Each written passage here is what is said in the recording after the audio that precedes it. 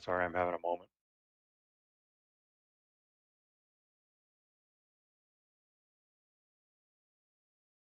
All right. Would anyone like to give us a rundown of where we were at the end of last session? We're about to go hit the bars for the day.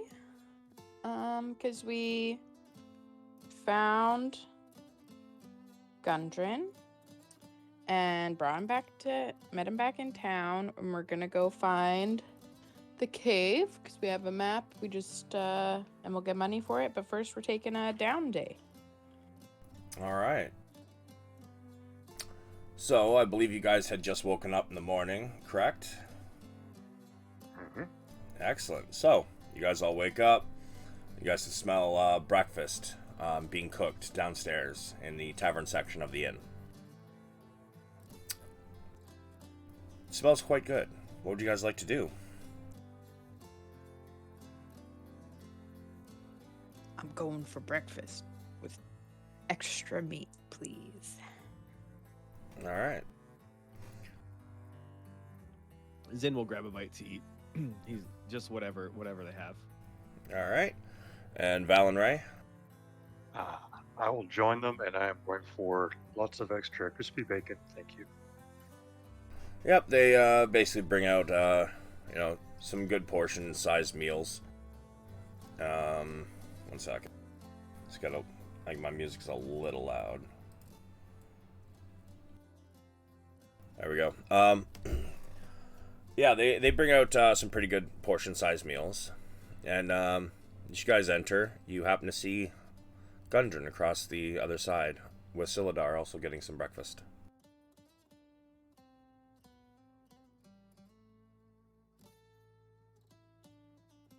I had a question. Is your brother not joining us? No, I switched him to my other game. Okay. Yeah, he's just because the synergy's already really good. I don't want to mess with it. It's hard to find a group with this much synergy, so I'm putting him in my other game I'm running on Thursdays.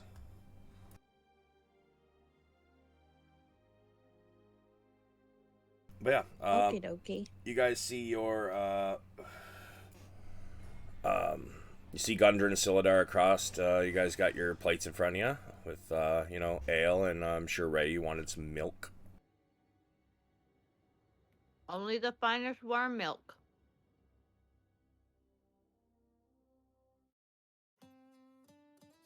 So what do you want to do?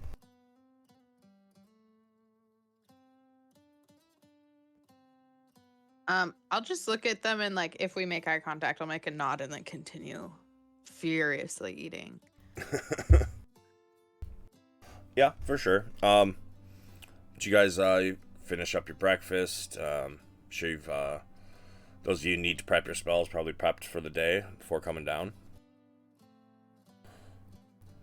But yeah, what is there anything specific you guys want to do in town for the day? Yeah, because it's pretty early right now, right? Yeah. We all negotiated contracts. Yes. Actually, I should add Lori's name to the contracts.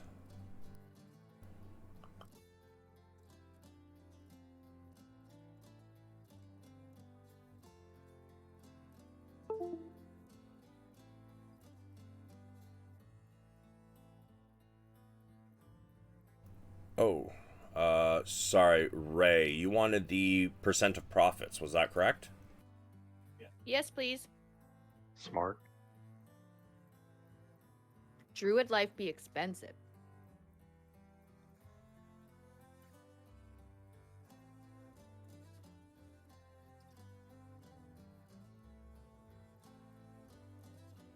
All right. So, yes, you guys had signed contracts to deal with whatever's in Wave Echo Cave. And should you complete your mission, you were laid out options. It looks like 3 of you took option 2, which was a certain amount of magic items found. if the Spellforge can be restarted. And Ray, you took option 3, which is receiving 1% of the profits attained from the Spellforge should it be able to be up again. Yep.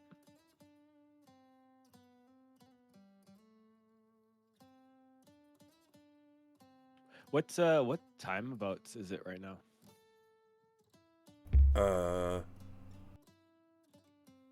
It is probably about, let me say, 8 or 9 in the morning.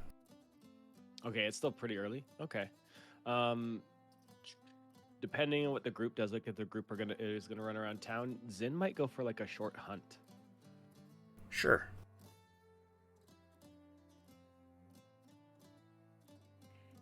Can Ray like tag along? If Zin will allow it, I don't see why not. Okay, so Ray looks over at Zin and gives her best kitty cat eyes and like purrs a little bit and asks if she can come along.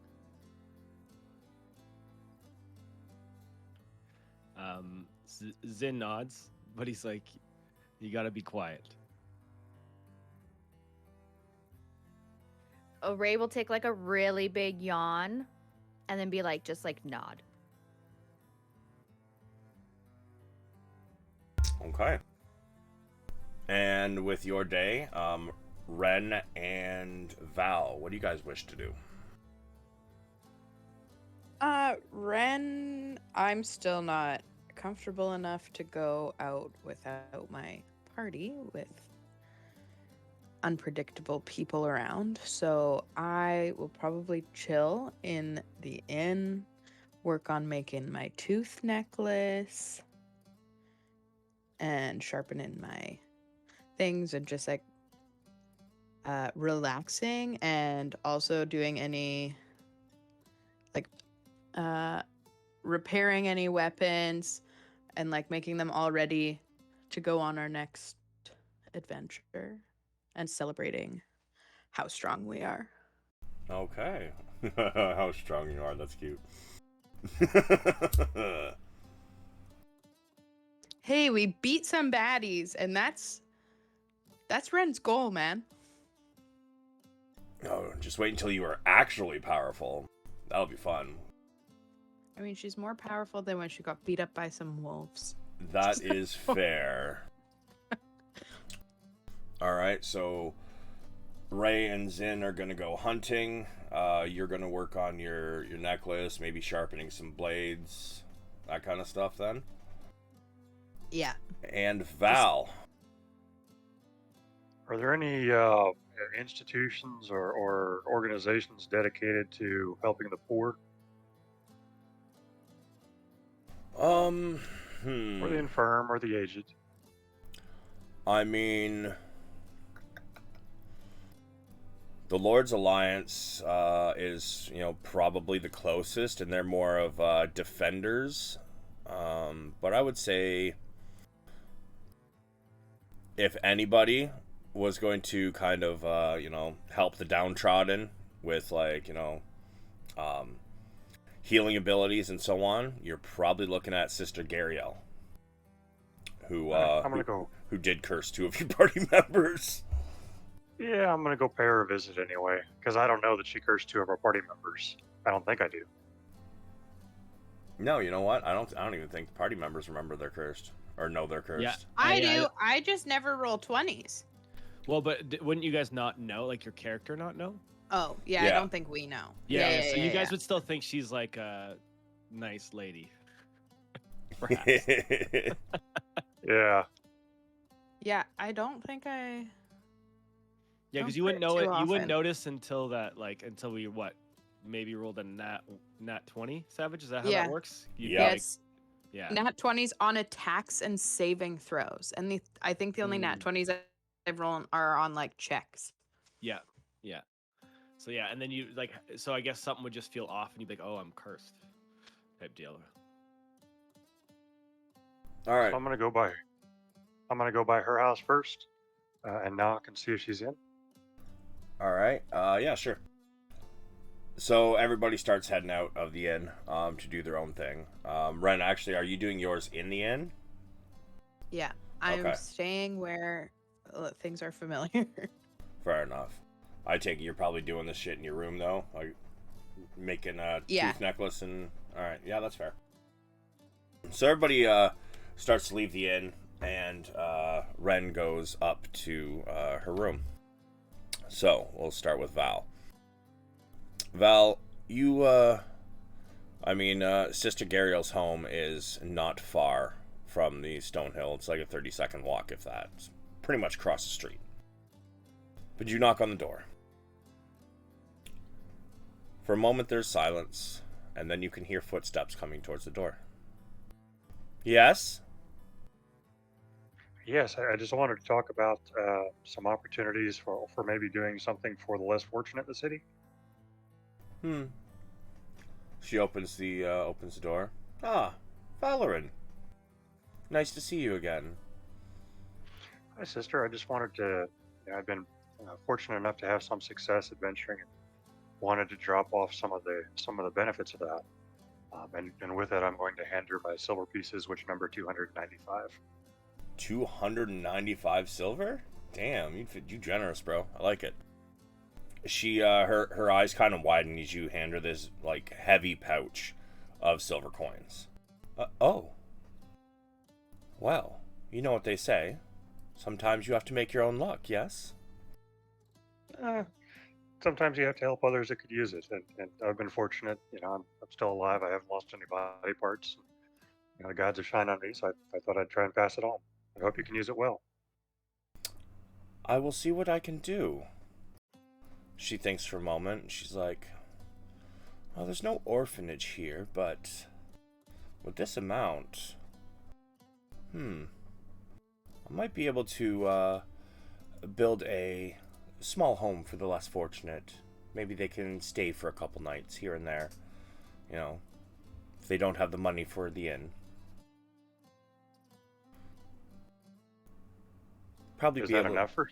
Oh yes. That much silver is what 29 gold. Yes. I think it'll probably take me about 15 gold to buy the materials and have somebody build the place. It won't be large. Basically just maybe a 2-room place with one room will be like beds and the other one will kind of be like a kitchen. I think this should be enough. Good. It beats the street. Thank you. I appreciate you doing that for me. No problem. I appreciate your generosity. Have a good day. You With as that, well. I'm going to leave. Yeah, and she shuts the door.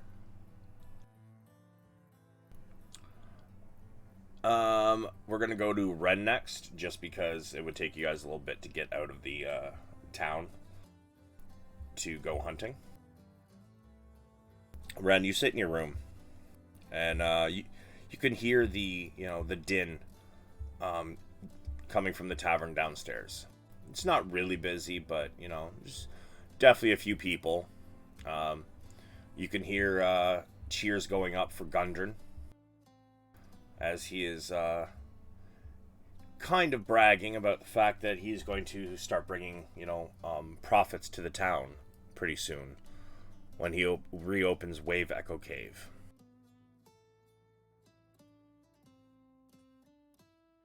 I just smile and nod to myself, being like, "Ha, did a good thing." I just continue sharpening my great axe. Yeah. And Hugh. Yeah, you continue sharpening until it looks like this thing could split a hair. You then begin working on your bone necklace.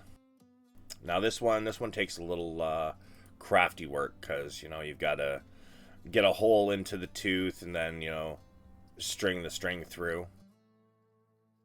So I'm going to ask for a check. I feel like Okay. probably. Damn, what kind of check would that be?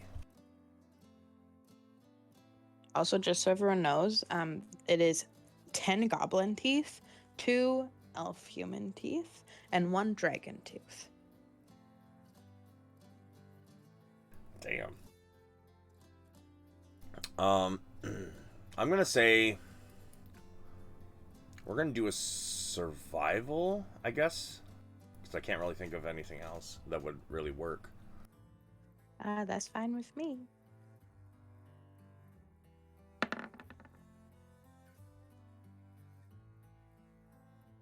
Unfortunately, while you were trying to make the holes, you break 2 of the teeth. You had a dragon one, you said 2 human and elf teeth, and what? And 10 goblin teeth. Alright, so roll me a d20.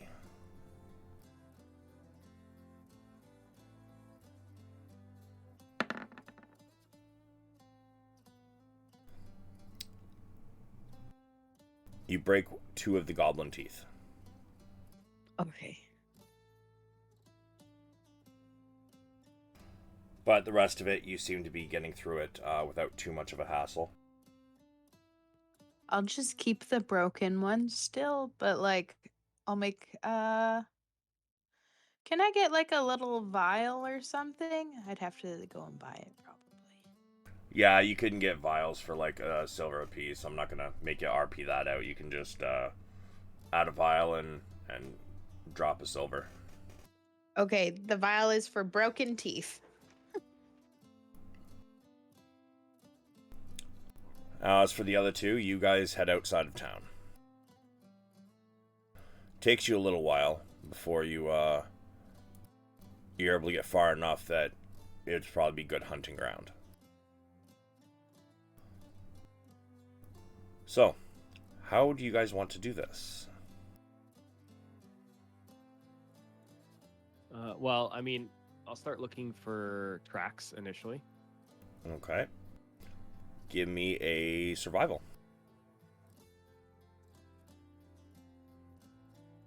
Oh,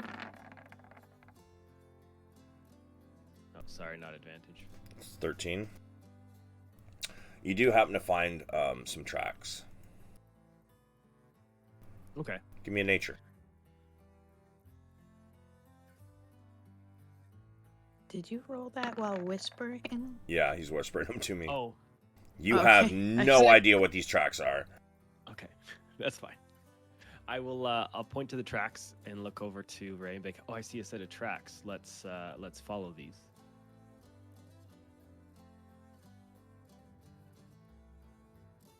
Okay, so like Ray is trying so hard to be so quiet, and she's tiptoeing and making sure she doesn't step on leaves, and it's almost like the floor is lava. Zin giggles a little bit. He's like, "No, you don't need to be that quiet just yet. You can kind of base off your quietness off of how I'm being." Ray didn't hear you because she was looking at a butterfly. Sin just shakes his head and continues on. All right. So, you start to follow these tracks. And as you get further down the trail,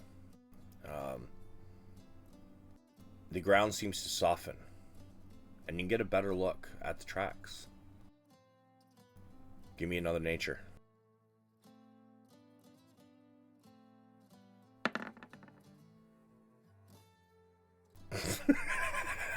I don't know anything, apparently.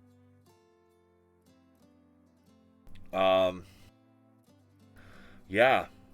Even though there's a much better impression, it seems there might be several tracks over top of these. It's hard to identify. Can Ray look to Zen and be like, "Do you know what you're looking for?"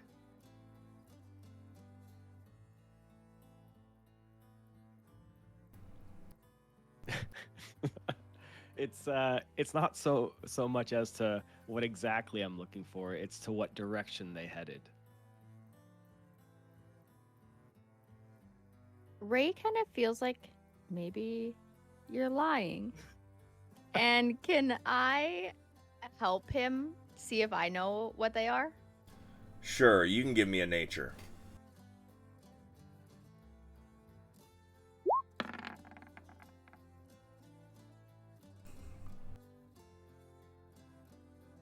That's a little better. It is. I'll give it to you. You're pretty sure that this is a set of elk tracks. Can Ray just like tap Zin on the shoulder and be like, it's elk? Zin looks over and says, of course, of course. And then as he looks away, he has one of those yikes faces that he doesn't show to her. You also notice that there is a lot of tracks. It might be a herd.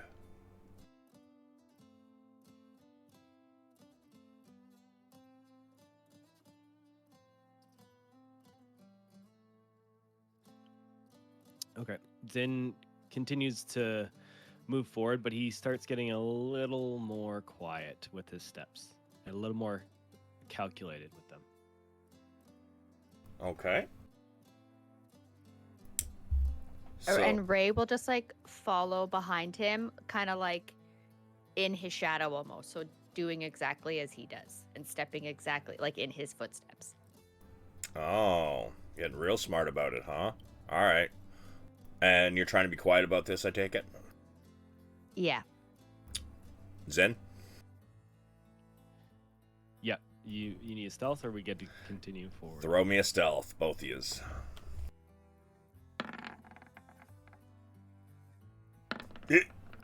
Oh, God. No, mine's not good. Yeah, Zin, you're quiet as a church mouse. But from behind you, you hear squish, squish, squish with every step as Ray is trying to step in your footsteps. But she's kind of getting her feet a little bit, muddy in your footprints. Zin just full stands and turns around, puts his hands on his hips, and gives a little bit of a sigh. And then he says, not the most quiet one, are you? So Ray didn't notice that he stopped right away, so she kind of like bumps into him, doesn't really hear what he says, but then looks up at him and is, shh, I'm being quiet. Zin chuckles. he tells her it would help if you don't step in the same impressions I'm creating, as it creates a squishing noise.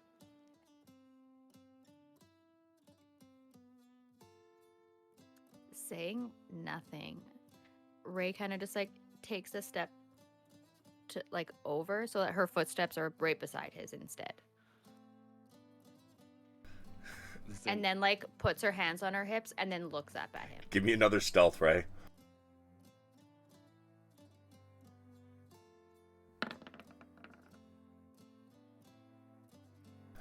Zin, you notice her step to the side and just barely misstepping on a big twig that looks very dry. Zin face palms. He's like, well, at least you were quieter. And then he just shrugs and continues on as best he can. All right. So you guys continue on. On either side of you, there's small copse of trees. And there's a small hill just in front of you. And it seems that the tracks lead over the hill.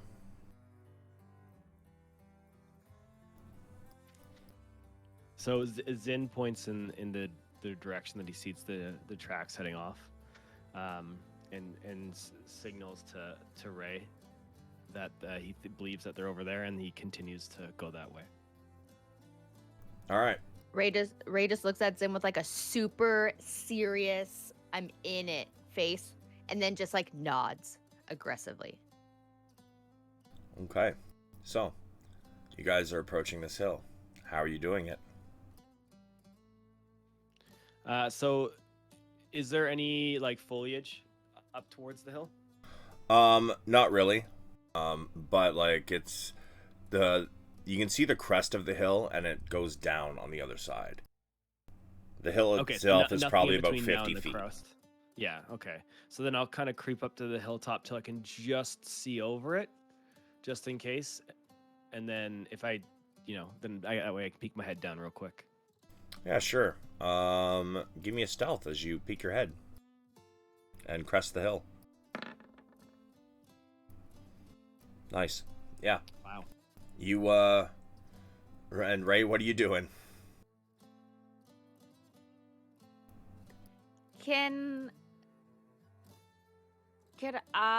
Are there any like trees nearby oh, you said there's nothing on the top of the hill, right? Nope. Okay, can I just like look over at Zin and kind of try to mimic the best I can exactly what he's doing, because I don't want to fuck it up. Sure. Give me a stealth.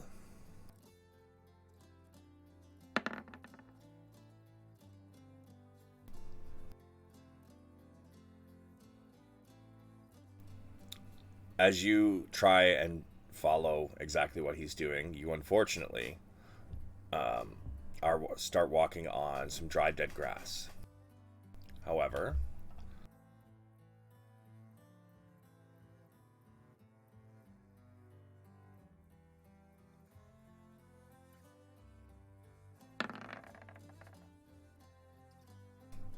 the herd of elk do not seem to notice you. Phew. Perfect.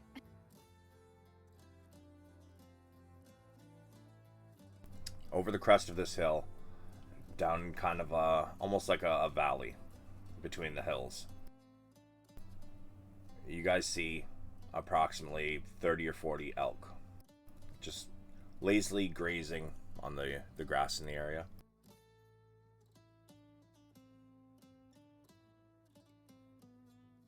They're roughly about 100, maybe 150 feet ahead of you.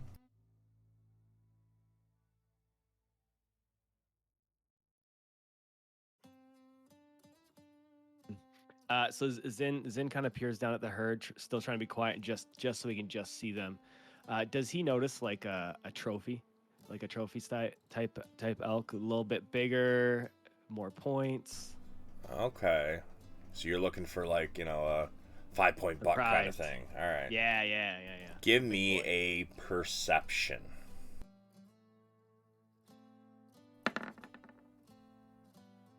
God damn, dude. This is all my good rolls for the day. It's game over. You're gonna get set in combat. Yeah, I'm getting fucked. Yeah, you notice one, kind of about if the herd starts about 100 feet out, then it's probably about another 30 feet inwards of the herd. It's near the center. You realize that from your height, you might be able to make that shot without one of the other elks catching the arrow.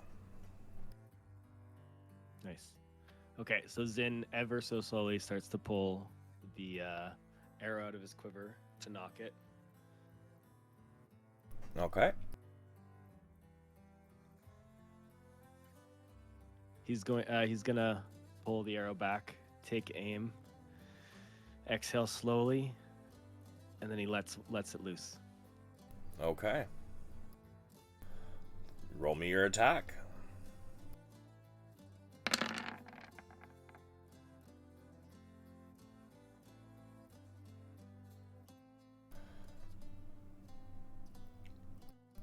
The thing hollers out in pain and rears up, and the entire herd starts running away from you, including the bull. Do you have time to try to knock another one Yep. and let loose? Yep. That'll do it. Your second arrow, as he turns to start running, your second arrow finds the sweet spot right behind the Yes. the front leg, and from the speed at which the arrow hit and then it dropped to the ground, you probably got its heart. Let's go. Zen jumps up and cheers in excitement. Ray doesn't fully understand what's going on because she was distracted, but seeing Zin excited, she also then gets excited. All right.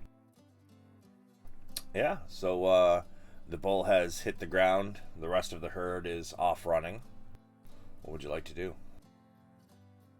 Yeah, so I will go down to the bull, and right away I'll start cleaning it and skinning it. I'm gonna try to save the antlers if I can. Yeah, for sure. Give me a I'm gonna say a survival at advantage, because this is far from your first hunt. 25. Yeah, you definitely field dress it. You know, get out all the bad stuff, the innards you don't need, and you start to skin it. You were able to get both of the antlers. These are Nice. these are quite large.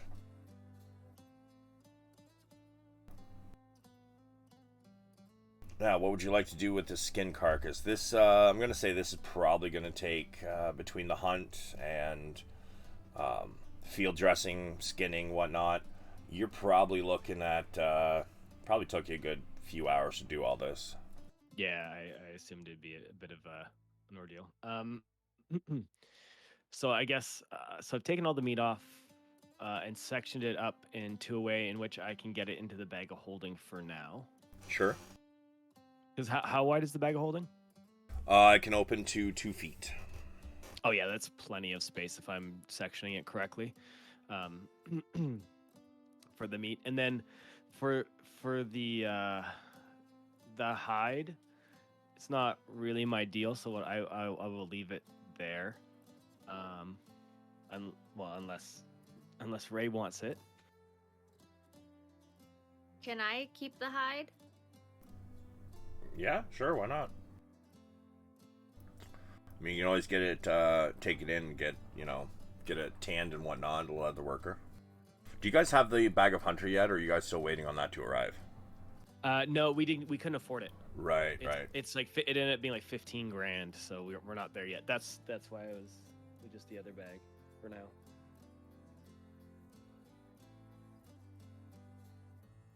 Is it 15 grand? That seems expensive. 1 second. Well, because it's a wondrous item or whatever it is. Because the level of rarity. Right. Yeah, it was 16,000. Major wondrous rare. Which is fair. It does some pretty awesome stuff. Yeah. At the max end, so. But yeah, you guys finish up your hunt, and Ray takes the hide. You take the meat, and I'm guessing you guys are probably gonna start heading back. Yeah. On our way back, can I see if there's like any like really pretty wildflowers to pick? Sure. Give me a perception.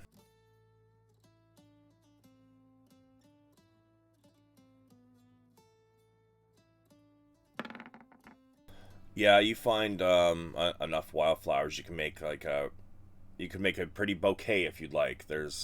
You find all kinds of lavender and some baby's breath.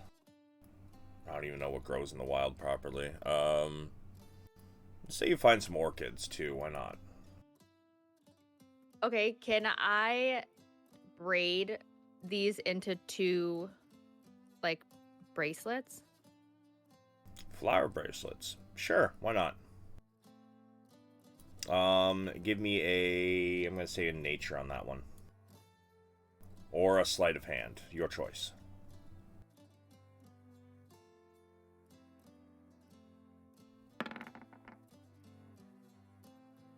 they don't seem to be holding together very well. But Okay, I'll just keep. they'll probably do for a little while at least. Okay, I'll keep the 2 bracelets, and then any extra flowers I'll just keep in a bouquet. Sure. You can throw in your inventory a bouquet of baby's breath, lavender, and orchids.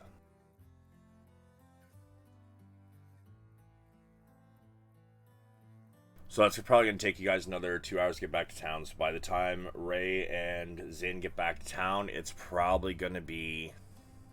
I'm going to say that whole thing probably took you about 6 hours total. So if you guys left about 9 o'clock, you're looking at about 3 o'clock in the afternoon. So we'll flash back to Ren and Val. I have a really quick question. Does anyone remember around when we were last fighting? Last fighting, like day wise? Yeah, like it was yesterday, right? But like, do you remember like when in the day? Well, we in the morning, because we finished fighting and we left and made it to Fendelin in the same day.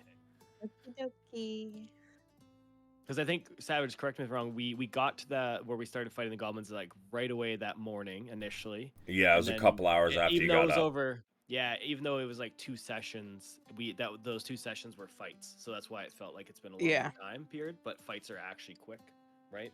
Yeah. Yeah. Yeah, and I think you guys got into town roughly around like midnight or something. Great. But yeah, Ren and Val, is there anything else you wish to do with your day? Mm-hmm. So, I'm sitting in my room, reflecting, thinking of everything I've accomplished since leaving home, and in the last little bit since finding my friends. And I'm sitting there and I'm sharpening my axe, and I'm like watching myself sharpen my axe, and just out of impulse I just lean down and take a good old bite out of my arm. That's right. So I'm just gonna roll this really quick. Yeah, that devil shark mask, huh? Kind of a bitch. Yeah. So okay, let me just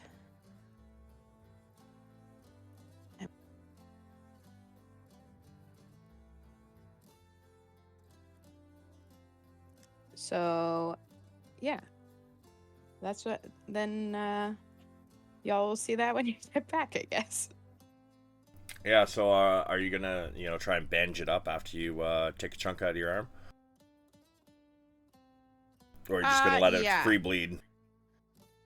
No, I'll like wrap something around it. I don't know that medicine is a real strong suit for me, but I'll do my Yeah, give me a best. medicine check.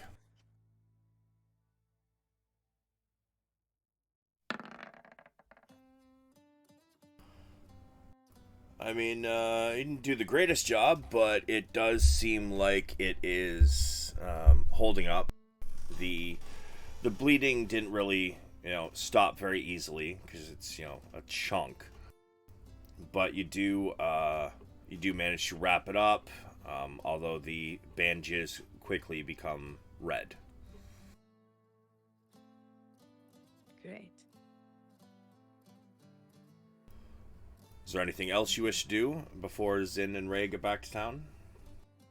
I'm assuming that the necklace probably would have taken you a little while to get done. I mean, sharpening your axe is probably an hour. You probably got a couple hours to kill before they get back to town yet. I think I'm just really reflecting and thinking about everything that's happened and feeling very just like taking a moment to feel proud of how far I've come, and that's my whole day. All right.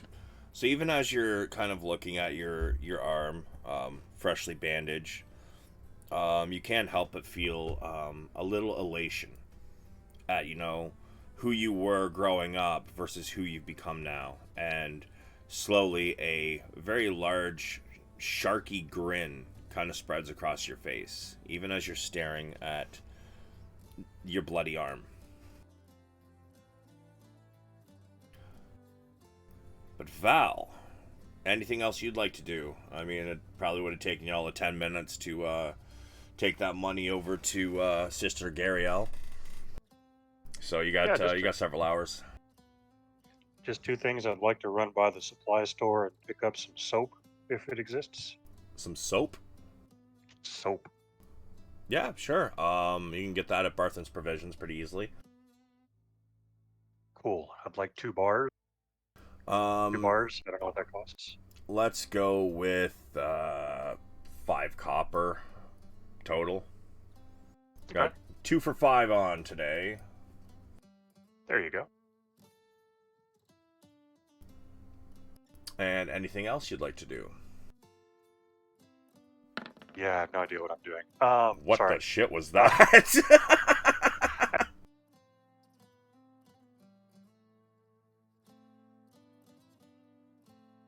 That's weird.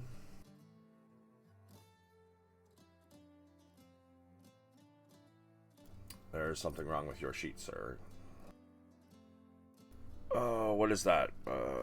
I'm guessing that was probably your Okay. staff attack. That's busted. Wow. Okay, let me see if I can chunk that. That should fix it. Because I don't think I got a staff. I think do I have a staff? I do have a staff. Holy Quarter shit. staff, yeah. Oh, I was in the wrong tab. No wonder. Dumbass. So yeah, now that I think I'm sorted out technically, I'd like to go by the magic shop and see what cantrips they have. Just random stuff. Maybe I can learn a little bit more. See if they have any interesting books. Sure. So Lion Shield Costa is probably where you're going to find your cantrips and so on. Any particular ones you're looking for? As far as cantrips, no, just general knowledge. Books, anything to do with lockpicking would be handy. That might be a good skill to learn over time. Okay. Yeah, she finds you a book on lockpicking. This one's going to cost you like 5 silver for the book. Sold. As for cantrips,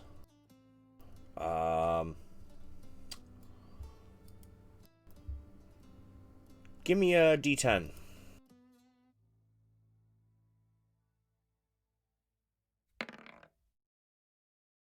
They currently have 5 available.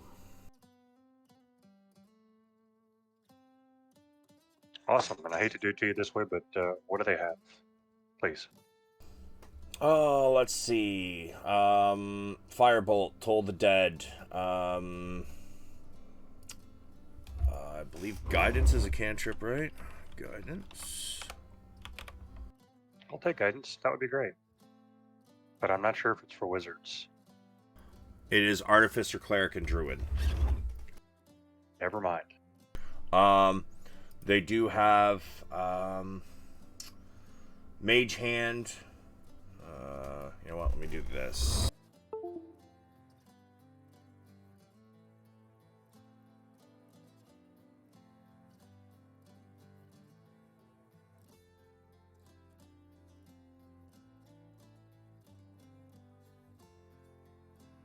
Let's see. They also have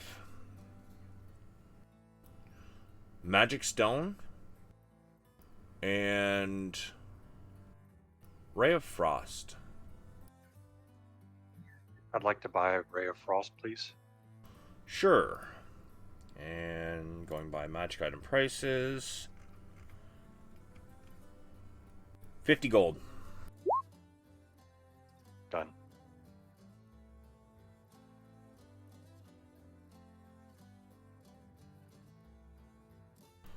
So, are you going to spend some time today putting that in your spellbook? Yes, please, and that will wrap up everything I need to do for the day. All right, perfect. Scratch that one more thing. I'm sorry, I lied to you. Sure. I'd like to also go back to the inn at some point and resummon my familiar if I could. Yeah, for sure. I think is that an hour cast time or a minute? Look,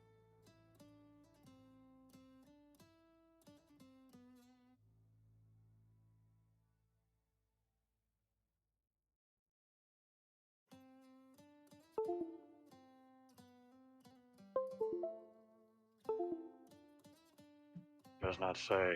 I'm up for an hour. I mean, that works.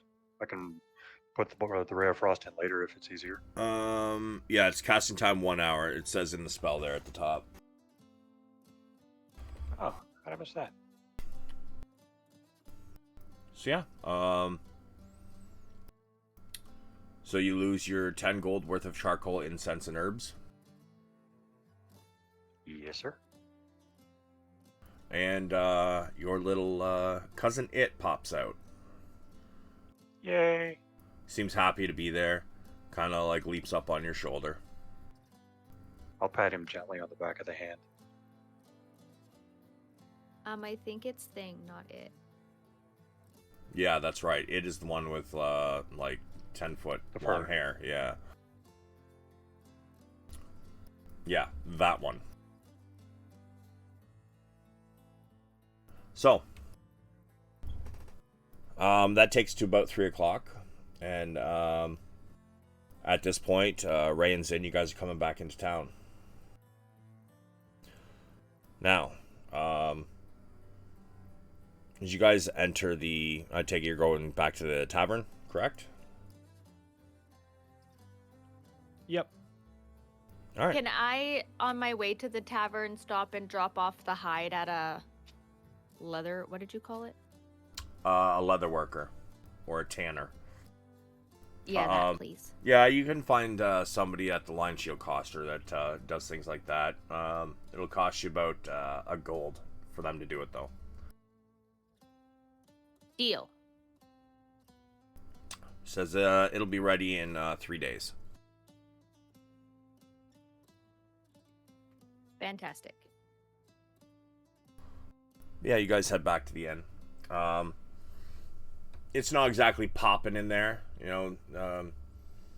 Gundren is kind of in his cups, and he's once again telling the story of how him and his brother found the Wave Echo Cave and how he's gonna be, you know, rolling money into this town like crazy once it gets back up, and there's people are cheering, you know, the few that are in there.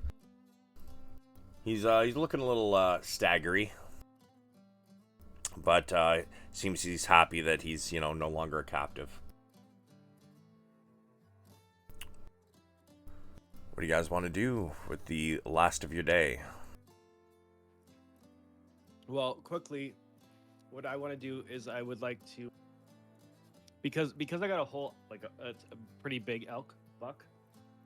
I want to keep 2 days worth of rations for everybody, like a good solid chunk for everybody, and then offer the remainder up to the inn if they'd like to use it in their nighttime meals, perhaps.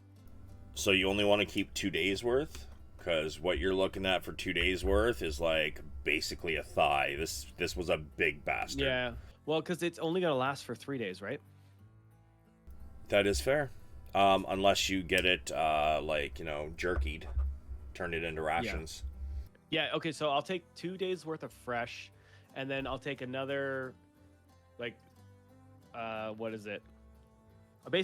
I'll give them half the elk. I'll take 2 days worth fresh, and the rest I'll see if I can get somewhere to get jerkied.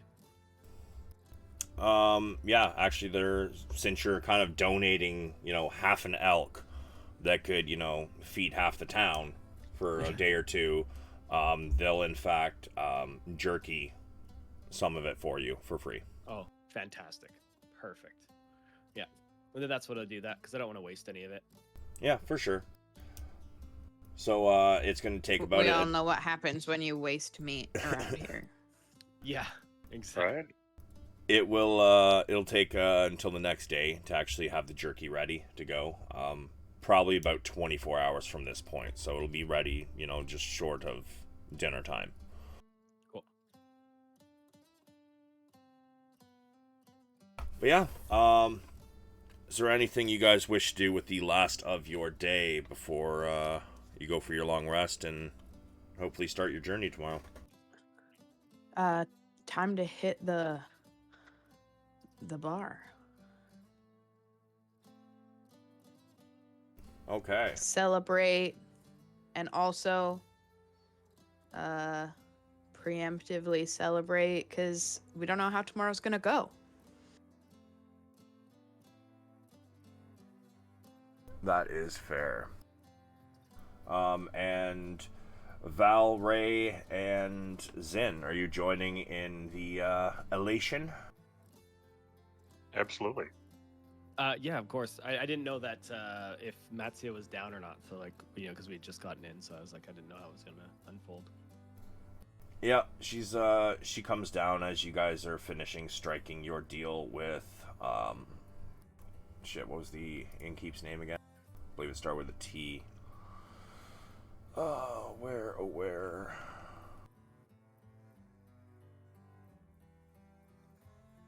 Important NPCs. Toblin. Yeah. So you guys come down Ren comes down as you guys are finishing up striking the deal with Toblin to jerky, a good chunk of the elk, and then, he gets to use the rest. In fact... Ignore me. You Just having a moment. The building with that ray of frost. Sir? Just trying to chill the drinks. That's all. They just turn to ice and explode the cups. Yeah, so, and Val, you come down shortly after. And, Ren orders a drink. And Toblin obliges.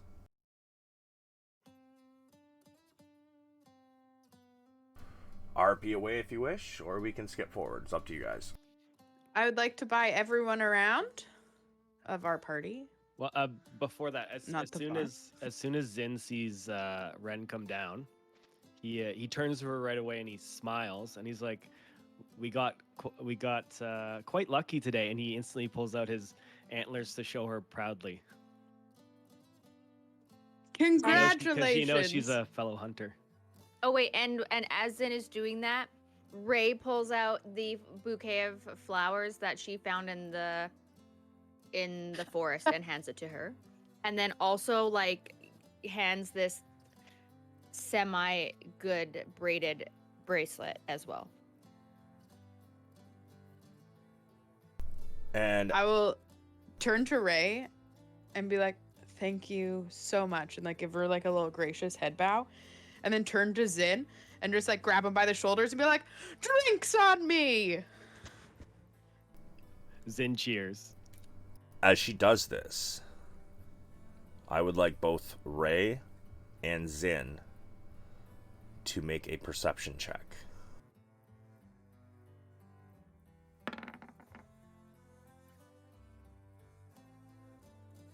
Yeah, it's pretty noticeable, so you both notice her freshly bandaged arm with definite bloodstains in the bandage. Okay, so as soon as Ray notices, she kind of quickly looks to Zin and like tries to secretly see if he can notice. But I don't say anything because I don't want to spoil a good night. Thinking we could talk about it like another time. Sure. Zin, you also notice. Yeah, Zin kind of cocks his head a little bit with a bit of a squinty eye. And he's like, had a tough time preparing the necklace today? With a bit of a cheeky smile.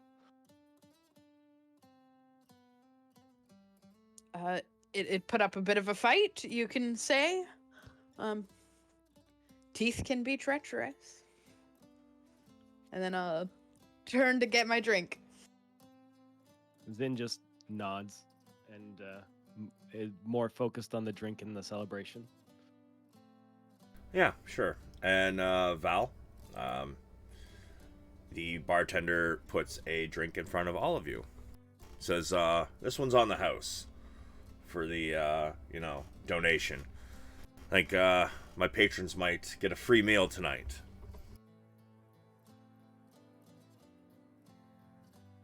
I'll toast to the party and to our good health. And then Ray just hears the words free and gets super excited.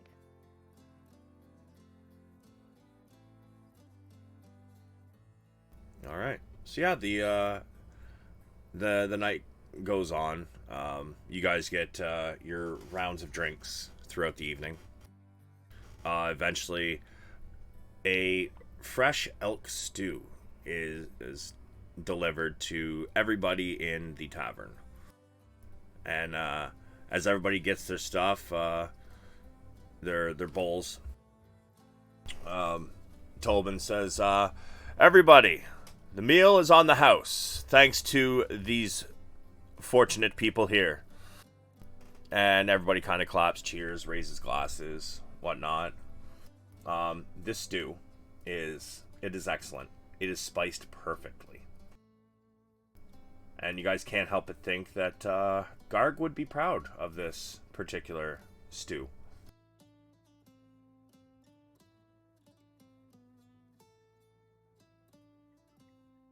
Let's drink our stew to Garg. Only Garg's eating leaves right now with the druid. Maybe he's introducing the druid to better food. God, He I may hope. be teaching the druid. I don't think That's- Garg would settle for anything less. That's kind of unexpected. I mean, Garg teaching somebody, but hey, he's got his gifts. Zen chuckles. This is true. But the evening carries on. Eventually it gets late. Patrons start heading home. Gundren is unconscious on a table. It's kind of splayed right over the top of it. And you see Silidar kind of trying to pick him up. But, I mean, Gundren's a dwarf. He's a heavy boy. But you see him struggling. And eventually he leaves, comes back with another armored man. And they both pick up Gundren and try to walk him back to the Townmaster's Hall, where he's been staying. But the night wraps up. Everybody gets their long rest in. Ren, can you post your Devil Shark mask for me? I gotta roll my coin too. Yeah. I'll post it. It's necrotic though, so I don't recover it in the long and short of it.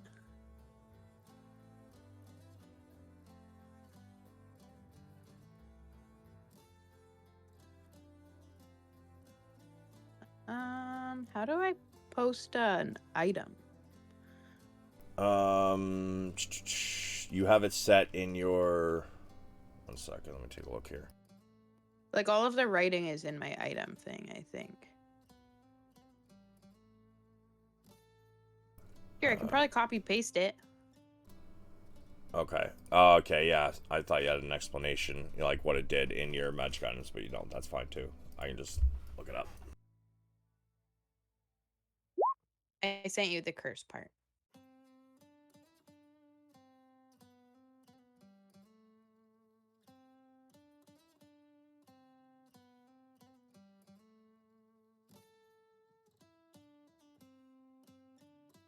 Okay. Damn. So just make sure to keep a a mark of what your regular HP would normally be if you didn't have to take a chunk out of yourself. Yeah. I have my hit point maximum, and then I just put under temporary hit points my biggest number for now. Perfect. Okay. So you all get your long rest in. Wake up the next day. So make sure to move the calendar forward a day, please. Yep. And you all have your breakfast. And if I believe there was there something you guys had to do, pick up before you guys headed out? I think you guys were waiting for something, weren't you? I think the last thing we were talking about was the contract, because only three of us had Yeah, just yeah. at that point. Yeah, we weren't waiting on anything specific. We put a bunch of weapons and stuff in, but that's gonna be in water deep. Right. Yeah, they're not ready until the 7th of Flame Rule, anyways. Right. What she said. So, in that case, if you guys are ready, you have your spells prepped that you wish to take on this adventure with you. And you spend an hour in the morning doing that, getting things ready to go. So if you wish to do any changes to your spells, Ray and Val, now is the point to do it. I was just gonna quickly ask Savage, for the antlers, are they kind of made out of like a bone ivory type ordeal? Give me a moment. Let's find out what elk antlers are made of. Yeah. Just I know it's not for a monetary value, but more for like are they gonna is it gonna have like a nice color to it if it's like carved and stuff? Antlers are made of bone, like the parts of any animal skeleton. Velvet phase when the immature antlers are covered with fine hair. Velvet phase facilitates the growth of the antlers by providing a blood supply to the growing bone. So yeah, it is bone. I mean, depending what you want to do with it, you could probably carve it into something or, make something from it. Okay. Yeah, nothing for right now, but I just wanted to kind of keep it in mind. Yeah, so, are you guys ready to head out? Ready here. Rah! Excellent. You guys gather up your packs. You probably wave to Tolbin as you guys head out. And we'll be back in just a moment because I need more coffee. So give me about 3 minutes here. Okay, we'll grab some snacks.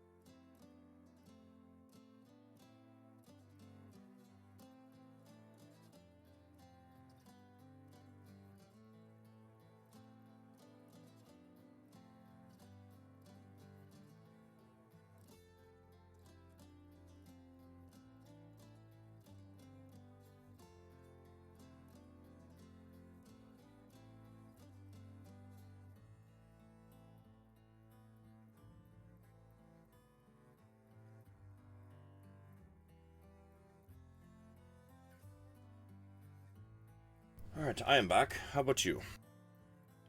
Yep, we're here. I'm Yep. here. I'm not though. You're not? I was joking. Oh. John, you back? Yes, sir. Excelente.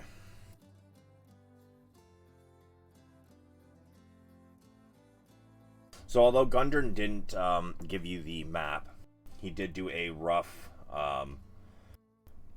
sketch to give you guys kind of an idea where to go. So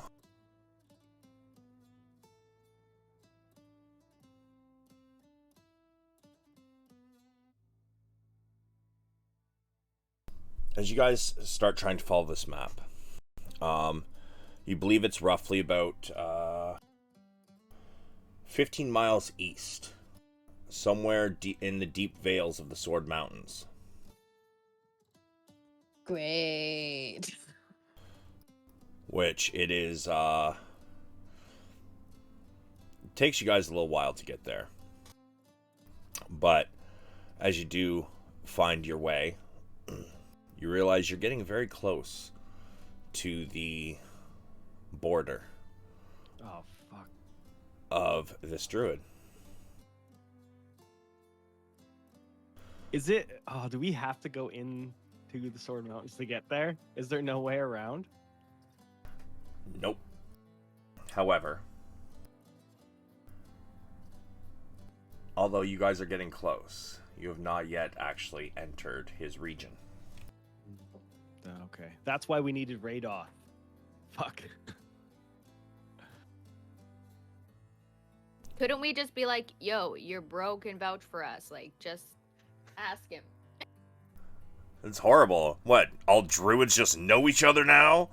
Yeah, I was gonna say, yeah, are they it's bros? A group. How classist of you.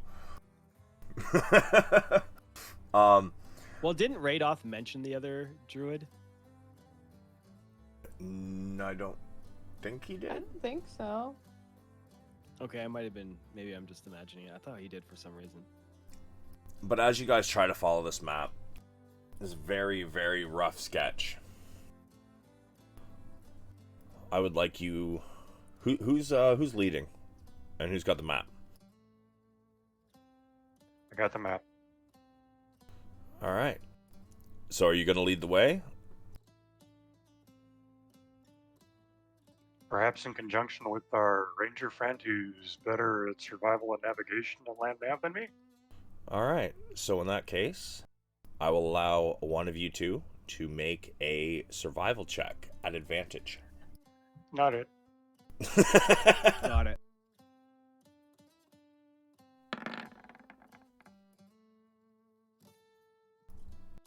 You're on the verge of getting lost, but just as you do, you take another look at the map.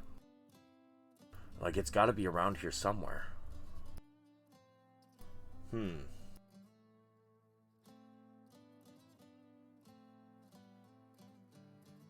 Let's see.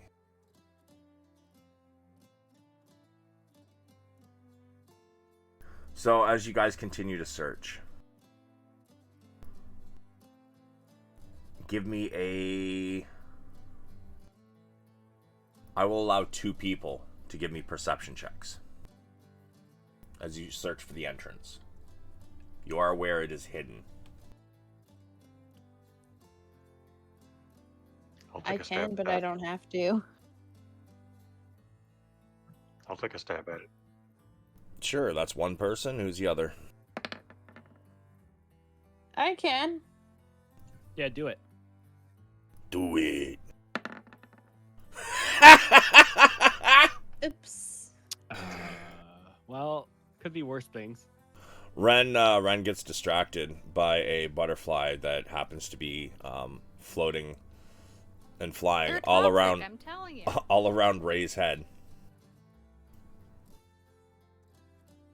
However, Val, you notice that there's some brambles and bushes, hanging very strangely off of this big rocky outcropping. I'll point it out to the party. Hey, look over there. I'll ask Zen. Zen, does that look natural to you in your experience with nature?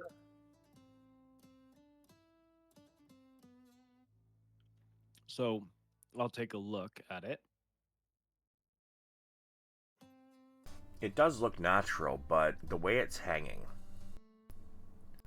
seems like it's not being held onto anything at the lower vicinity of it. Almost like it's kind of just hanging from higher up. And as you approach, you realize that it looks that way because it is just hanging over something. A cave entrance. Now this cave entrance is extremely narrow, and it seems to have been kind of grown over with the plants in the area, and the actual earth has kind of risen up to fill in a good amount of what looks like it was once a well-worked entrance. It is now only about 3 feet high, and it is about 6 feet wide. So there's room to squeeze in if you want to, but it's going to take some working. You're not going to be able to just walk in.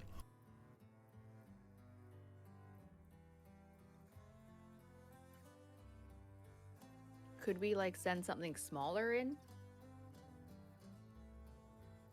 What do you got in mind? Oh, I could send like Yukina in because Yukina is still small size, which is what, like the size of a large dog, medium dog. Yep. Yeah, so she'd be able to get in there pretty easily, right? And I can communicate with her, so. Sure. What are your orders for her? I'll ask her to kind of get in there, scope it out a bit, and let us know if it starts to widen after you get inside.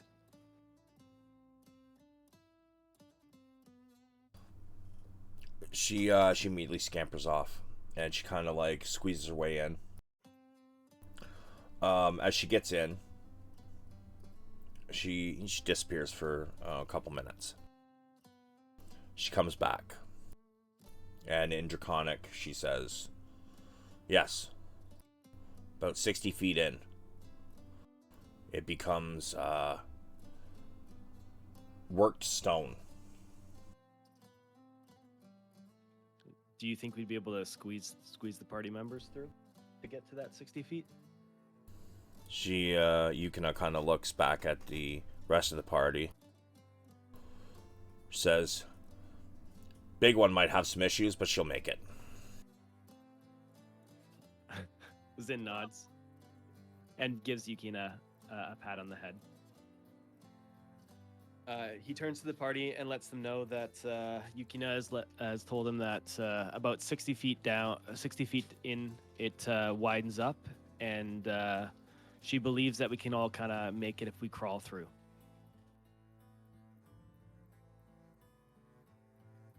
Let's get about it. Yeah, let's go. All right, give me an order. Zin will lead, if that's okay. I mean, I have dark vision. I guess we all have dark vision now, right? So. I can go second.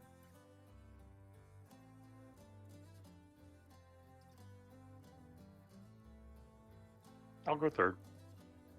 I'll bring up the rear. All right, so we got. Whoops. Give me 1 second. I'll drag you guys in so you can see.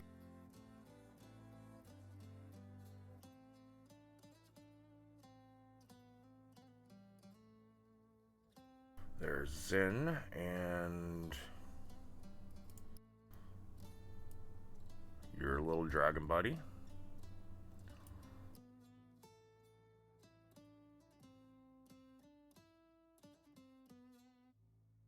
And then, sorry, who was second? Was it Ray or Ren? Ray.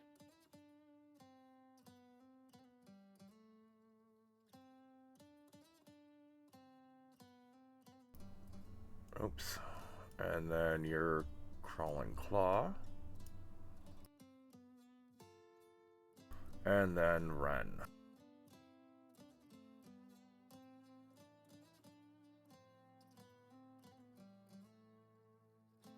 Alright, so I'm going to give you a few general features of this place. So, firstly, you guys might want to take notes on this. Ceilings. Tunnels are 10 feet high unless noted otherwise. Rooms have a 20-foot high ceiling, while natural caverns have a 30-foot high ceiling dotted with stalactites. Doors. Unless noted otherwise, all doors are 6 feet tall, 4 feet wide, and made of 6-inch thick cut slabs of stone fitted with iron handles and hinges. The doors are low and wide, perfect for dwarves. The walls are hewn stone.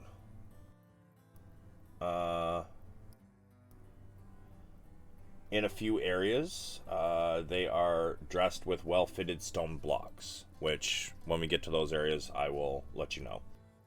All floors are smooth, natural stone. There is no light, unless otherwise indicated, which you guys have dark vision, so, I mean, you guys can only see to a certain distance anyways. Whoops. I have superior, so I'll have a little bit longer range. Yeah, for sure. And stalagmites. In many of the natural caverns, these rise up from the floor and could be used for cover. As a heads up, you'll see them on your map when you get there. Okay, awesome.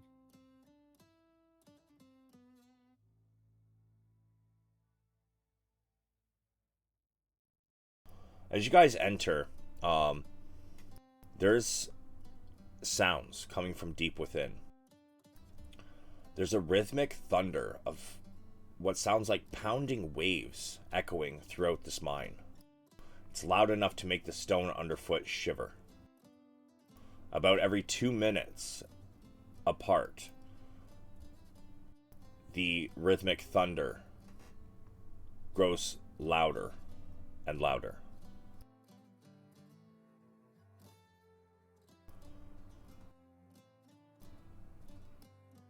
I would like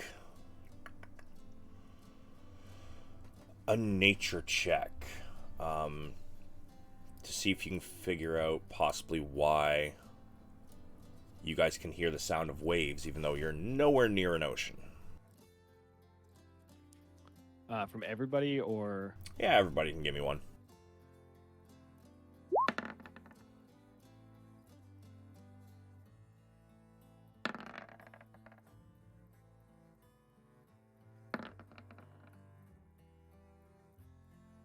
Okay. Val, you're the only one. Even though this place is nowhere near an ocean, more than likely there is a cavern deep in here that is filled with water. Meaning that it is probably at some point one of the walls gave way to a hot spring that was on the other side.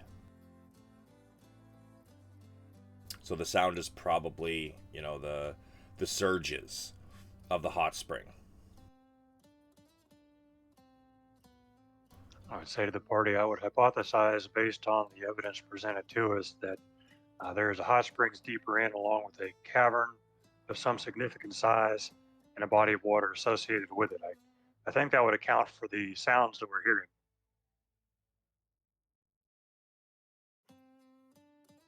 So, Ren just nods at what you're saying, obviously not fully understanding.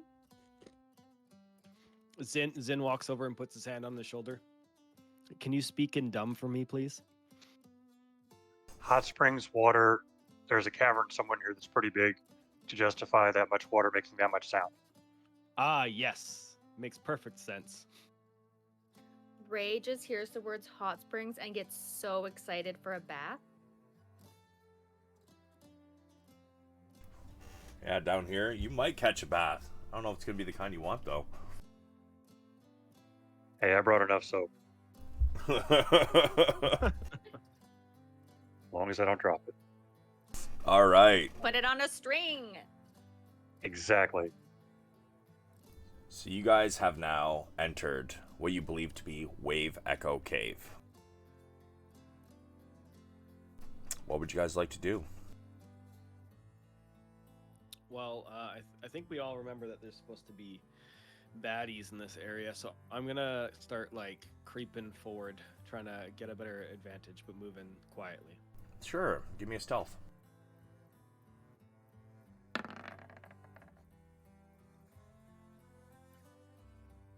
Okay. Is anybody else moving forward was in? Yep, Yeah, and Ray- go ahead, Oh, you Ray. go. I'm gonna try and be sneaky too. Sure. Also give me a stealth. Anybody who's trying to be quiet, roll it up.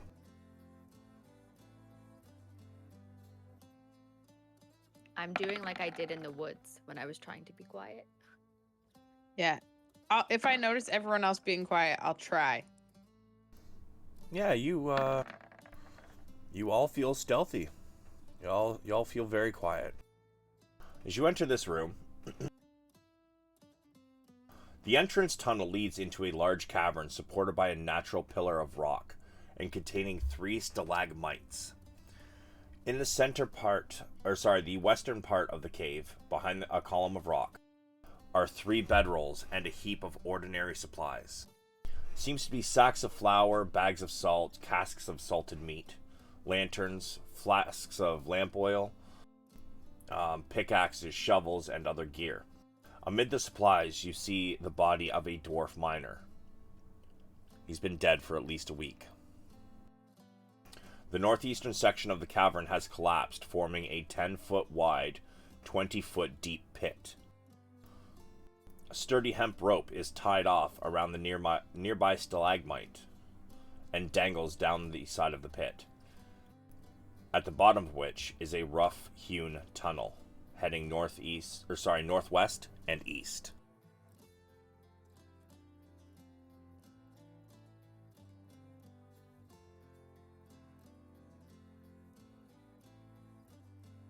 Do we see any sort of indicators for like recent traffic, footsteps, or anything going in directions?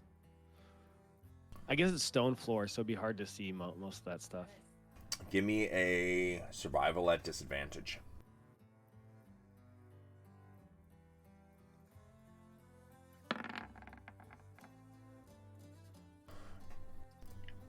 You take a moment to examine the area in here, and you do notice that there is a heavy layer of dust.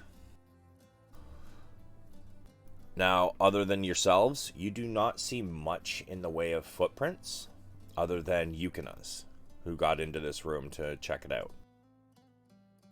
Beyond that, you do see,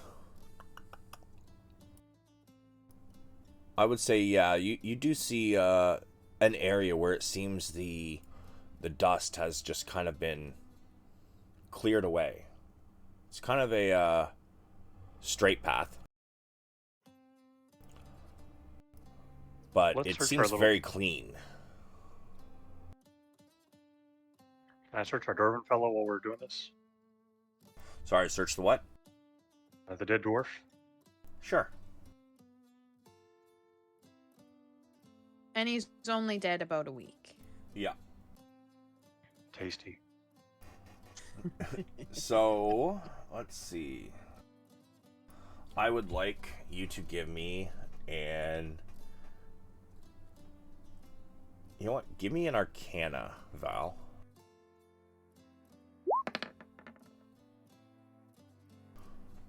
The boots he's wearing.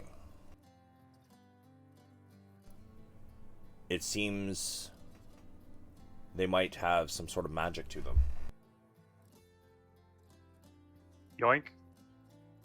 Hey guys, I think these boots are magic. Do you want to take a few minutes to identify them and see if they can help us, or do you want to just store them until later and we can figure it out at a different time? I think it's only like 11 minutes, right? Mm-hmm.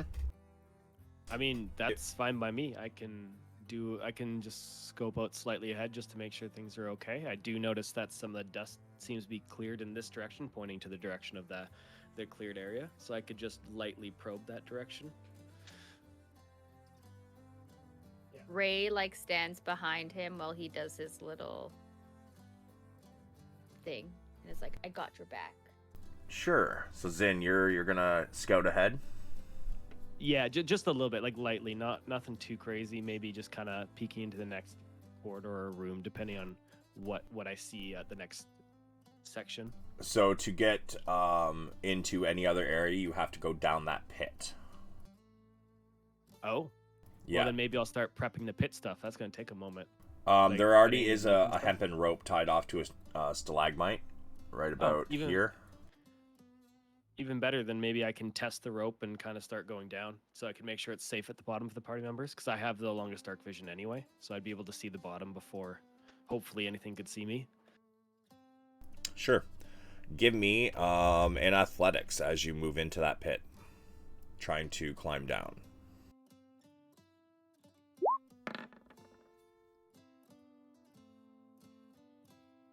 As you start to climb down, although the rope is sturdy, your grip is not. God damn.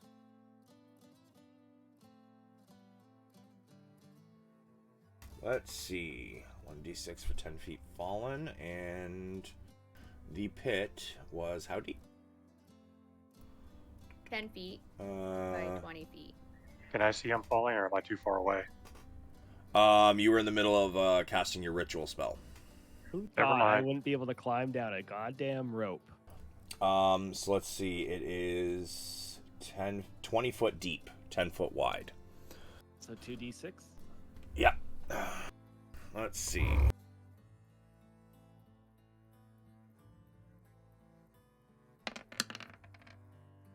You slam to the bottom of the pit with a thud. The wind gets knocked out of you, and you take 10 bludgeoning damage. Yep, I did it.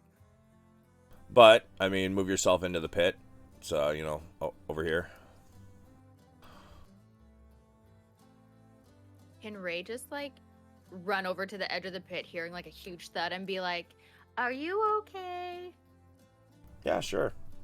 I mean, just move your character there, and then yeah, why not? I don't see my character anymore. Where'd he go? I only see Yukina. Yeah, that's weird.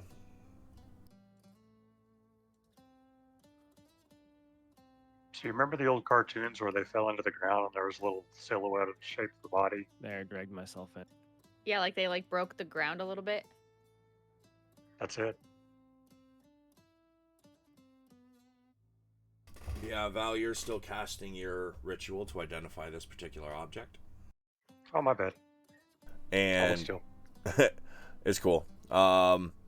Zin, you get to the bottom, and you see a tunnel to the northwest and one to the east. Yeah, so as Zin tries to get up, because he fell, he kind of holds his back a little bit, like as if he's got that old man, and then he straightens up and kind of cracks his back, and then he thinks to himself that was not the best idea, and then he kind of sees if he can kind of peer through the because you said there's a bit of a tunnel going one of the directions. There's a tunnel northwest and east. Yeah, so he's just gonna the first one he's gonna take a peek at the northwest and see what he like once he opens the mouth of it and see. And that, sir, is what you see. Okay.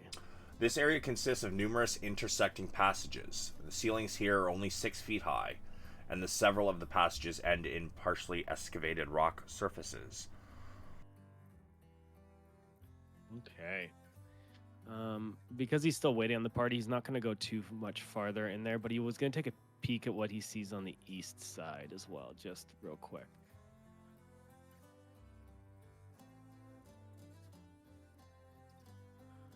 Okay. Many tunnels intersect at this natural 30-foot high cavern. The walls are carved with simple reliefs showing dwarf and gnome miners hard at work. Below them, Nearly 24 skeletons in rusted scraps of armor are scattered across the cavern floor. Some of the dwarf skeletons, while others are orc remains. Half a dozen large brass lanterns stand in niches or on ledges around the cavern, but none are lit.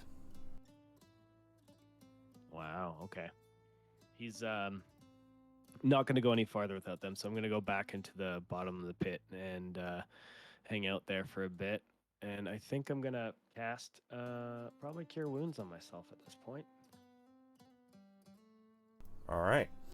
And at this point, Valoran, your ritual is finished. And you, sir, found Boots of Striding and Springing. Cool. Let me look that up, please.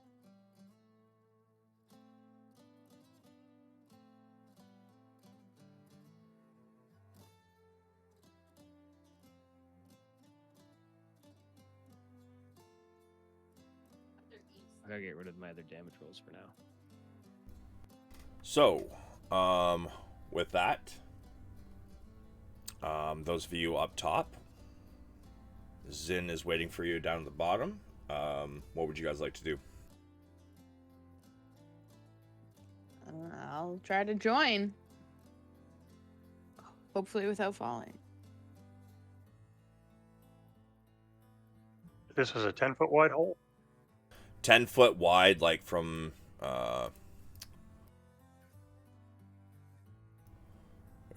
from like here to here, 10 feet, and then 20 feet deep. I'll just fly down if it's okay. Sure.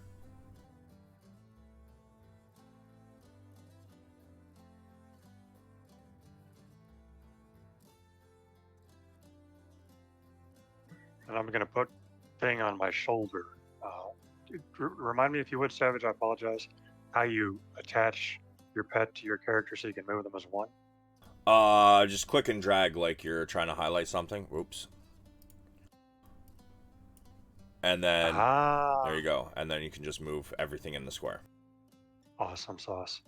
And I'm going to, Zin, I found these boots. They're good for mobility, but they're also good for jumping. Do you think they might be useful for you? Not trying to be a jerk?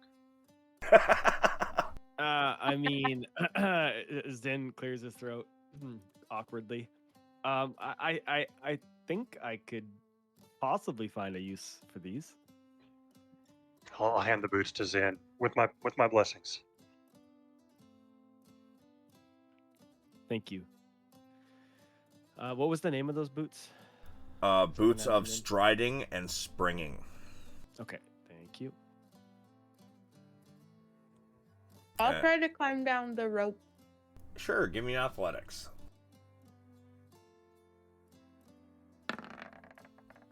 Yeah, you make it down without any issues. Almost like a professional.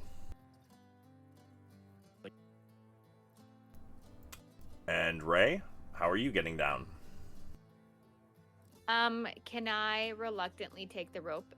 But like, Ray is super scared of heights. I'll stand at the bottom. I'm ready to catch you. I'm watching as well, and I've got Featherfall ready. Sure. You begin to climb down. Shakily. Give me your athletics. Side note, did the boots require attunement? If it doesn't say on there that it requires attunement, it does not. Okay. Attunement, yeah, it in the handout it says requires attunement, yes. Okay. Yeah, Ray, you get to the bottom. You're a little shaky, but you made it. She just like gets up and like dusts her shoulder off like it was no big deal, even though it was scary.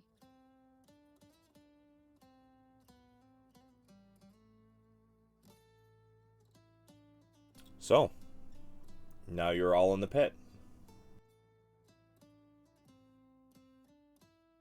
What do you want to do?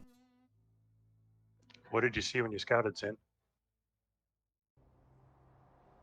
Yeah, so Zin's gonna let them know that to the northwest he noticed mostly tunnels, but to the east he found it quite interesting. It looked like there had been a very large battle in that direction. As it kind of opens up and there's dwarf and elk, or dwarf and orc bodies alike. Yes, and these are skeletons. There was probably bodies left over from sorry. the original invasion of the orc forces that pushed the dwarves out of the mine to begin with.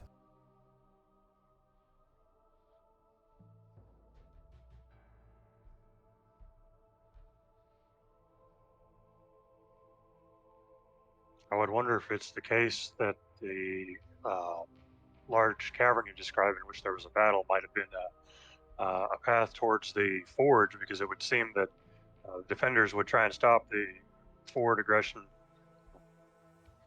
I'm not explaining this well. So the attackers would have been going for the forge. The defenders would have tried to stop their forward motion, and they would have met somewhere between the entrance and the forge. Does that make sense? Made sense Yeah. to me. Yeah, I think that is a good thought. I also agree. I think east is the way we should start. It'll give us the most idea of where to go next. Okay. So by all means, you guys can start moving your tokens. Moving east.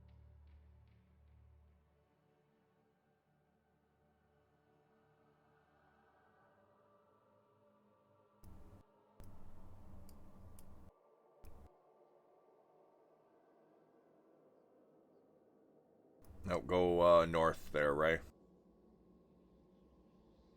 North and east.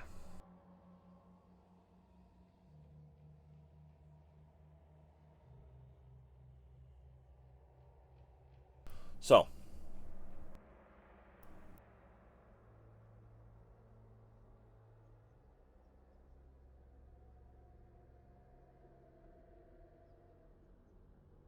as you guys head through here,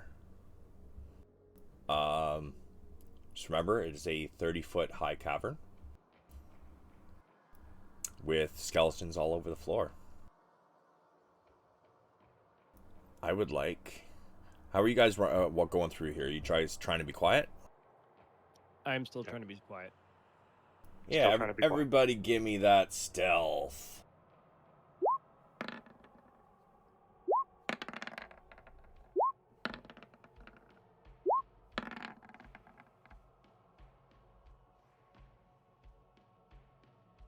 Public and Float like a butterfly. ooh. For the moment, everything is silent. You guys may continue. All right. I'll start slowly working my way into the cavern. Can I just say that Hugh is out? Sure. And ready. Is anybody else pulling out weapons to be prepped in case? Yeah, I'll have my bow out with me. Okay. I think we know there's bad guys here. We'd be alerted, and I wouldn't just be walking around like casually. For sure.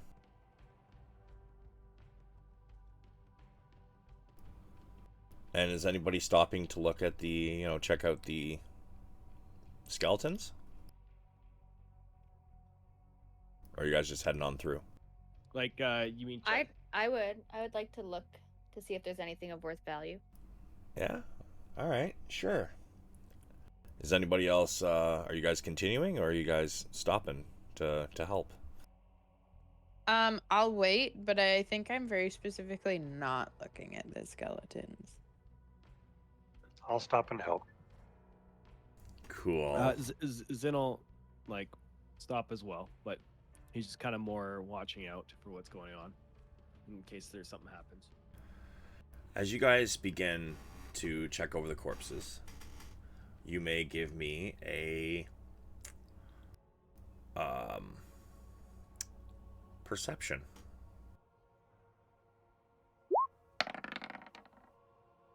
So you guys begin moving these corpses around, trying to search them. You find that most of the armor and weapons are rusted, old, look kind of brittle at this point due to all the rust. But suddenly, from above you, up among the stalactites, you begin to hear wings. And at this point, roll me some initiative, people.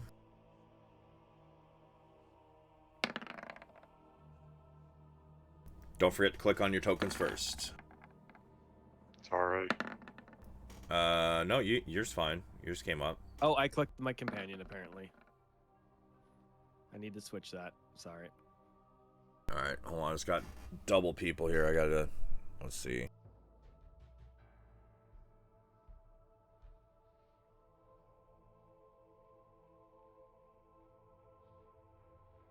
You used your own initiative, though, right, Zin? Yeah, 5.2. Yeah. Yeah, it's just, for some reason, it was clicked on my companion and not my character. That's fine. We'll just leave it as is. We Yeah. all know whose Drake companion that is, right? Yeah. Alright, cool. Let me see here now.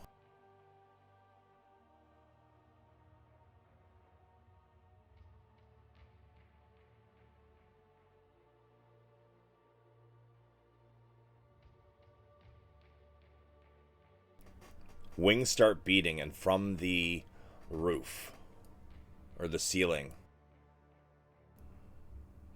small winged creatures with needles for noses come flying, a swarm of them.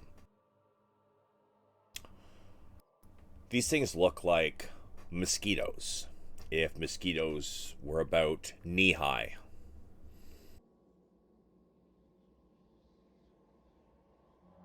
Let me change my music to some battle music. That's creepy.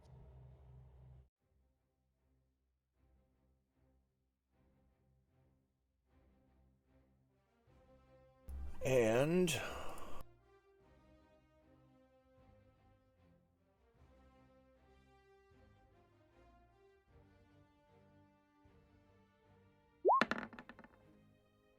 oof.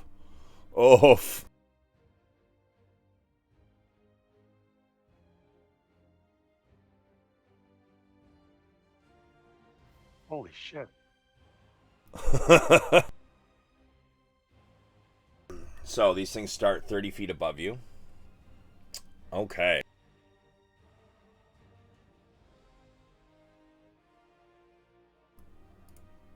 Let's see.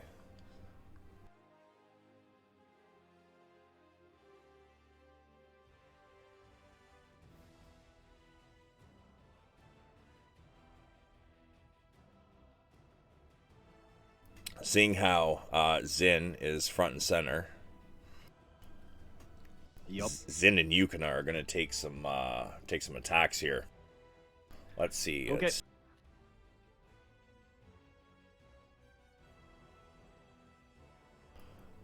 Zin, you are going to take the first 4. Okay.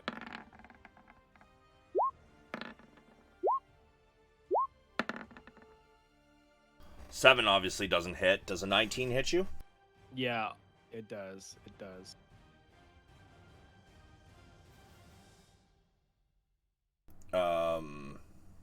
Why is it not rolling the damage?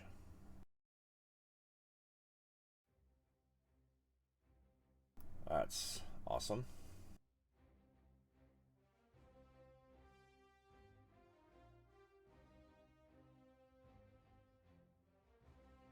Okay. I love it when things bug. That's fantastic. Suddenly all the sturges fly away. For real, though. Yeah. Worth a shot.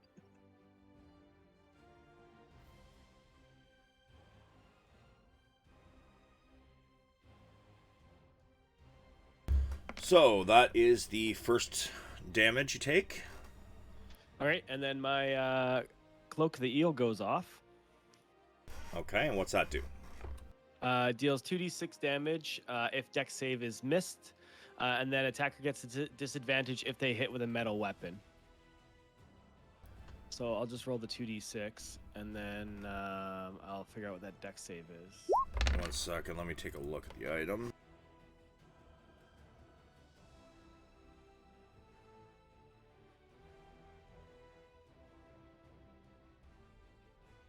Oh, it's a DC 13, it says. So this is not a melee weapon attack. Oh, they're attacking from 30 feet up? Okay. No, Never mind, ignore that it then. is melee, but it's not a weapon. They are using they're like mosquitoes. Oh, just okay, so really weapon big. attack part matters. Okay, gotcha. Okay, that's fine. So I take 5? Yep, 5 from the first one. And I'm going to paste this.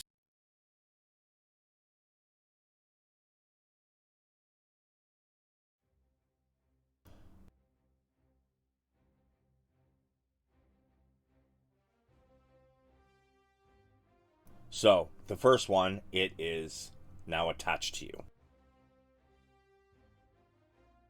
I lose 5d. No, 1d4? 5 is what the average is of the roll. I was like, So it's 5 1d4 plus 3. 1d4s? Okay. Due to blood loss. Okay. And that's while that target is alive, right? Yes. Okay. So that is the first one.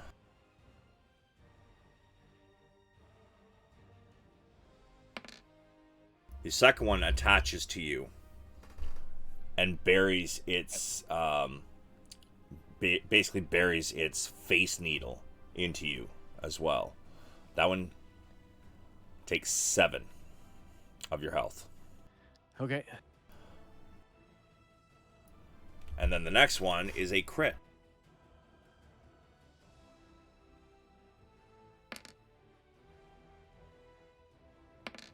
So that one, another 8.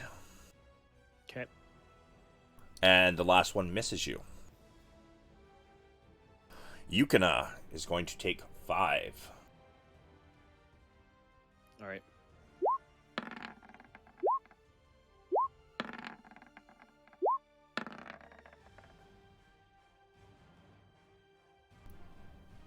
What is her AC?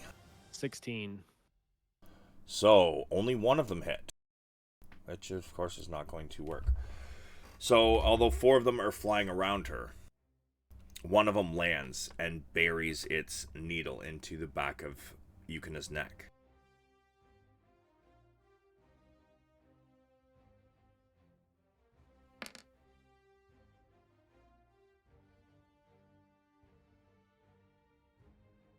Five damage. The last one flies down at Ray. 13 hit.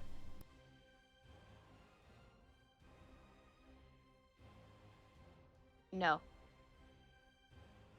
Okay. This one flies in. You kind of dodge out of the way. But Ray, it is now your turn. What would you like to do? Okay. Can I use my unicorn totem? Okay.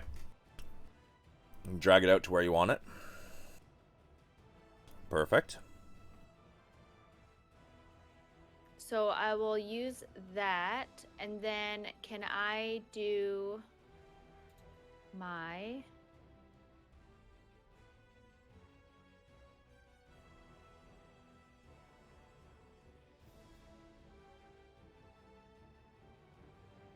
Sorry, can I use my healing word on Zin? Sure. That's your bonus action. Yeah. Go ahead and roll the heal.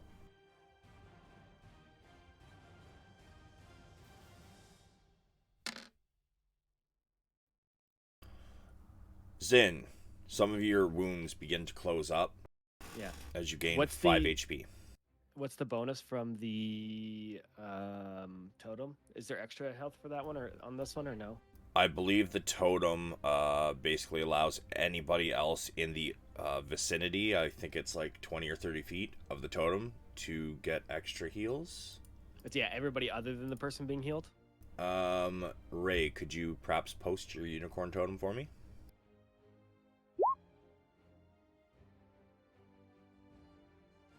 Oh, you and your allies gain advantage on ability checks made to detect creatures in the spirit's aura. In addition, if you cast a spell using a spell slot that restores hit points to any creature inside... Sorry. Hit points to any creature inside or outside the aura. Each creature of your choice in the aura also regains hit points equal to your druid level. So, yeah, you are a level 4 druid, so you get another 4 healing, Zen. Woo woo. So 9 total. Ray, you still have your... Actually, I believe it takes an action to summon the unicorn spirit, doesn't it? Yeah, it does. Okay, so you still have movement left. I'm going to maybe step back. Okay. And that's it. All right. So, you stepped out of its range, though. So it's going to try to land on you again. And once again, it misses. Ren, your turn. What would you like to do? Yeah, I'm gonna rush forward. Oh, but then I'm passing this guy. Well, I might as well just hit him now. I'll try to hit this guy with Hugh, because that's who I said it was out.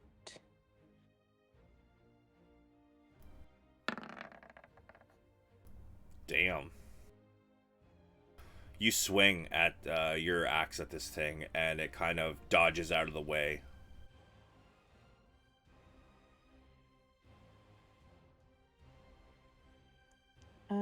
Dang. Okay, well, I kind of think that is gonna be it. Yep. No bonus action? No, not yet. But, changing into a wolf costs me an action or a bonus action, right? I believe it's probably an action. Okay, then I'll leave it for now. I mean, you can check for sure. It'll be in your lycanthropy, right? Yeah, I'm looking. I'm a slow looker. Lycanthropy's so long. Yeah. If I can leave it for now, that's okay. All right. Zin and Yukina. Yeah, I'm going to shoot at one of the insects that has attached to me. You're going to Wait, shoot at it? Wait, they're right. Never mind. They're right beside me, right? They are literally attached to you. Yeah. So I'm dropping my bow as a free action, and then I'm gonna I can pick up one scimitar for a bonus. Yes. Or two. One. It's one. Okay. To pull them both out as a bonus action, you would need the dual wielding feat. That's right. I don't have that.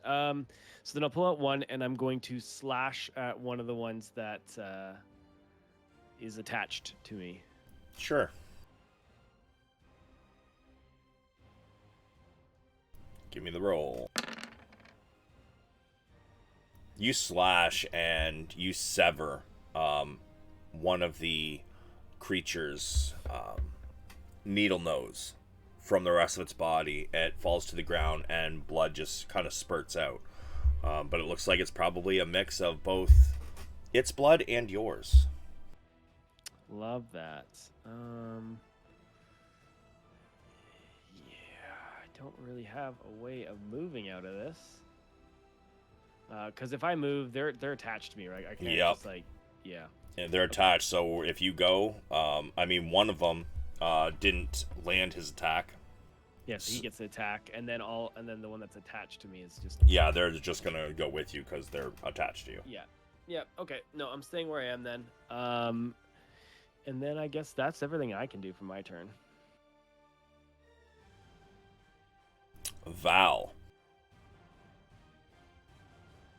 Yes, sir. I would like to cast a level 2 magic missile, targeting the little bug things that are attached to Zen. One per bug thing, hoping that swats them. So there are 2 attached right now, and a level 1 magic missile. You have 3 charges. Where would you like your third one to land? One's I'm attached actually, to Yukina, and two's attached to Zin. okay, so let me actually go for a second level, and I will go for all the attached things and just one random, uh, and the thing nearest us, if that works. Sure. You can send your darts.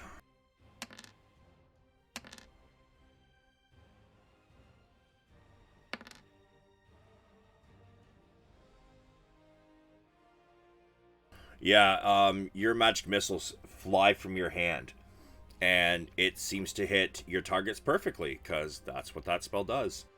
And each one that it hits explodes. Yay! And I'm going to yell to thing as my bonus action thing, kill closest enemy.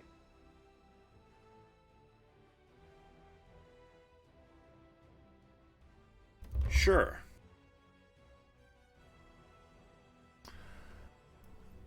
And is that it for your turn before your Yes, sir. claw? Cool. That is it. It is your crawling claw's turn. He would attack the closest, which is straight out. Give me a second to look at his movement. I forgot. I'm sorry. Yeah, no worries. Also, you're right. It's a whole action to transform. Yeah, that makes sense. Speed is 20, so he's going to attack this one right here. All right.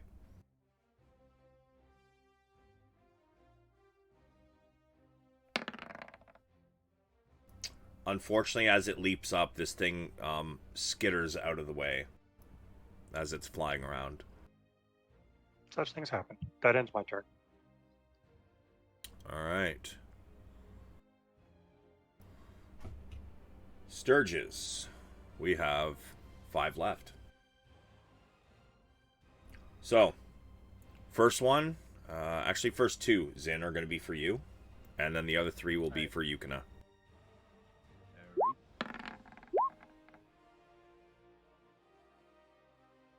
God damn.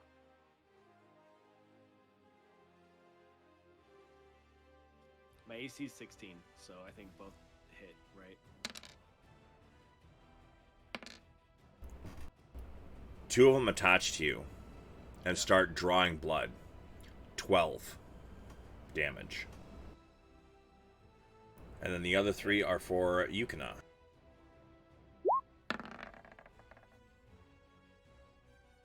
Nice. All miss? Yeah, 16 is the number to beat. Yeah, as these ones are trying to land on Yukina, she keeps snapping at the air in front of her and around her, and they keep backing off. Unfortunately, they can't find purchase. Oh shit, it is hissing here. My god. But Ray, it is now your turn. Zin is starting to look rather weak, as he has 2 more Sturges attached to him.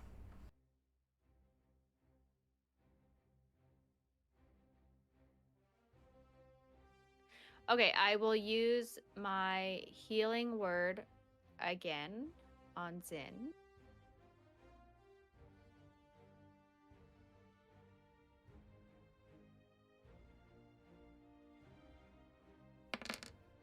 So, total of 9 health back, including your extra from your totem. Ren, you also get 4 back. I didn't take any damage. Oh, why'd your thing say 46 out of 53? because I have Ah, necrotic right, damage. right. Yeah, from your devil shark, that makes sense. We don't know. Yeah. that yet, but But my arm is still injured. Did not heal overnight. But Ray, that was your bonus action. Do you got any action? Yeah, can I use my poison spray? Oh, wait. Wait 1 second. I'm gonna move closer. Because poison spray is only 10 feet. Is it 10? I thought it was 15. It says range 10 feet. Oh, all right then. Yeah, druid cantrips are not the do not have the best selection. Okay, and then can I use poison spray on this guy? Sure. Send your roll. All right, and succeed a con save or take the damage. Okay.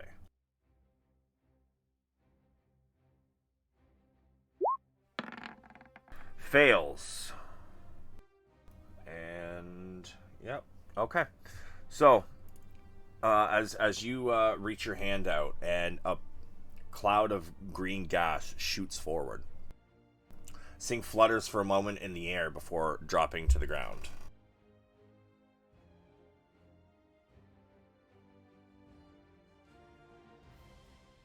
Okay, that's it for me. Renavok. Yeah, I'll run forward and try to hit this guy. Sure. He's right in front of me.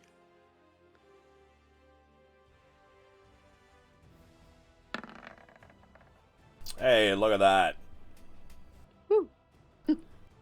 So as you hit this thing, it just bisects it, and both halves fall to the ground. Perfect, and that's my whole turn.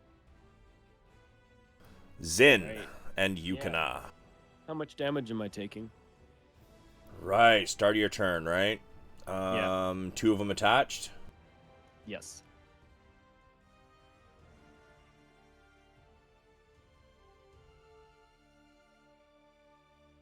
It's like a D4 plus 3 or something like that on each one.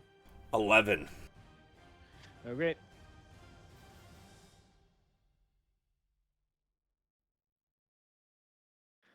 All right. I'm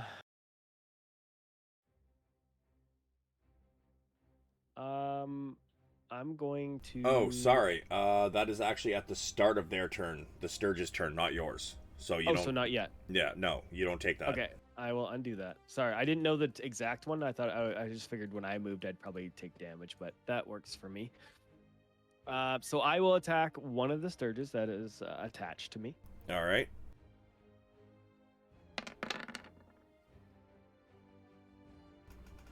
Unfortunately, as you're trying to slash at this thing and cut it off of you without hitting yourself with your own blade, your carefulness leads to a miss. Okay. I will use my bonus action to command Yukina, Okay. and then Yukina will attack one of the ones attached to me because Yukina doesn't have any attached to her right now. Okay.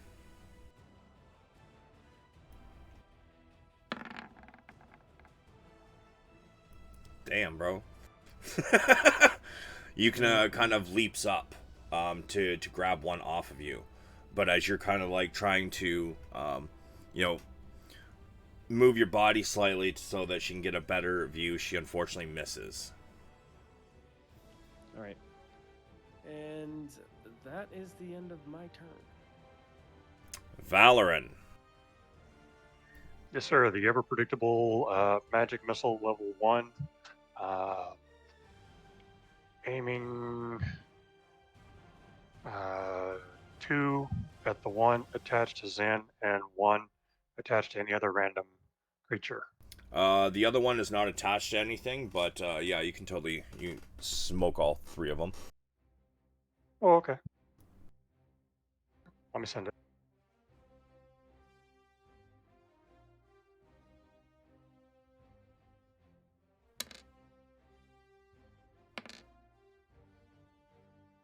And once again, your magic missiles fly out, and as they connect with your targets, they just explode. And that is the end of turn order.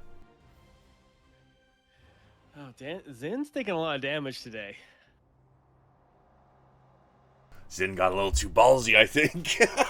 God damn. Okay, well, I guess I am going to cast a Cure Wounds on myself at this point. That is fair. So yeah, by all means. Damn, have you ever had like really bad HP rolls when you leveled up, Zin?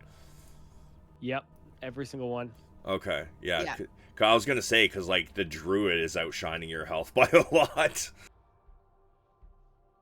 Yeah, I rolled very poorly, and then now because I've rolled so poorly so many times, I feel the need to keep rolling because I don't want to take the average. Yeah. No, I know that feeling. I need my win now. Like I need to roll like a 10 or something. Fair enough. It's been a However, tough one. I do need to run to the bathroom, so we're gonna take like another 5-er. Sorry. Yeah, that's not a problem. Amazing. So we will be right back. I'm so glad I didn't use a rage. Good call. I had a feeling that I wasn't going to take damage from them. I'm so glad. Well, I didn't want to metagame, but I kept wanting to say, hey, do you want to bite somebody? Well, it's true. I did want to, but I was like, I guess my Devil Sharp Mask has just as many. I was just trying to use whatever weapon had the highest attack, because pretty early on it was obvious that they're weak, so it doesn't matter what my damage does. Makes They perfect just need sense. to get hit. But that's why I was wondering if I should change into a Lycanthrope, because then I get 2 attacks. I can do an attack and then claw. If I was So- one level higher, at level 5 I get 2 attacks, and then I'd be way more useful. Totally metagaming. I suspect the publishers designed these so that you get worn down as you enter the dungeon, and then when you finally meet the BBG, then you have a more challenging fight than if you came in fresh. It's what keeps happening. I keep on using all my rages in these little fights, and then by the time we're doing a big fight, I have nothing left. So I was like, not this time. Because it does seem to be what happens. I feel you. I do the same thing with Magic Missile, but I thought, man, at the rate they're doing damage to him, he doesn't have a lot of time. Yeah, and the magic missile is nice because everything that hit killed it. Like, it doesn't matter that they're low damage. The fact that they're a sure hit, like, was amazing. Lucky. You killed like what, 7 of them? Yeah, but it's like, you killed 7 mosquitoes. Yes! I have a giant axe and I killed 1. Fear my newspaper. Yeah. But that said, if our characters were to go at it, I'm sure I would be bisected in about 1 turn. So, yeah. I swear I'm strong most of the time. Against mosquitoes, kind of useless. You're more useful. Against big, scary guys, I like to think I'll be more useful. That's all you. Especially, I'm so excited to level up. Looking forward to Fireball. That's going to be kind of a fun one. Yes. I have a character with Fireball, and she's never gotten to use it because her party is always in front. Like, I would hit them every time, and it drives me nuts. Because it's such a good spell. Isn't there a feat that allows you to carve out, like, not affecting your pupil? Maybe. That'd be I a think good one. so.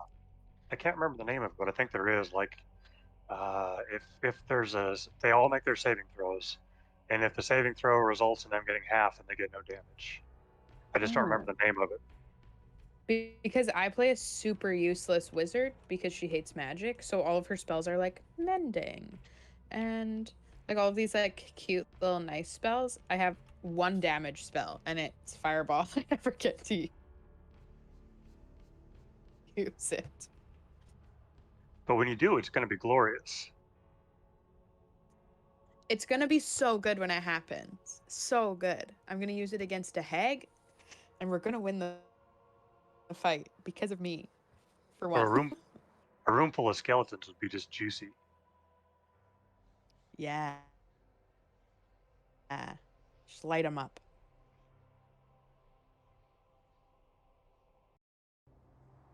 Hopefully, we pick up a level in here.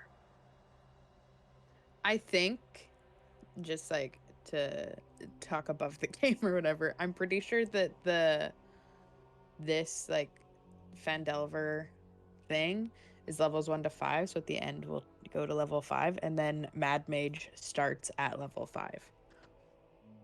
Sweet. So probably at the end of this we'll pick up a level, which will be great before we go dungeon crawling. Yes. I'm so glad that I never read Mad Mage, because then we can play it, because I could have played it anyways. I just have to forget the things I know. Because if I ever DM, I bought the book to the story that's like in the way that they write it. It's supposed to be right before Mad Mage. So I'm familiar with Waterdeep because I read the whole campaign before it. And then after that campaign's done, you're supposed to go into Mad Mage if you want to. But I almost read it, and then I started this, and I was like, oh, never mind. Let's not read that one. Dodged a bullet. Yeah, because that would have sucked. Yeah, it just wouldn't be fun playing it without the surprises. Exactly. Like, I'm like, I know I can somewhere in my brain convince myself not to metagame as much as consciously possible, but just wouldn't be as fun. No, it wouldn't. It's the whole thing, I think, is the surprise, and you try and plan, and then the DM goes, "Haha, your plans are funny. Look at this." Exactly. But That's metagaming. Go ahead. my DM wants to run, like with my other game, wants to run essentially the same game again, but with us playing very different characters. I'm like, oh, I don't know. Interesting. I wonder, have they said why? I think that as a party, we like managed to skip a lot of good stuff because Uh, our characters are just so like, we run the most chaotic group. We call ourselves the Disaster Gremlins nice. because we're just like a mess of a party playing the most ridiculous characters. And so we essentially beat the like boss by just like letting out a lich who wanted to beat him. And then we just like pieced out. We were like, great. So you guys are going to have a war, and we've released a really bad guy into the world. That's fine. That's how we ended the campaign, like that story. It's not crazy if it works. I have a feeling that the end of us, because we're only like level 10, I have a feeling our DM has written the second half of it for us so that it's like applies specifically to our characters, because our characters are ridiculous. I'm pretty sure that our final boss is going to end up being the lich that we chose to set free. I almost wonder if you couldn't have jumped them both, because one's going to win, the other one's going to be dead, but the one that wins is going to be weak as hell, hopefully. Yeah, we left him for like a significant amount of time, so he's gonna be fine. Oh, yeah, He's that's for going to sure be fun. gonna. Yeah, we're for sure gonna get. Yeah, but we like didn't even like, when you look at the map of the game, we like didn't even go to half of it because we found this lich and we're like, okay, we're done. We win. Nice. My character wasn't on board, and it resulted in a bit of a fight, but it's fine. We did it, and now we will pay for our consequences All on a right, well, different plane. I didn't know there's nothing else without consequences. Like, man, we can't go to an entire mountain range now. I mean, I've been thrown out of bars before, but mountain ranges? Yeah, a mountain range that we needed to go to. I was a little bit concerned. I'm still a little bit concerned. Well, I was thinking, and this would definitely change my alignment, but I was thinking of just walking along since bonfire is a cantrip. Say the wind's running north to south, walk along east to west, cast bonfire every 20 feet as you travel north of the mountains. But Just then I'd like have an enemy for life. Yeah, wildfire. force him to deal Just with that. destroy Like, the you entire deal with place. this. We're gonna come over here because now you got to deal with this forest fire. Have fun. Yeah, I've ruined your entire environment. Sorry. Whoops. But then I know who the big bad guy is after that. All Yeah. right. Sorry about that, guys. It seems my coffee's working overtime today. But yes, No you worries. guys have now killed the Sturges. What would you guys like to do now? Zin, how are you feeling right now? Sorry, go ahead. I was just gonna ask if Zin and Ray were here. Oh yeah, we just got back. Zin is feeling good right now. He's feeling pretty healthy. Feeling up to continuing? Oh yeah. Lead on, my daring friend. If you want to. Yeah, Zin can lead. Scoping around, what do I see if I look down each hallway basically? All right, so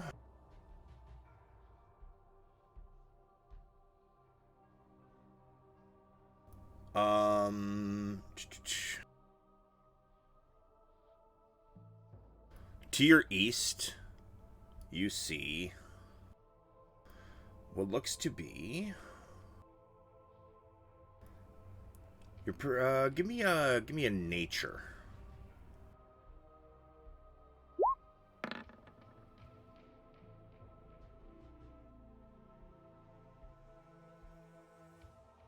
From this distance, it's hard to make out exactly what kind, but it seems to your east, like this way, there's another room. Although there are stalagmites, you also see almost carpets of fungi. What kind, you can't tell from this angle. North of you, you can see there is a door. And south of you, you do see the end of the tunnel. Does seem like there is... it is collapsed, but there seem to be some sort of alcoves on the east and west side of the southern hallway.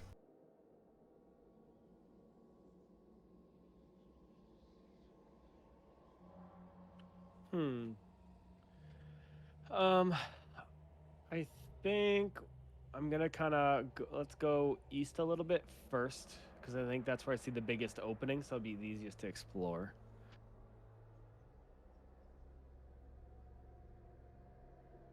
And I'm still trying to be stealthy while I do this, of course. Especially now that we've gotten to a fight. Can I just say, can I,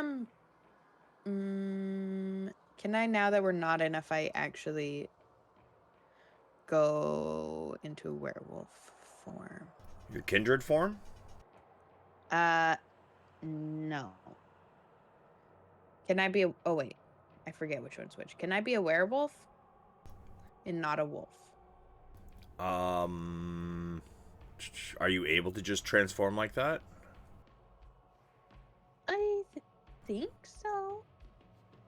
Yeah, wait. Yeah. I've never. Post your lycanthropy for me.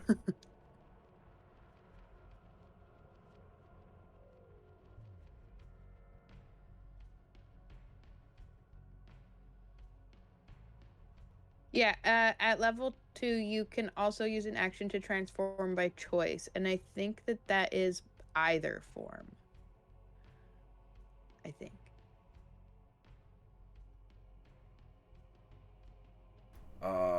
Transformation boon, kindred form. You gain the ability to transform into the animal form representative. Okay, so I believe your transformation is like if you do it by choice, it's just the kindred form. Oh. Okay, well then never mind. I don't want to be a wolf. I'll stick with being a shark orc for now, but I will switch to having out my great axe and not not Hugh. Okay. So, by all means, you guys can start moving in the direction you wish.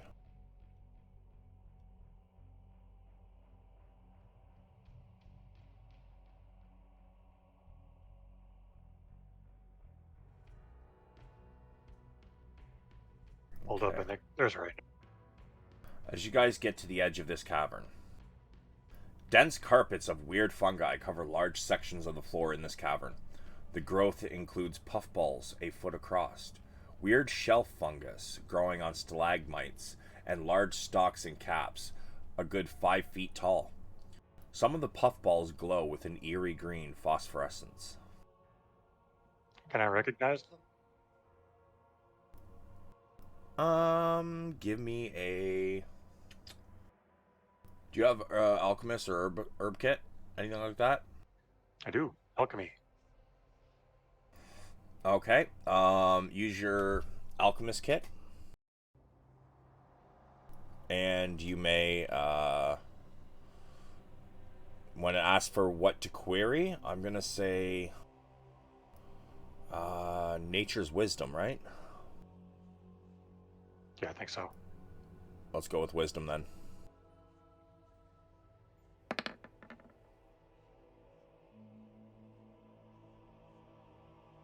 As you check this out, and you start trying to figure out what this is,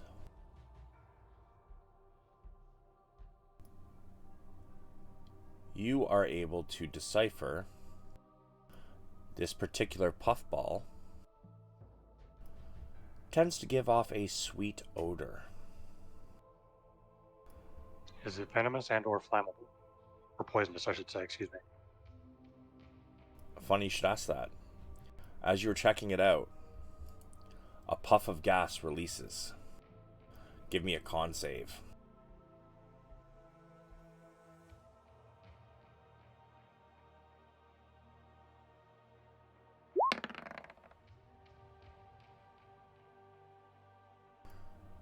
Puff of gas releases in your face, and at first it feels like nothing's happening, and then you almost begin to feel like you're gasping, but the feeling passes quickly. I'm gonna back away from this stuff, and I'm gonna try and cast Firebolt at it from quite a distance. Okay. It does, although it is not. It's not like everything explodes. But you do toast that one particular mushroom. That'll teach him. Huh. So Wait a minute, I'm gonna actually. share. Sorry, can you post Firebolt for me real quick? Oh yeah, sure. It might miss. Oh no, not the attack, the spell itself.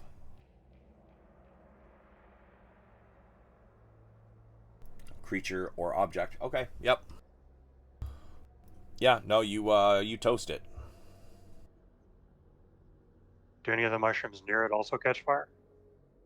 I'd say probably maybe a foot wide amount. Seem to burn and wither. Y'all, this stuff is somehow affecting me. I don't know how, but I could feel some kind of shortness of breath as I got close to it. I don't know if we want to get too close to this stuff. I would say with your roll and what you just experienced, you're aware that it is a poisonous gas. Apparently it's a poisonous gas. I don't know how lethal. So we might want to work around it if we can. Perhaps we should check one of the other hallways first before we explore this route then. Yeah. I'm against being poisoned. Does not sound like a good time to me either.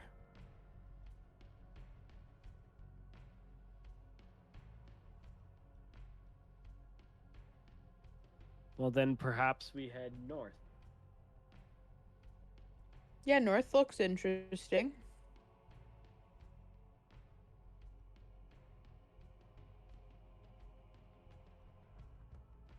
To the north of you, you do see that the tunnel branches to the east and west, as well as north and south. And to the north, you do see a door set into a incropping of wall. Can I listen to see? Well, first, can I see if I can hear anything down either direction? And then if not, I'll go up to the door. Sure, give me a perception.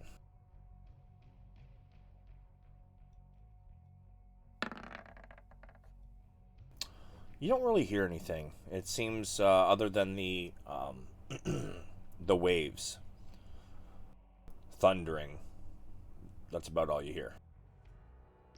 King off of Zin's observations on the dust earlier, do we see any obvious paths in the dust that might suggest heavier traffic areas? Give me a perception.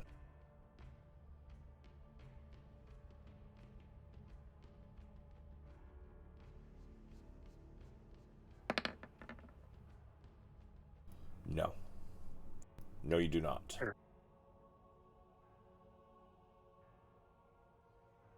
Ren, if you would like to listen at that door, you may give me another please. perception.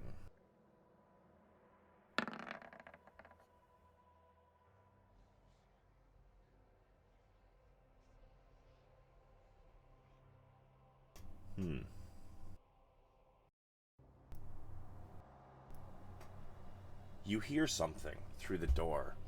It's hard to distinguish, but you believe you can make out something gnawing on something else and growls.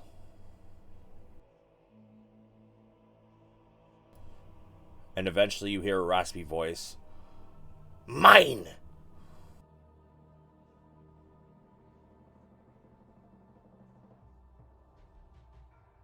Oh, like come over to the group and just like, there is for sure something beyond the door. Something growling, and also something that talks.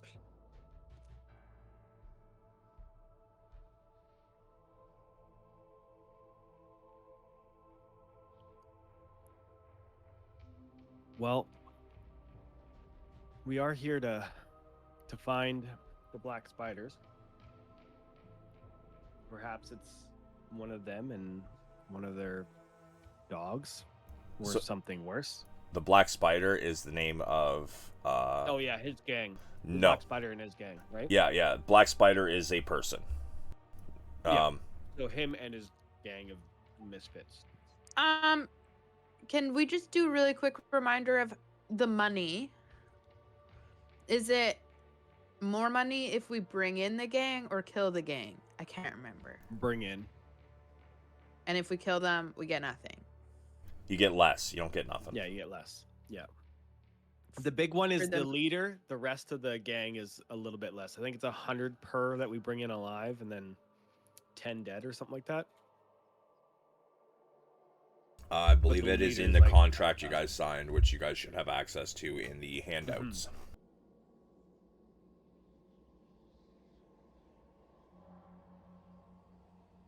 Black Spider brought in alive.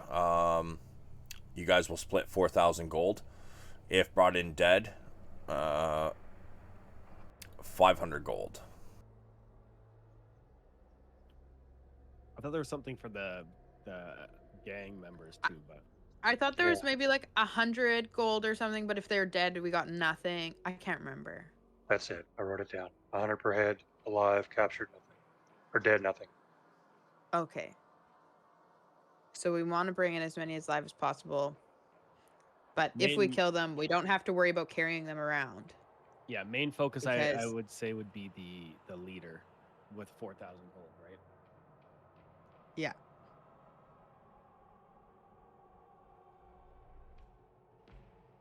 So, what do you guys want to do?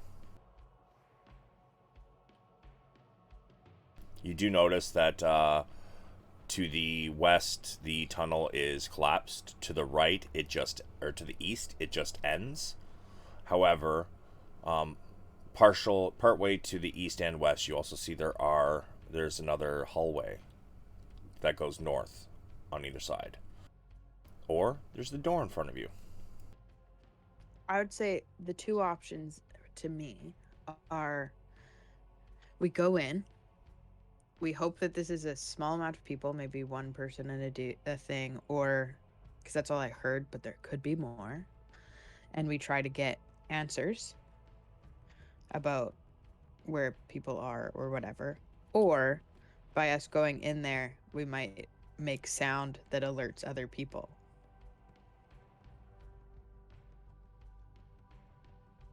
I'd say trying to avoid contact. I think our major goal is to kill Black Spider. I guess my question in my mind is, if we kill him, does his group seek revenge and crush us, or do they just scatter to the wind, or does a second person take charge? I mean, they're a bunch of bandits. I would assume that if we took out their leader, they would probably most likely scatter. Maybe we end up handling a couple more, but they wouldn't be organized by no means, I would assume. You guys should also take a look at your contract with Gungeon Rock Seeker, because it was very specific.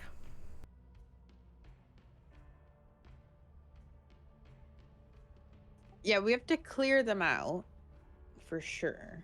Yeah, we can't avoid them. Yeah, because this Like- they're trying to Okay. they want to reclaim it, right? So Yeah, let's kill him. Sorry, that's toxic. I think we should definitely go up there and see if we can either or capture them for information, and if not, they may cease to exist. Sounds good. I love interrogation. Works for me. All right. All right, so what do you guys want to do? And are you trying to do this quietly? I mean, I feel like we should try to do it quietly. We should at least attempt it, you know? Yeah. I'm gonna have my bow out at this. I'm gonna have my scimitars out at this point. So if you guys are trying to be quiet, I need a stealth Yeah. from everybody, including Yukina. Yeah. For Yukina, I just roll their wisdom. Yes. Or no, stealth is Dex. Oh, but shoot. we'll take a 17 plus whatever the Dex is. Well, wisdom's +2, so it's actually a 17. Or did you say 17? 17 plus 2, so it's the same.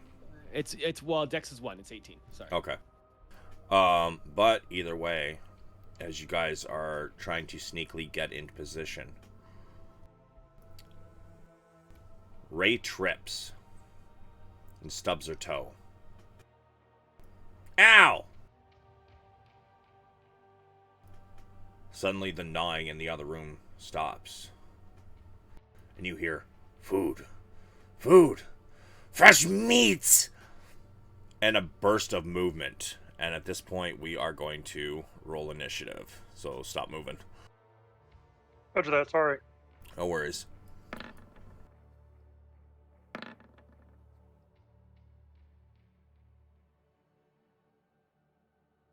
Sorry, I didn't fix it. It's fine. Alright, let's see.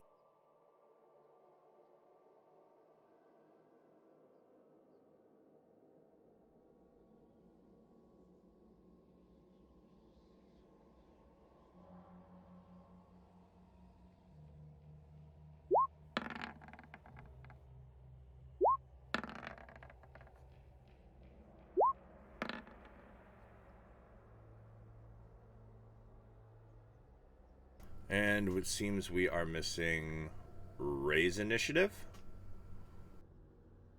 and Valor and your pet.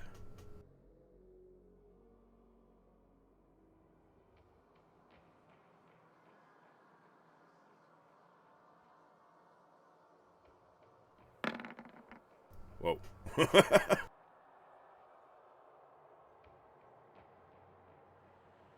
I don't know why it did that.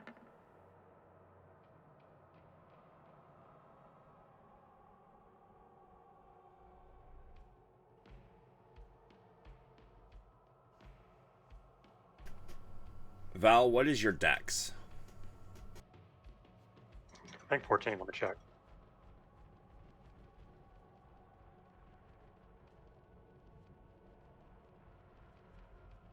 Oh, 16. 16? Okay.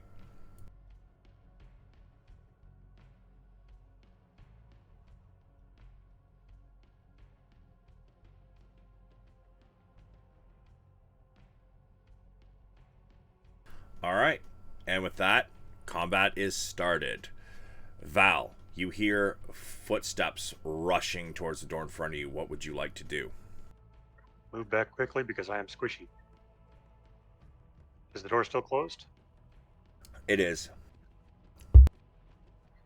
Then I'm going to stand back and ready a level 1 magic missile as my reaction for anybody that comes through.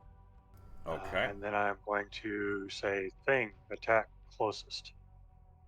Okay. Let's see, which one is this? This one.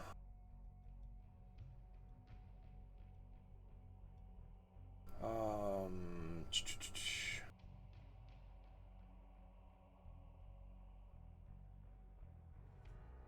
Excellent. Okay.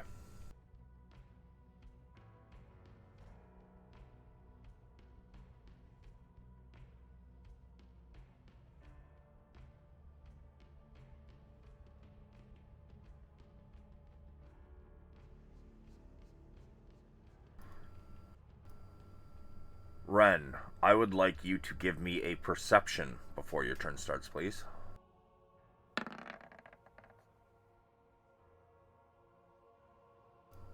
You can hear a door open, but it's not the one in front of you. But you hear rushing footsteps coming from this hallway. Okie dokie. It is your turn. And then it's me? Okay. I will come to try to meet them.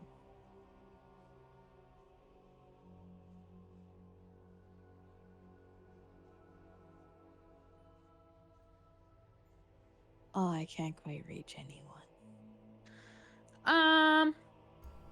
You should be able to. You were what, right here, right? I was beside Zen. Oh, so like down here? Or no, you were here, Yeah. right? In front of Yeah. Val? 5, 10, 15, 20, 25, 30. You don't have your extra 10 feet of movement yet from Barbarian? I can't remember what level you get that at. No, it comes level 5. And so does my extra attack. Mm-hmm. Yeah, no, I don't get it yet. Dang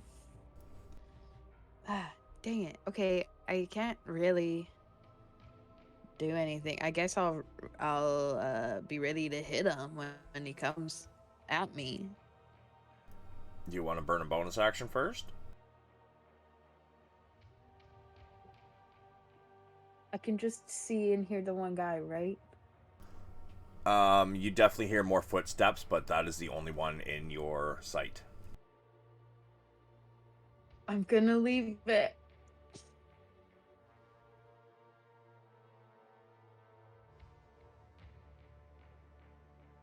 Yep, that's it. I'm just gonna ready my my great axe. Okay. I'm ready to hit him.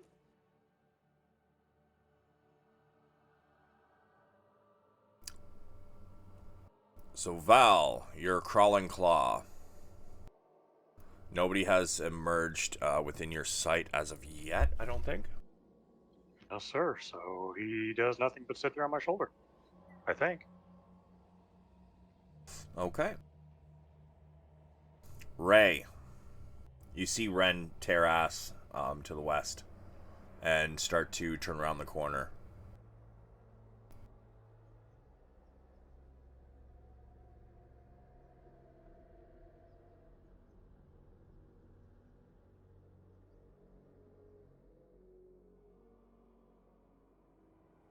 Okay, I am going to move.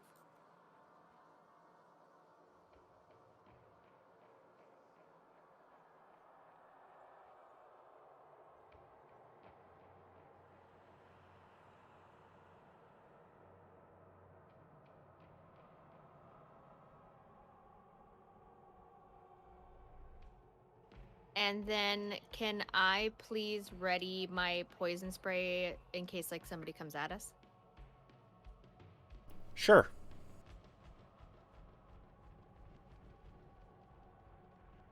Man, first guy And to that's come into view of y'all is gonna get beat. Did you have a bonus action you wish to use before you ready your action? Not yet. All right. Zin, your I believe it is. Oh yeah, that's you. Yeah, it's me. Sorry, I screwed that up again. So first question is, what do I have to do in economy to switch my scimitars for my bow?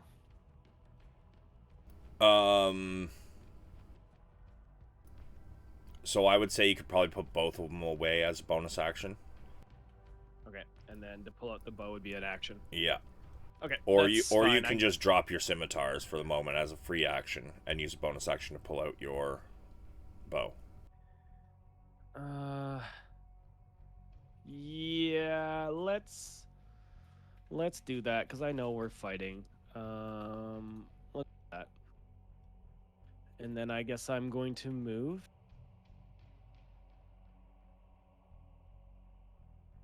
One sec, Yukina's attached. How do you unattach them again? Just click off and then just click just your guy instead of clicking and dragging to encircle them. Oh, okay. So I guess I see somebody. I guess I will fire an arrow at it. Alrighty. And then use Drake's reaction if it hits as well.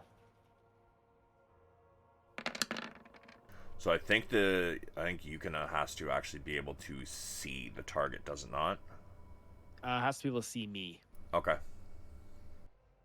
I would say though that from where she is right now, she's not going to be able to see you. She's around the corner. Yeah. So then get rid of the 5 Drake type. It's just 6 piercing on that then. That is a hit. You come Yeah, flying out, and you kind of pass by both Ren and Ray. You spin and let your arrow fly. It sinks into its shoulder as it's charging at Ren. And I will, from there, I'll just move another 5 feet and then end my turn. All right. The other two.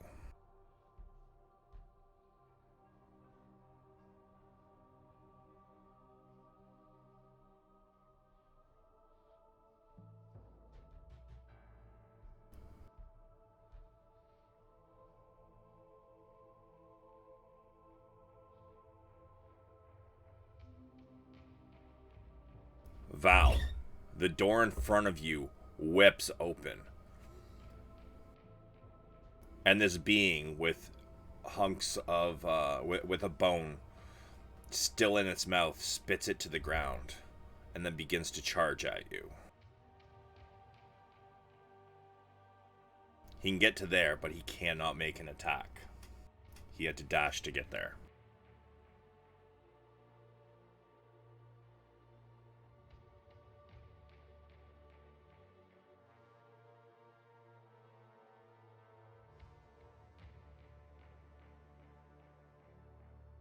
And then a second one comes rushing out as well, cutting you off from your allies.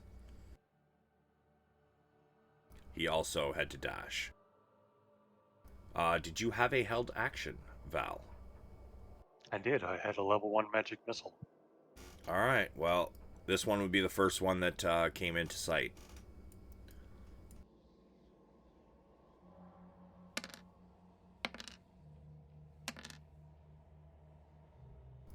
Let's see, 4, 7, 9.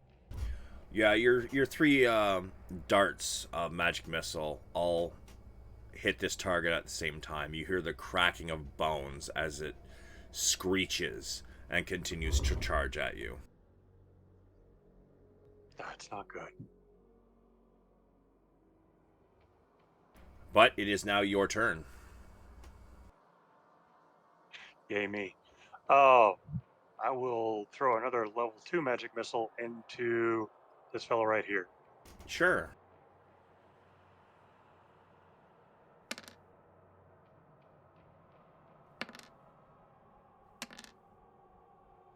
So that's 8, 9, 10, 12.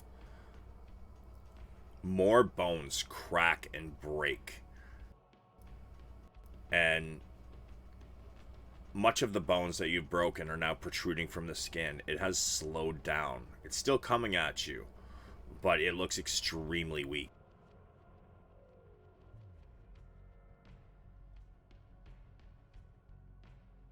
As my bonus action, I yell thing attack and I point to the one immediately north of me. But that is the end of my turn, I'm afraid. Alrighty.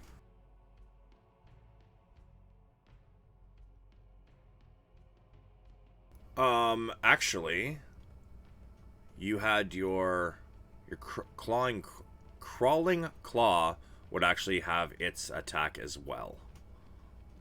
Because okay. it was a held action, right? Sounds good. I told him to kill whatever was closest, but there was nothing close. But I didn't specify that we were holding an action, so up to you. I'm assuming that, like, I mean, it was a pretty generic order. So I would assume that if there was nothing close, it probably would be holding its action to do so. So by all means. Okay. It would probably be going after the same one since that was the first one through the door. Right. It leaps from your shoulder as this thing closes the distance. Roll your damage.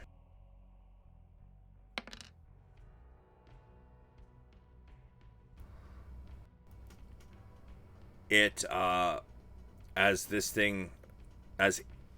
this small hand leaps from your shoulder, it manages to make a fist and slam itself into the chest of this being, as you have already broken most of its bones in its torso. The hand sinks deep, and this thing is knocked back a couple feet as it falls to the ground. Quite obviously, once again dead. Yeah, good thing. So you just want to move your hand up. There you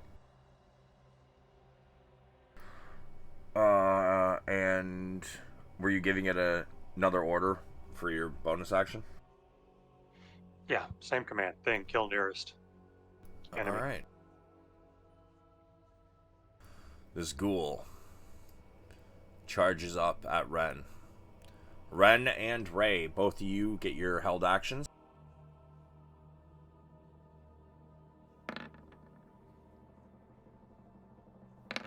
Does a 14 hit? It does. Roll me your damage.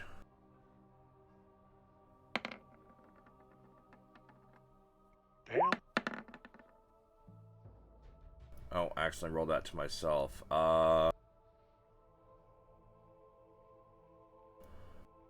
Actually, yeah, Ren, you sink your axe deep into it. It seemed to have gone through the collarbone into the center of the chest, but it's still growling and reaching for you. It's not looking real good, though. Ray, as you release a puff of gas at this thing, it seems completely unfazed.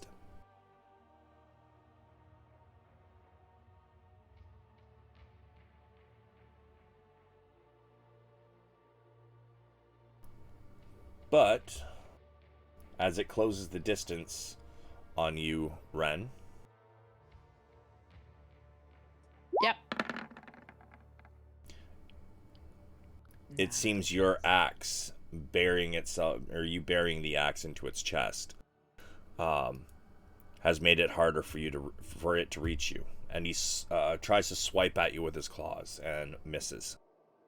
You know what they say about the best defense?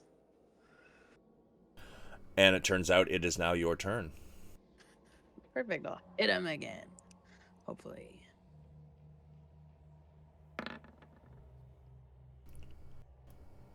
You pull your axe back out and you swing it one more time. And this time you cleanly cut this thing in half, diagonally, going right back in where the axe went in before, and you send it the rest of the way through. It collapses into a heap. Amazing. I'll move to come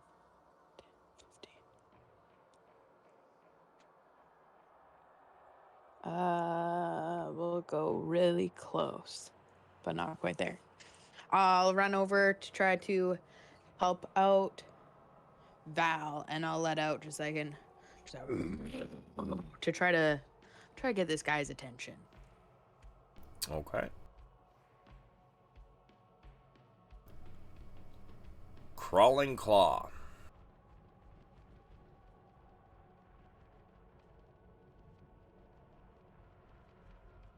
Yes. Ah, he will attack the closest? Duh, sorry. Alright.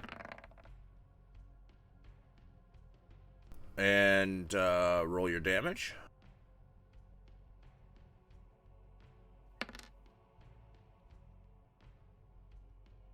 Bludgeoning or slashing?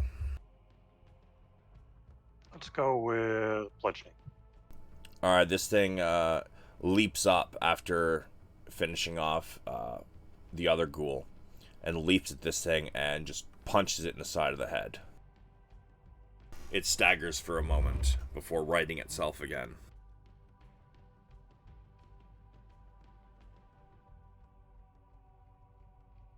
And that is the end of the claw's turn. Ray.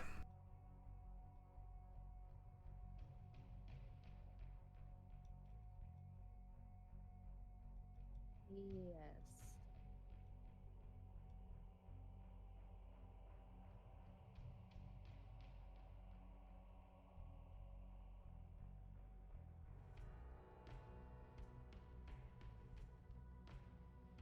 Okay, I'm going to move forward.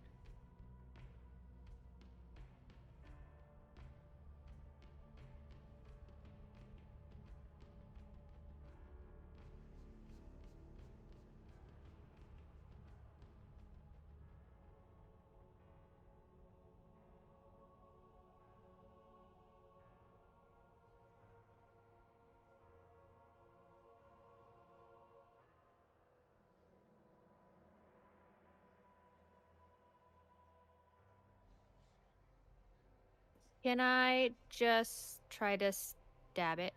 I have a dagger. Sure. Gotta get a little closer, though.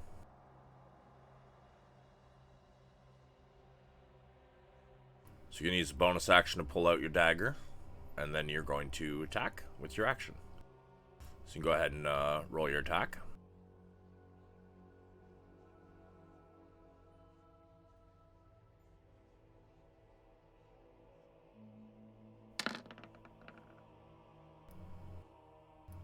Yeah. You pull out a dagger and you charge in with your feline ferocity, and you plunge this dagger into it. It hollers and hisses and starts to try to swing at you, but you definitely did some damage.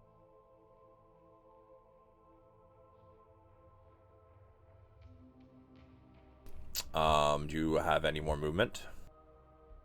No, that's it. Zin. Yeah. All right. I'm gonna step to the side. Do I have a clear shot of him, or is there too many people crowding him? There's too many people crowding him. You'd have to get quite a bit closer to get a good angle. And I still need to be 10 feet from him Yeah. in order to use my bow without disadvantage. So if I'm here, can I shoot him?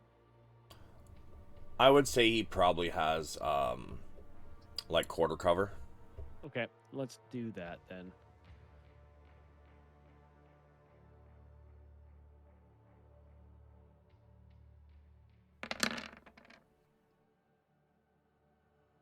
Damn. And Yeah. Yukina can see me, right? So Yeah. So Yukina has reactions in there as well. Would you like to describe this one? I will leave this one to you. Zen comes shooting out of nowhere, knocks an arrow and looses it all in one swift motion. It plunges through the side of the head just as you can breathe her breath onto the arrow, and it sinks in to the and it is what, cold, right? Yep. Yeah. So as the arrow sinks in, you see the skull around it kind of start to freeze, and the ichor that starts to pour out immediately turns to ice, and it collapses to the ground.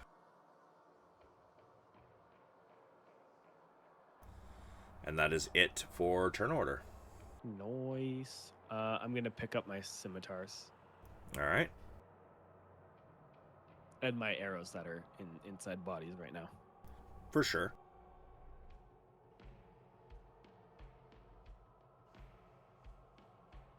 Are we able to like inspect the bodies? Because these weren't like humans, right? They were kind of like creatures. These are, you know what? Give me a nature.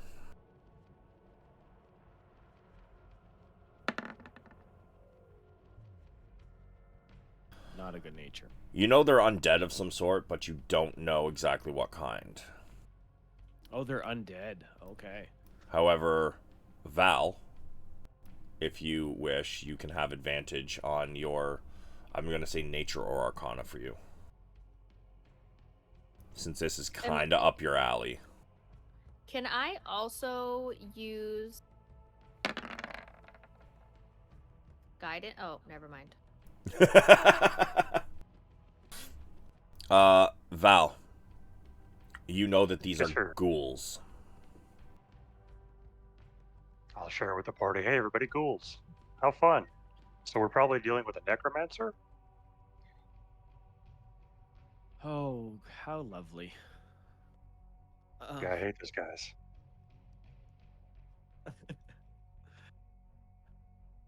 Can we search the bodies since they had weapons of some sort? So. They had claws and teeth. Oh, they didn't have any armor or anything on them? No, they're basically just wearing rags on their bodies. Okay. Yeah, then never mind. Can I peek through that door where the two came out of? Sure.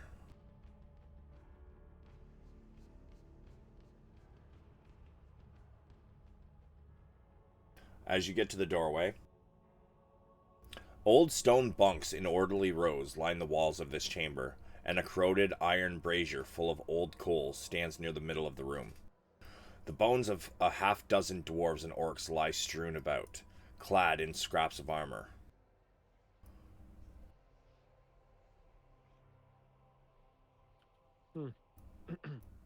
I has a question. Sure. What is the condition of ghoul teeth like? Rotten, broken, sharp. Can I get one tooth from the guy I killed and put it in my vial? Because I have a feeling it's not necklace worthy. Sure. They come out pretty easy. They're undead, so they're kind of rotting, so it's not going to be hard to pull one out. Question, Savage. What would happen if I cast Mend on one of those teeth? Mend. Oh, yeah, what would happen? Want me to post it? Oh, it's alright. I'm pulling it up. Mending. A single break or tear in an object you touch, such as broken chain link, two halves of broken key, torn cloak, leaking water skin, as long as the break or tear is no longer low.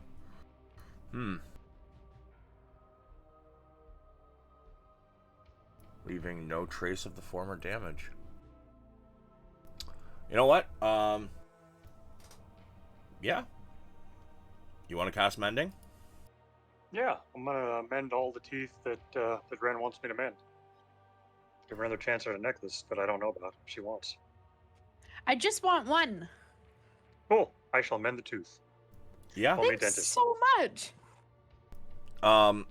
So the rot goes away, and it becomes what looks to be probably once a orcish tooth. Okay, that's a little bit sad, but thanks. Sorry. I'm still excited.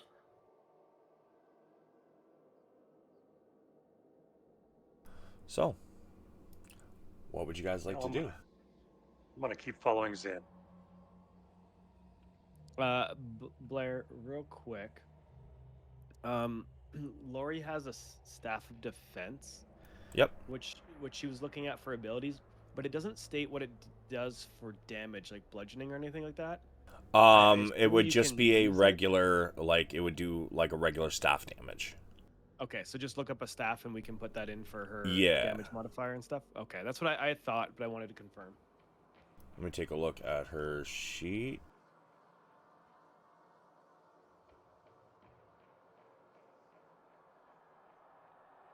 Okay, so yeah, we'll just do this. Quarterstaff. Give me one moment.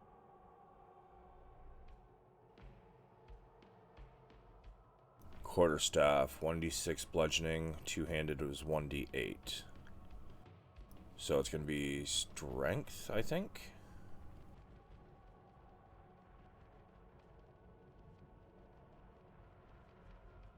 Can I just go around hitting people on the head with it like Rafiki does to Simba? Yeah, I mean, it would be actually super handy if you get Shillelagh. It's a druid cantrip that will actually boost the damage, and I believe it makes a spell attack instead of having to use your strength. Oh, sweet. So, let's see, strength range is 5 feet.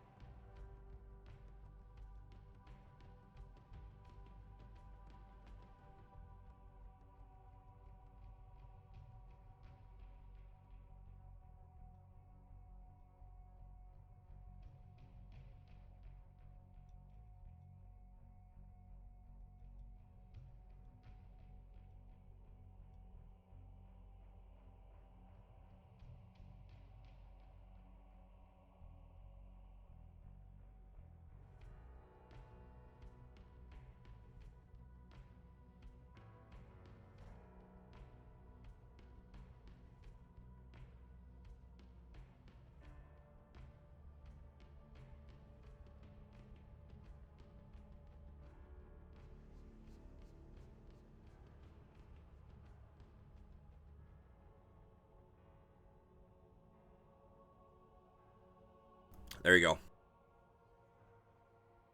So you should have 2 staff of defense now. One is one-handed, which is the d6, and the two-hand, which is the d8. Thank you. No problem. So, now that you guys have finished your combat, figured out what those things were, what would you like to do? I have a question. Sure. Can I use my staff, the two-handed one? Like, can I have it out always like a walking stick, like Gandalf? Yeah. As long as you're not using a shield as well. Nope. Yeah, totally can.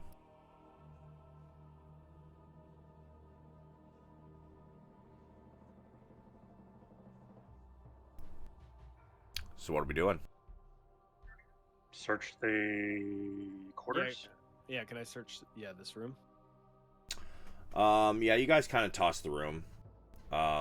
Unfortunately, it doesn't really seem like there's anything in here other than the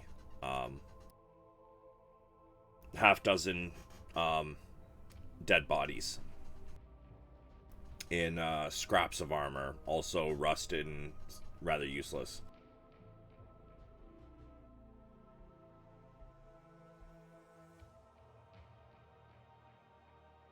Okay, and then I see that one door. Is there anything else in the room that I noticed, like for ways to go? There is just the 2 doors. The rest of it seems like it is solid wall. Okay, can I peek around this door? Sure. Oh, it just goes to a hallway complex over here. So, what you're looking at, this area consists of numerous intersecting passages. The ceilings are only 6 feet high, and several of the passages end in partially excavated rock faces.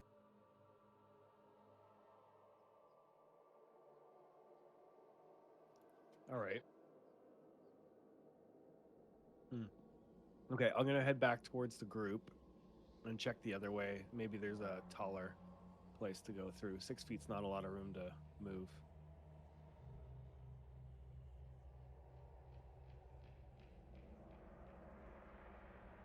What's the height on the hallways over this way? Those would go by the, The standard, like the 10 yeah. foot?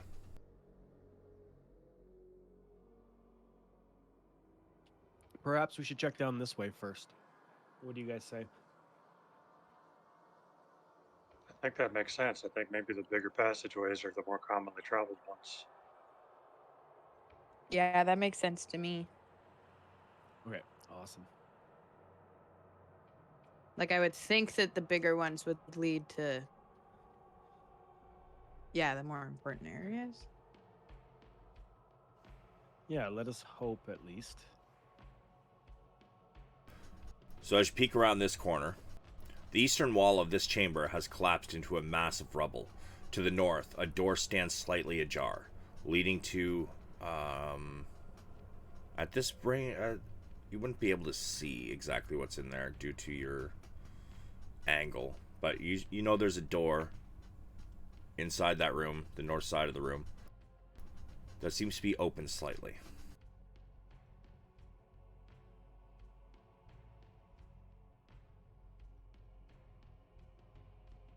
Can we just listen again, I guess? Do you want to get close to the door and listen?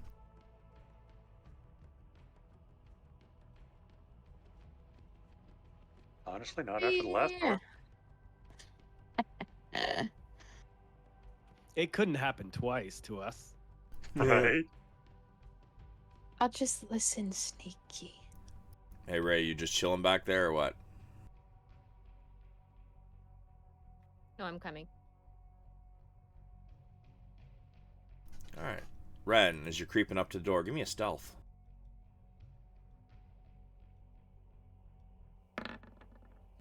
Feeling pretty stealthy. Now this door that is slightly ajar.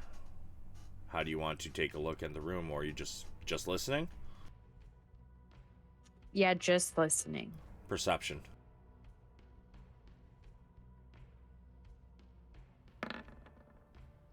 You don't hear anything.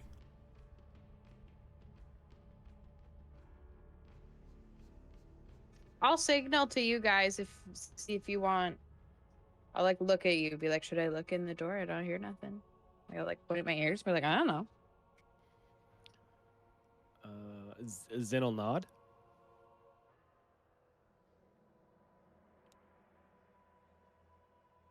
Okay, I'm gonna take that as a yes, and I'm gonna try to sneak the door open. And I'll start creeping up.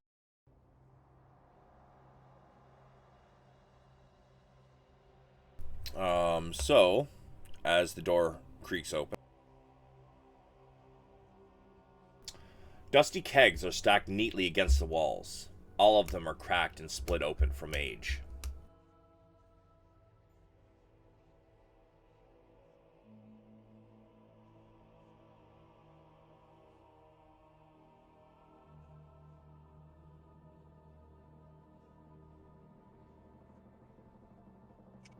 Doesn't look too exciting.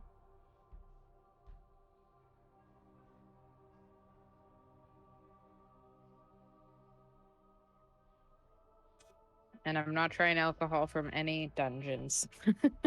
Right? Never again.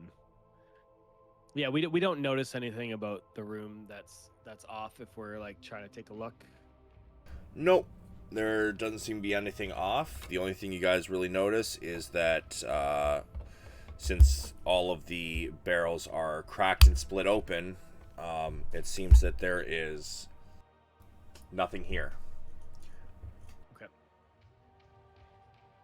Okay, well then let's continue on, shall we? I think we shall.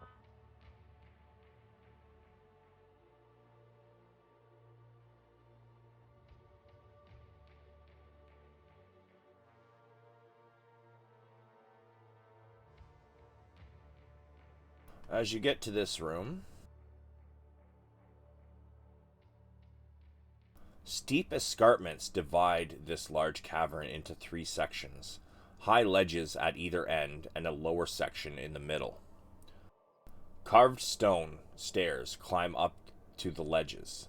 2 large tables stand in the middle section along with a pair of old braziers. A smaller table stands on the eastern ledge, and the skeletal remains of dozens of dead warriors, dwarves, gnomes, orcs, and ogres attest to the fierceness of the fighting that took place here long ago.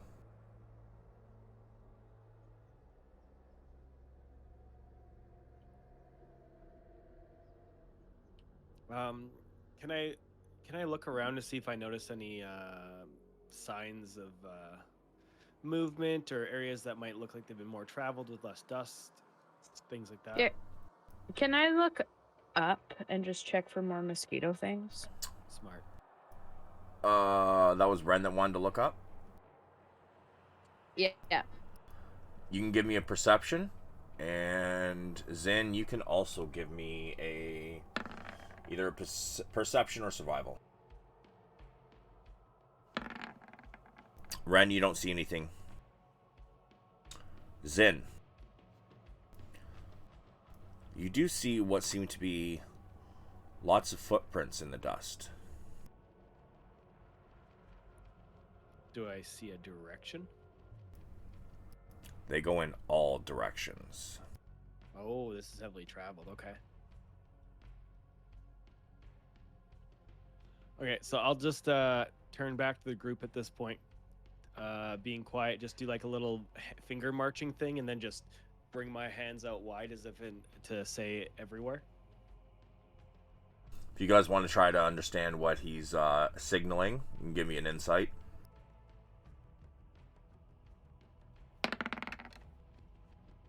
Yeah, Ray, you don't have a fucking clue. Ren, you don't get it. Valoran, I feel like you probably understand the gist of it. I'll whisper back questioningly, eeny, meeny, miny, mo. Zin just rolls his eyes and walks back towards the party. And then he whispers, he noticed that there's footsteps going in all directions, and that we should be careful how we proceed.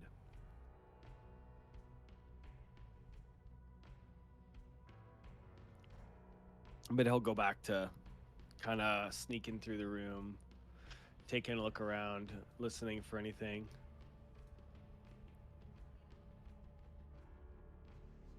Sure. If you guys are trying to move through here quietly, I need a stealth check from anybody who's moving.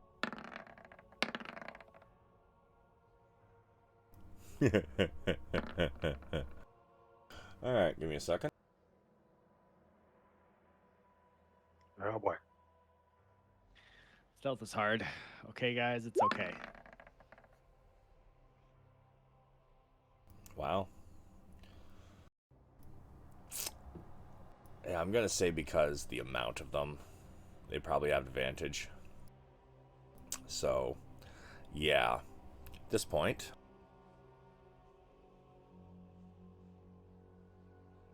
go ahead, click yourselves and roll for initiative. As Ren starts, through the room,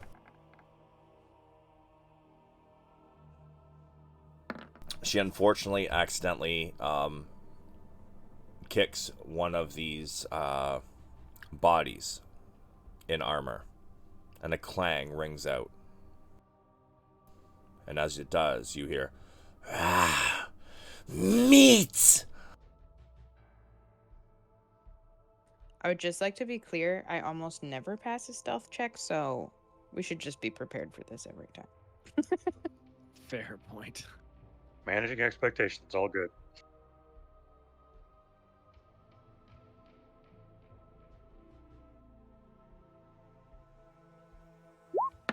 You gotta at least try, you know? Exactly.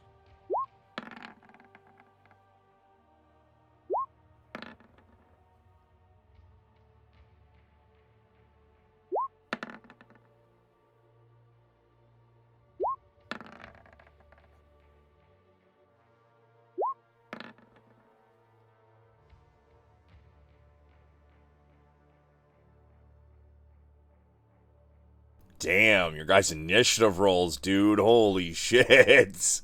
Yeah. Yeah. Actually, if you look back, I got a 23, and then I rolled for the claw and got a 5. Oh. Oh, yeah, that's right. Alright, hold on a sec. So we're going to do this.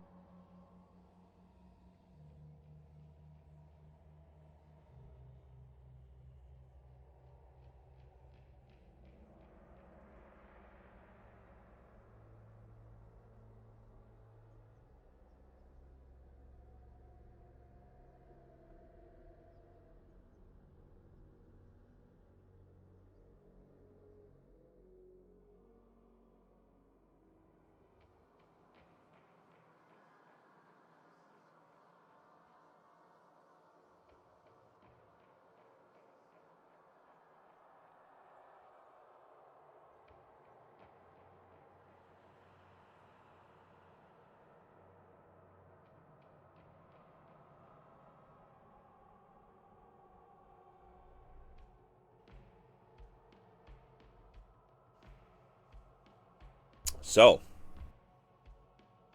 from the northwest, you hear growls and the call of food and meat ring out as you guys hear several sets of feet start slapping against the ground, rushing towards you. But Valoran, you are up first. Yay. The ceilings in here are 30 feet? Great Cavern. I believe it's a Great Cavern, so I think we're going with the measurement. Let me see, one sec.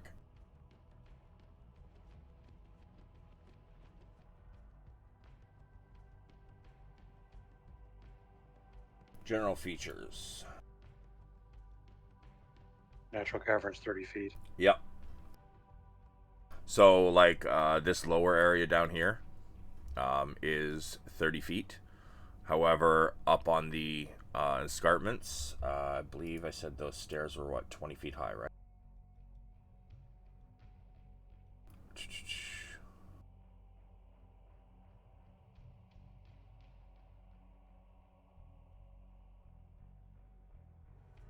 Yeah, so the stairs are 20 feet, so up the escarpments, there's 10 feet between the ceiling and the ground.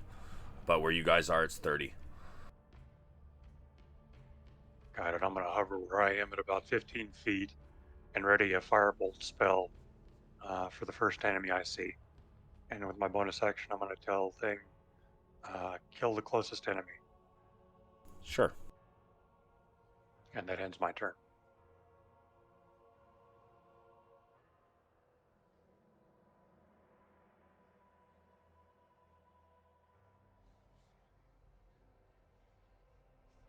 This one makes it to here with his dash action. What is the range on your firebolt?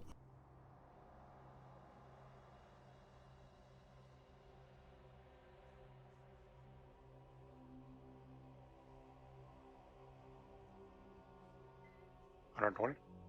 Yeah, you can hit him. Cool. See your attack.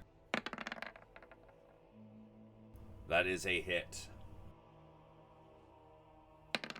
You loose a fireball, a small bolt of fire, and it streaks towards this running creature. And it does slam into him. Does a little damage. You see some scorched flesh.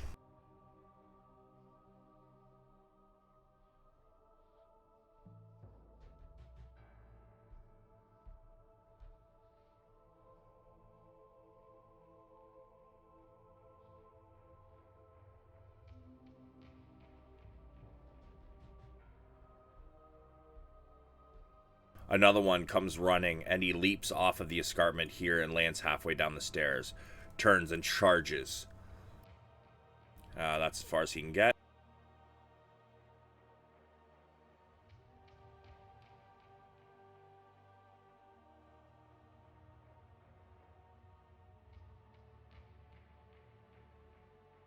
That one can get there.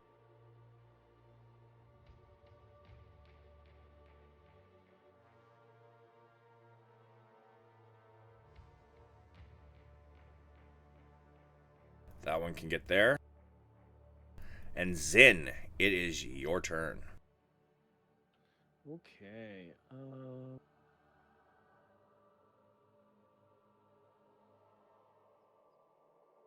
All right, I'm going to cast Hunter's Mark on the closest one.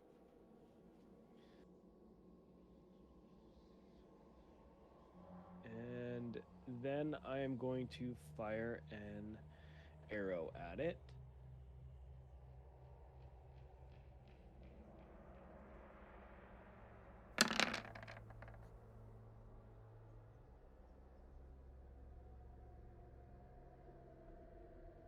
Dang. That is a hit. Oh, okay. I'm impressed. And that has my Drake damage on it, and my piercing. Does that have Hunter's Mark damage on it as well? I think so, right? Yeah, that's the. Drake Yeah, class. that's what the 2 is. That's how you got the 8 total. So, Yeah, okay.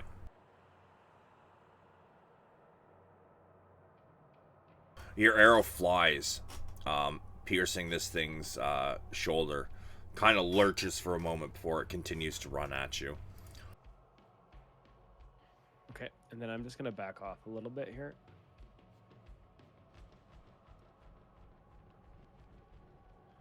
And that will be the end of my turn. Ren. Okie dokie. So I'm just gonna run forward.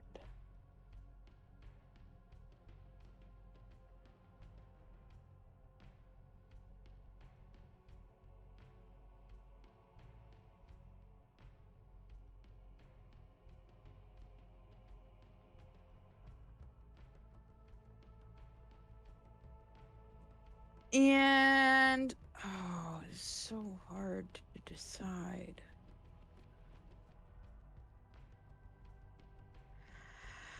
I'll use a rage, All right. and then I'll just prepare. Do I want to use a rage? Yeah. Okay. Yeah. Do you have hand axes? You can always still make an attack with a hand axe. Or javelin. Yeah. But I don't have them out, so I would use my bonus action, so I wouldn't rage, which I could do. No, it's a ranged attack, unless it's a crossbow. Yeah, basically pulling it out and throwing it is part of the same action.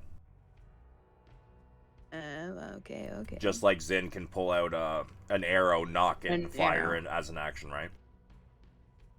Okay, well, let's rage. Turn on my rage. Okay. And I will throw my javelin at the closest dude. All right.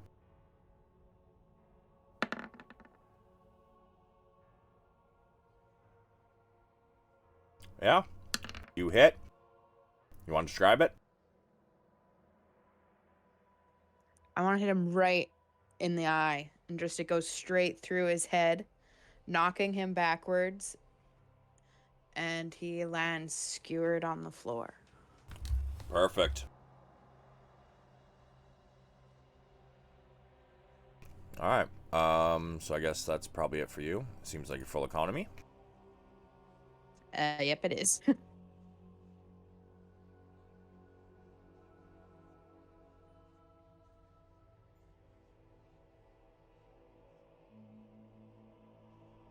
Another one rushes. Kind of leaps off the escarpment.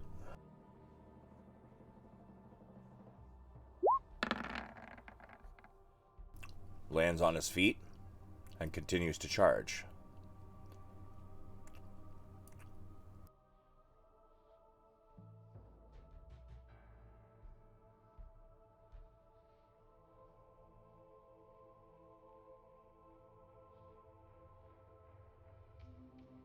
That one gets to there. Screeching as it does. And the last one, 5, 10, 15, 20, 25, 30, 35, 40, 45, 50, 55, and 60. Also dashes. Ray.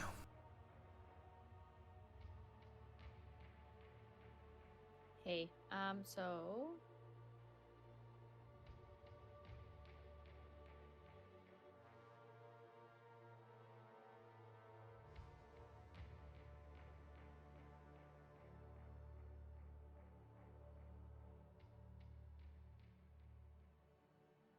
okay, I'm just gonna move there, and then can I use my can I hold an action for my staff of defense if they get to within range of it?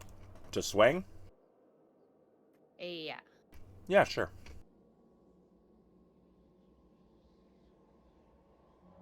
And then that's it for me.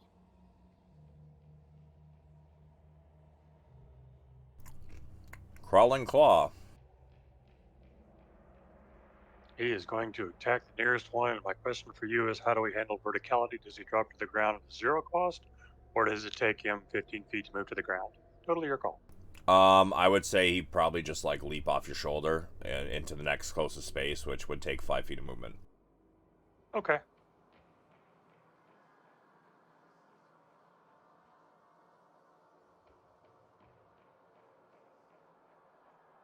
That's all he's got. He's not very quick.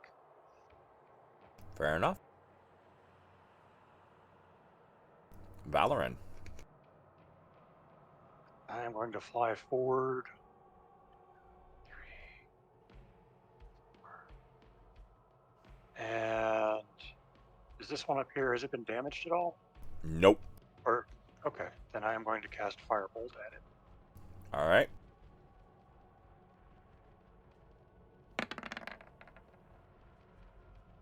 And miss. Maybe. Unfortunately, it goes very wide. Cool. You Don't have have, any however, other- caught its attention. Yay me. That's the only action I've got. Actually, hold that. Let me just... There, now I'm good. Sorry. All right.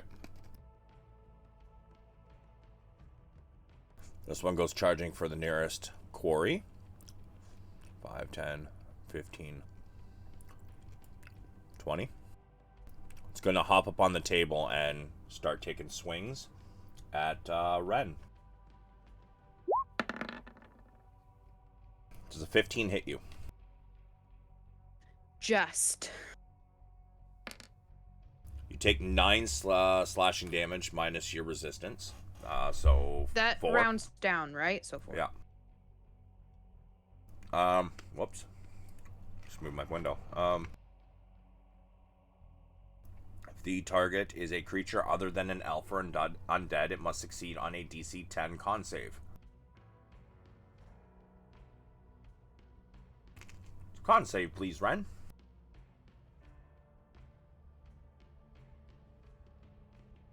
You succeed.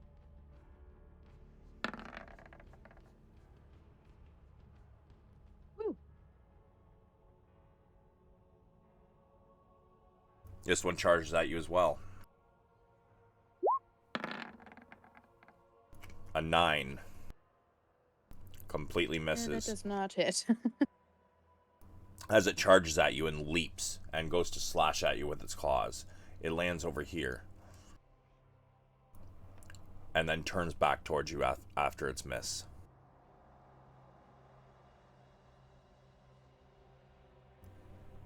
This one also charges in at Ren.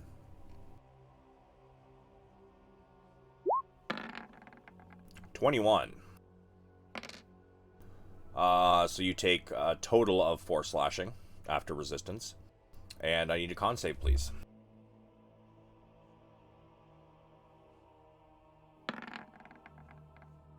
Ooh. You are paralyzed for 1 minute. Okie dokie. You can repeat the saving throw at the end of each of your turns. Great.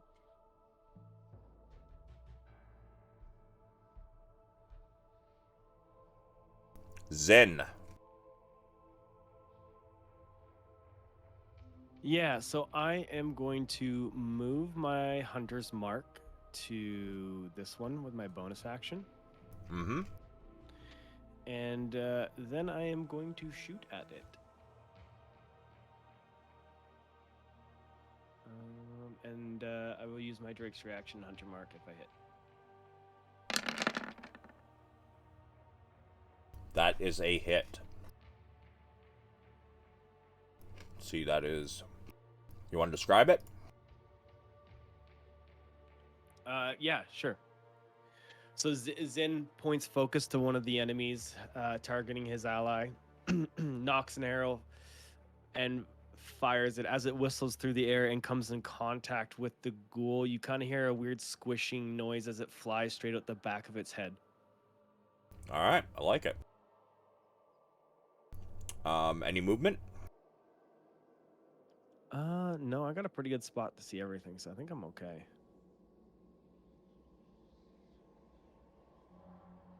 Ren, I need a con save, please.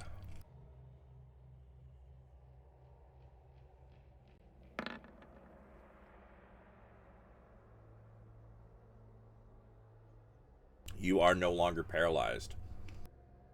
Sweet. However, That's at the end of my turn, though? yes, it is. However, you still are on the ground, which is quite unfortunate. Okay.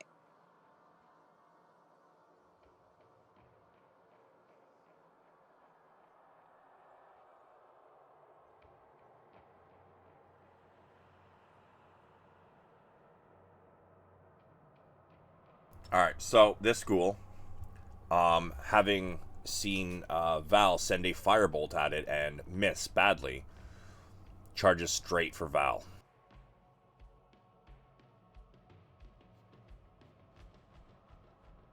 He's going to get there with 20 feet. He's going to leap off.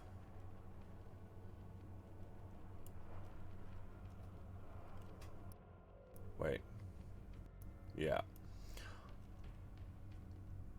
And then he's going to get right here. Val.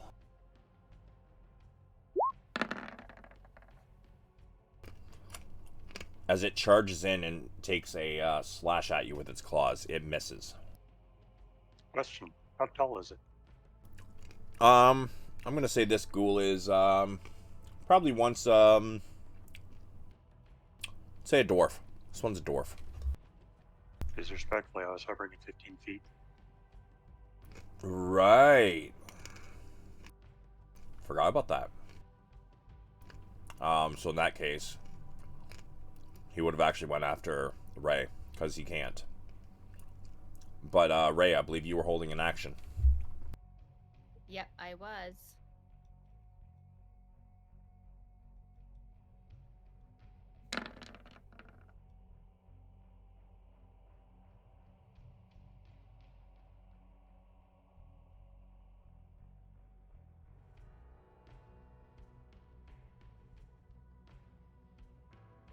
So, you do hit it as it comes in.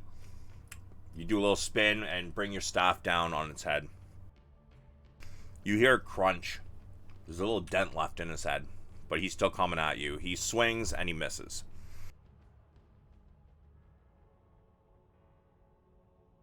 Relentless.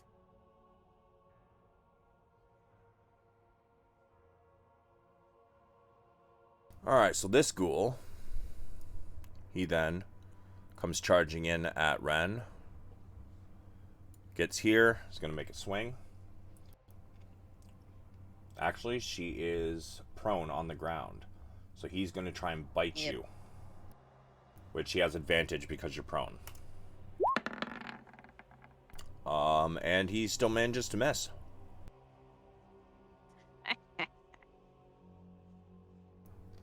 Next one comes rushing in as well, trying to do the same thing, seeing the quarry on the ground. 21. Silvery barbs. What is that?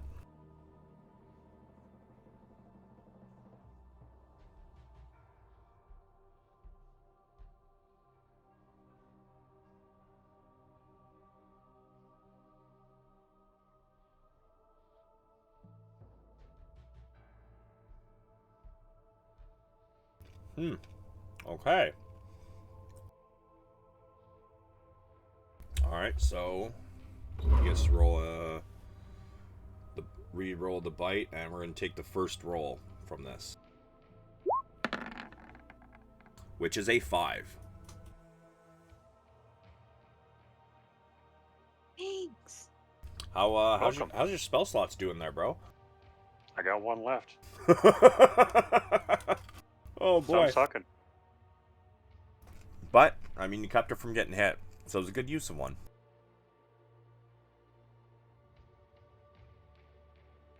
Ray. And now Ren gets advantage on the next attack roll, ability check, or saving throw out of it. That's so cool. You can then choose a different creature you can see within range. You can choose yourself. Advantage on the next attack roll. Okay. Nice. Good use of the spell. Thank you. Ray, you're up.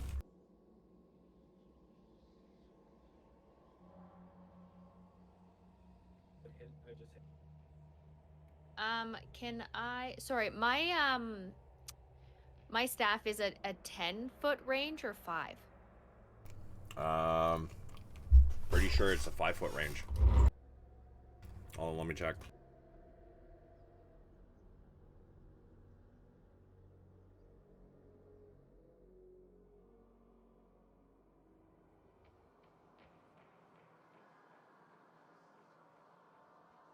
Simple stuff, bludgeoning, standard. It's a 5-foot. Okay, sounds good. So I'm gonna move. Oh wait, no, he's right beside me. Just kidding. I'm gonna smash this guy that's right above me. Alright.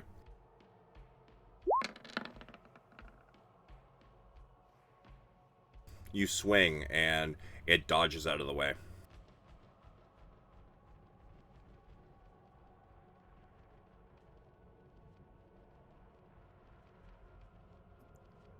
Can I?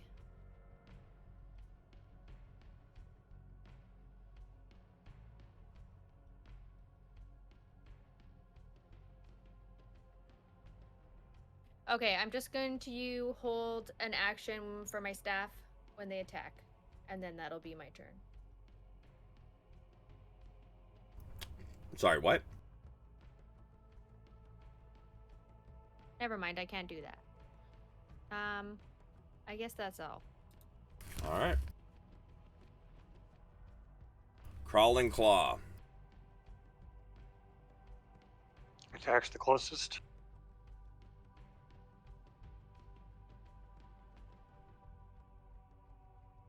Alright.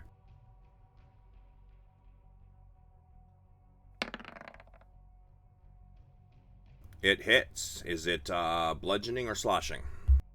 Slashing. Alright. It leaps up, and its fingers get stiff as the thing just slashes across this ghoul's chest.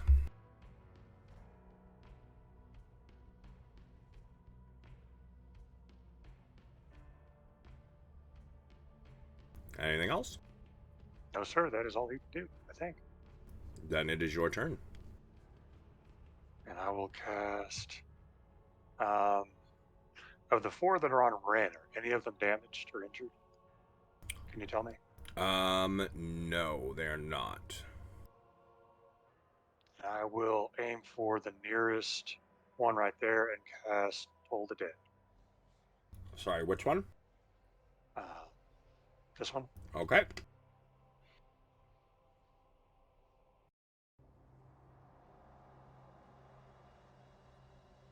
So I think I need to roll a 13 Wisdom or better. I'll post the damage first. Oh, okay. Yeah, just roll the spell. Oh, okay.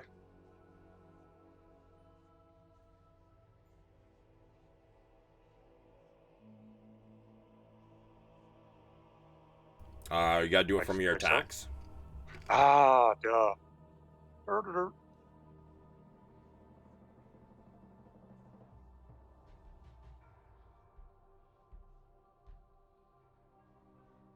I don't believe it's in there. Give me a second. Okay.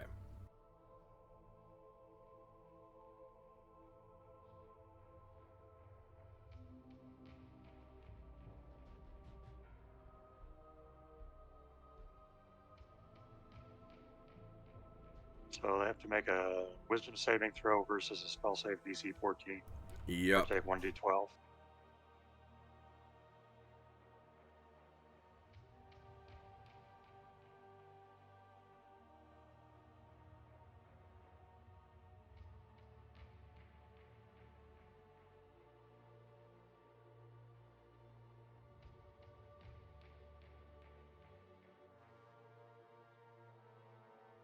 All right. So now I've got it set in there. So all you got to do now is you just hit the spell from now on, and then it's gonna roll the 1d8 and the 1d12. And then depending on okay. whether they have taken damage or not, we'll take which roll. Oh, gotcha. But don't they have the chance to save? Yeah, but still just roll it anyways. Okay, cool. Nothing. Damn, that hurts. You got a 1 on your d12. That sucks. But let's Right. see. It fails. So it takes a whole last 1 damage. Massive. And that is the end of my turn.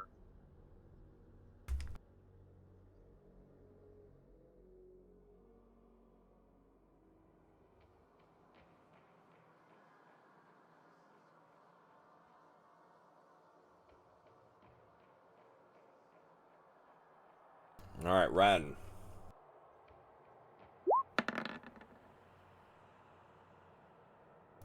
Uh, 14. Nope. Listen, she may be unconscious, but they can't seem to hit her at all. Oh, she's not unconscious. She's just sorry, prone. yeah, I'm just on the floor. so she may be on the floor, but she's still wiry, I guess.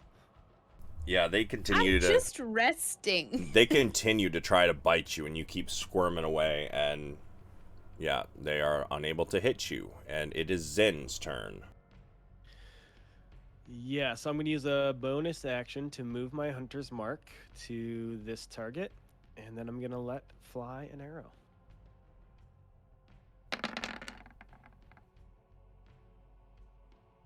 Unfortunately, you miss. Dang. Your arrow goes wide, narrowly missing Ren. Okay, that is the end of my turn.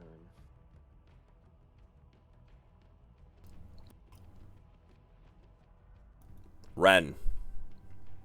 Okie dokie. So I'm gonna I like to use my axe, but I kind of think I have to bite something. So let's do that. We're gonna try to bite. Oh, first I'll stand up, and then I believe I get advantage on my attack from the thing, Val. Indeed. Right? Indeed. Okay, so I'm just gonna try to bite him. Whoever is the close it. Well, let's get this middle guy. The one in the middle, directly west of you? Yeah. Yeah, that, were you doing it recklessly? No, So you don't have advantage. That's- Oh, no, right, advantage. that's Yeah, just okay. my advantage from the thing. Correct. Yeah, you take a chunk out of the face of this particular creature. It screams as it gets ready to try and send you again.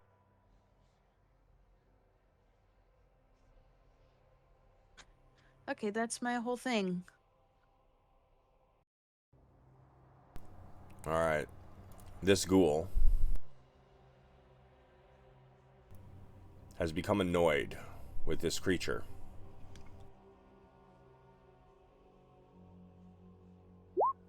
It's gonna claw at it. Or thing. The claw. I'm guessing a 7 probably doesn't hit. 7 does not. Armor class 12. Alright.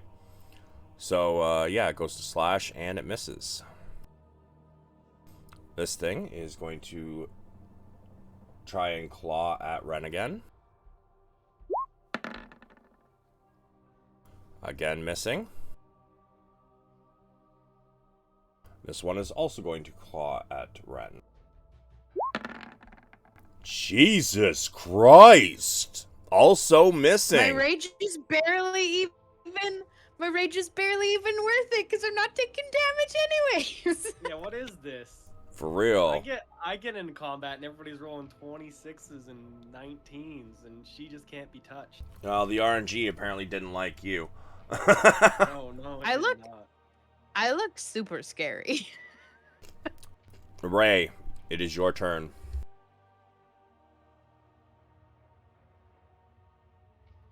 Okay, I'm going to hit this guy.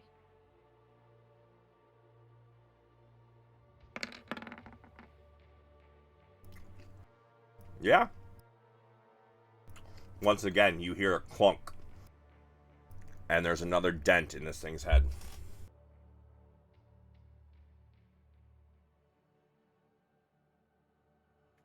Gross.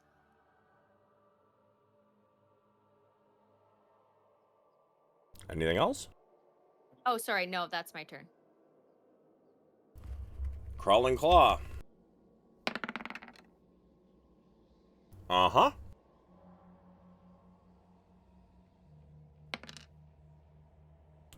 Bludgeoning or slashing?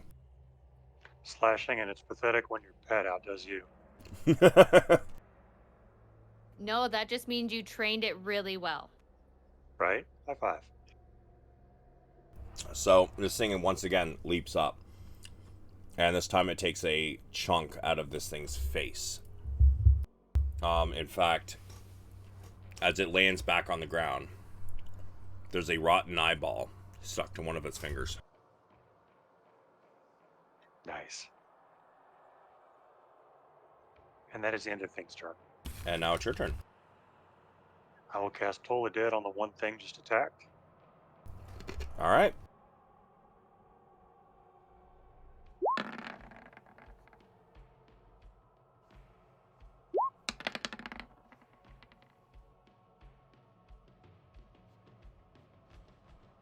You want to describe how this thing dies to necrotic damage? Yeah, I defer to you because I have no idea how something that's dead does to necrotic damage. I'm confused. It's, yeah, I'm surprised it doesn't, like, have at least resistance or something, but hey, here we are. As you, cast the spell, its already withered features seem to dry out and wither even further until it's nothing but a husk. And its last remaining eye kind of rolls out of its skull, splatting to the ground, and the rest of the body follows, turning into just a pile of mush. And that is the end of my turn.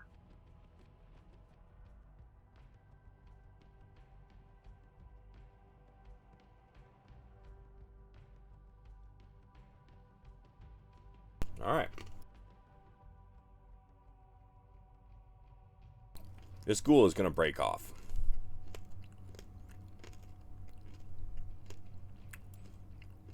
And gonna head straight for Valoran.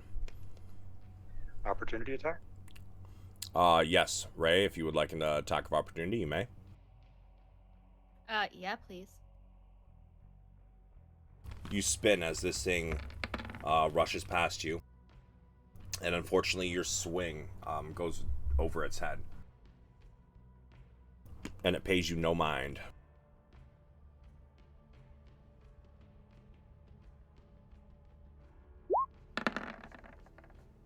Jesus Christ. If it helps, I'm still 15 feet up. God damn it. Yeah, so forgot about that.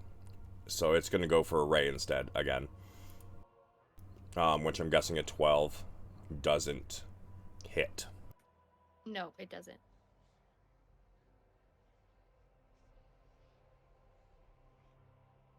This one is going to go for Ren again.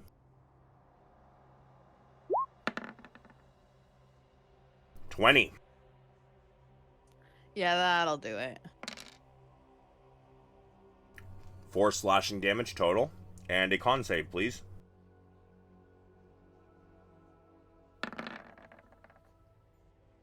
Oops, sorry. Do you have advantage because of your failed. raging? No. Okay. I think only on strength.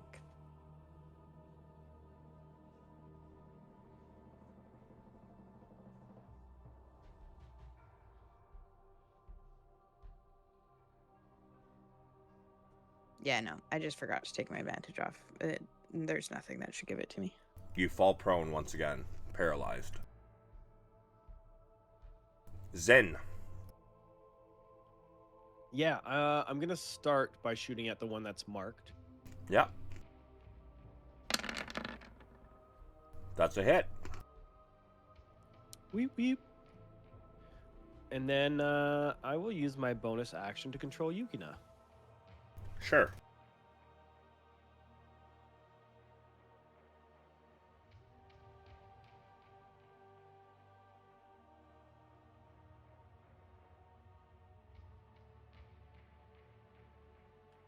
.40 move to get to there, All right. and then attack. And what's the order you're giving her? Just so I know whether it will continue to work for, further turns. Oh, I have to use a bonus action to control her each time, so it just works for one turn, unless we change that. Yeah, no. Okay.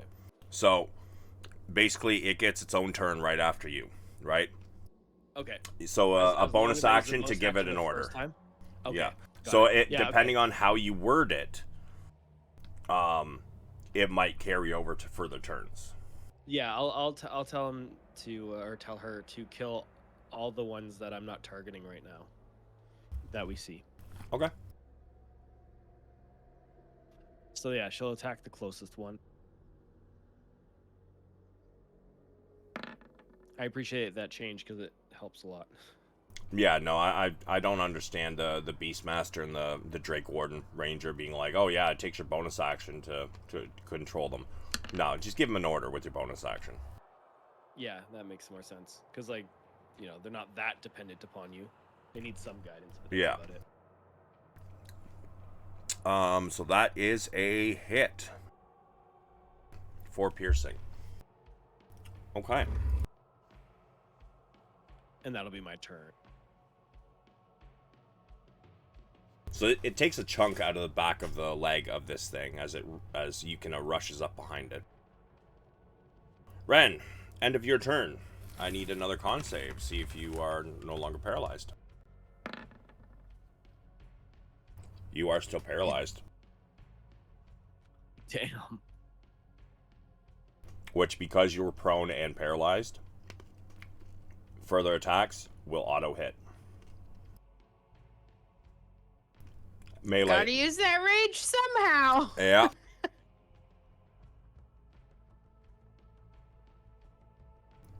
This one's gonna bite you.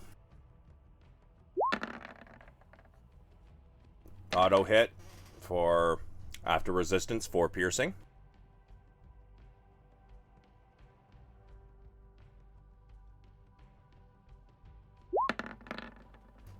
And an auto hit for another 4 piercing. As these things start to go down to their knees and start taking bites out of your flesh.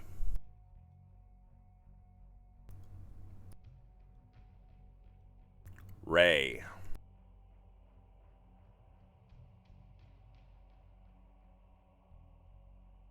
Is this one right here?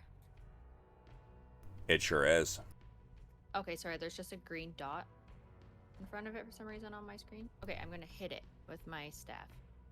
Sure.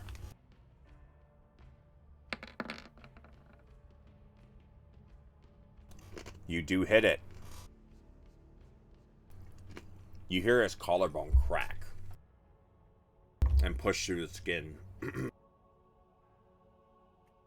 Ew. That's all for me. It is looking very weak. Ren, did you subtract the piercing damage? Yep.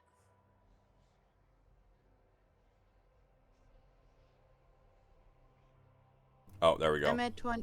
Oh, I just didn't click off of it afterwards. So, that also puts you under half health.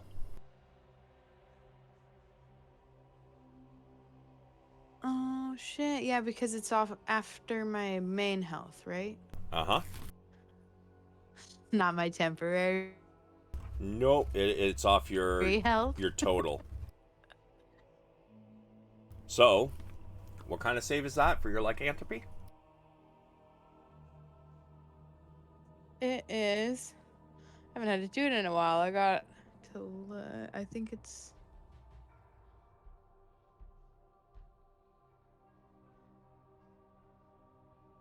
Constitution. I'm done so many of those.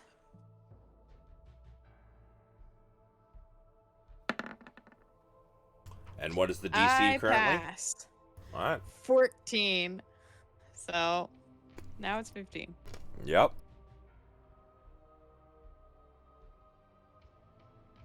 Crawling Claw. Claw attacks the one Ray just attacked. Yep. It's a hit.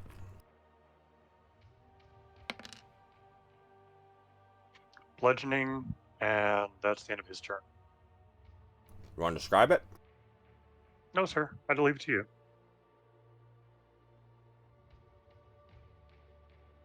Sorry. Give me a sec. Finishing the food in my mouth. Claw jumps up, punches him in the side of the head, causing it to become concave for a couple of seconds, actually quite permanently, as the ghoul then slumps to the ground dead. Perfect. There we go. And now it is your turn. Are any of the 3 remaining injured, or are we all still looking at fresh ghouls over there? Give me a perception.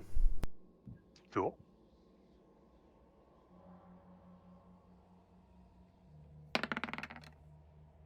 Everything looks good to me. Yeah, you're not really sure.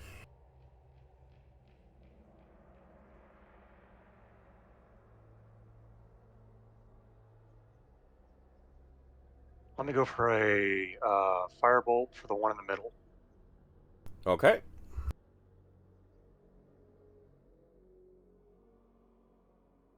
If I can get to it.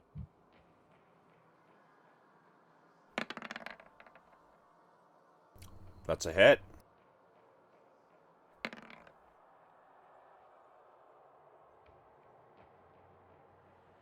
And that is the end of my turn. A firebolt hits this one in the face. And as it screeches and brings its head back down, you know, because it would have snapped its head back, right? Brings it back down, and you see, like, the eyelids and the lips have pretty much melted off.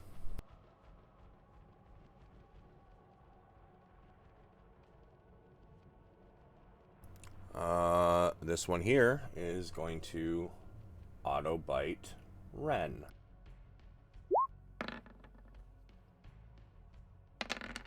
For piercing. Zin, your turn. All right. I'm gonna move Hunter's Mark over here, and then I am going to fire on that ghoul. All right. Whew, barely hits. You send an arrow streaking out, and it kind of punctures its neck. Goes in one side, out the other. Nice. And then Yukina will attack the one closest to her again. Yep.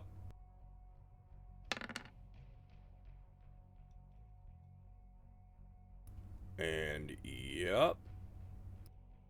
Let's see. It has.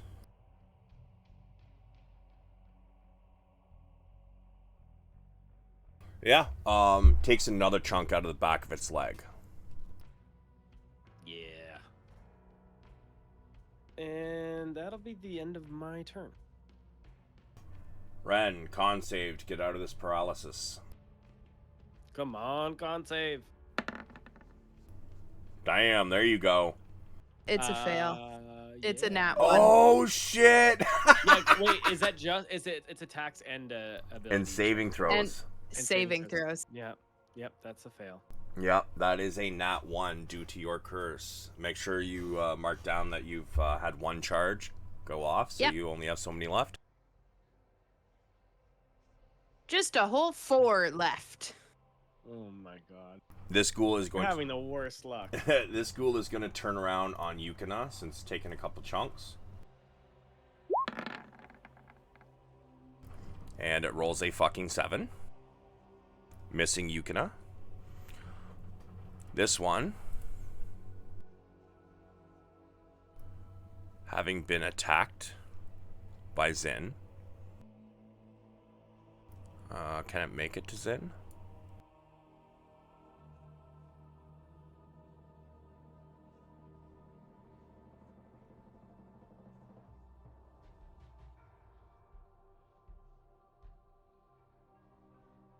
It's going to dash at you, Zen.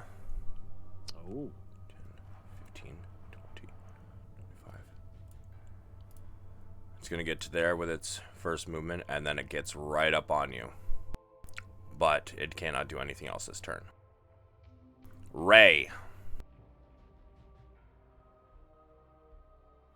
I am going to use my healing word on Ren. Okay.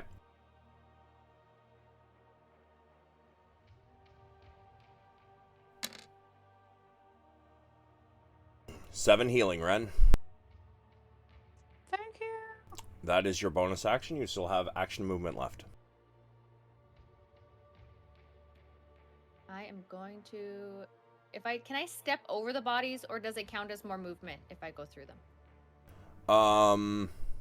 Because it's there's basically a pile of bodies around there, it's probably going to be rough terrain for you. Meaning it'll take extra movement. Depending on if you're going that way, yeah. So it'll be 5, and then 10, I'll hit 50. this guy All right. with my staff.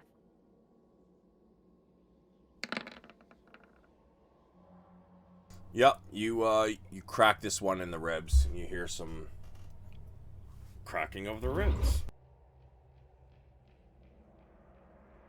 He's looking a little messed up.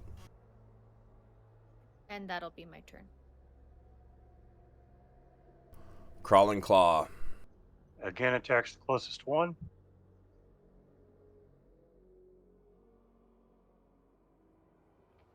Can he move through Ren's space? And if so, difficult terrain? Is it small or tiny? Tiny. It can actually stand in the same space as Ren. Small, you'd be able to move through the space, but as tiny, you could actually occupy the same space as a medium creature. Got it. Thing will attack the ghoul directly to the west of him. All right. Hit. Oof. Bludgeoning. So it comes up and kind of gives it an uppercut. It stumbles back slightly. Still alive though. Well, speaking, sort of alive.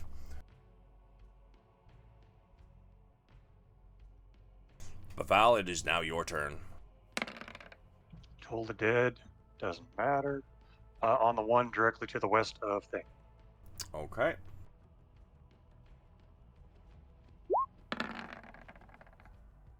Passes. Unfortunately, your Toll the Dead does not take hold. And that is the end of my turn. This ghoul, taking an uppercut, is going to claw at your claw. Fucking missing. Zin. Yeah, okay. So I am going to drop my bow and pull out one scimitar as my bonus action. Okay. And I will slash at this ghoul in front of me.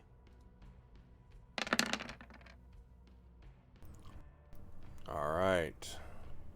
So that is a hit. Now, your Drake, does it have to be within a certain range of you?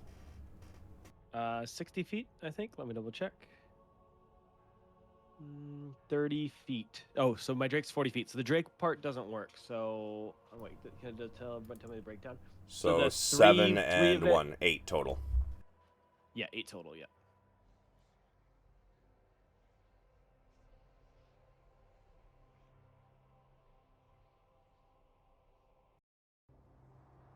As you slash at this thing, you take a large chunk of its torso out. It is looking very injured, but it's still getting ready to slash at you or bite you. Oh, damn, it's still alive. Okay. 19 damage. Those things are thick. Okay. And then, yeah, Yukina will continue to bite the thing in front of her. Did you want to take movement first or no? For myself, I'll get... no, because I'm going to attack of opportunity. I will stay there. Okay. Unfortunately, this time she misses, as this thing is now facing her, and it dodges out of the way of the bite. All right, that is my turn. Ren, give me another con save. See if you're Come on, Ren. out of paralysis. Holy shit! No. You are still paralyzed. It's because you hit critical amount of curses. Now the game just hates you. Too many curses. I have so many curses. So this one's going to take a claw at Yukina. Okay, 21. that hits. 8 slashing. Okay. And does your Drake, does it have immunity to the paralyzed condition?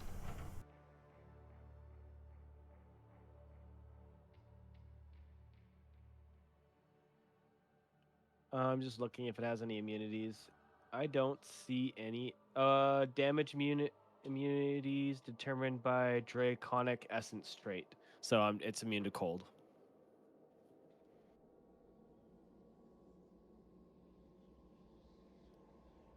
Okay, so it's gonna. Does that mean it's?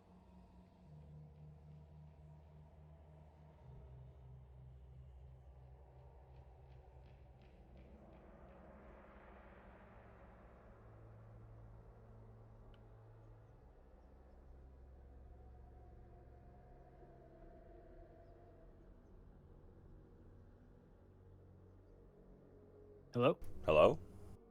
Can you hear me? Yeah, everything went silent. Oh, yeah, I was talking. I don't know what was going on. No, it only has immunity to cold. It's based off of whatever the Drake is. So, Alright, then you're going to need to make a con save. okay. Let's do.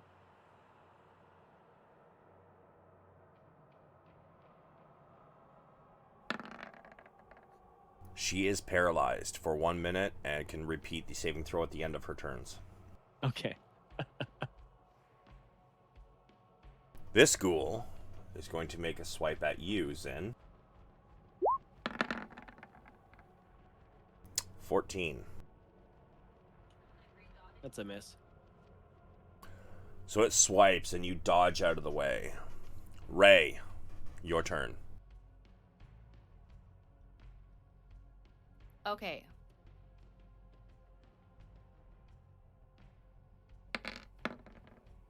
Oh, sorry, this one. Yeah, it's you swing your staff at it, and it just kind of bats it away. Cool. Bonus action movement.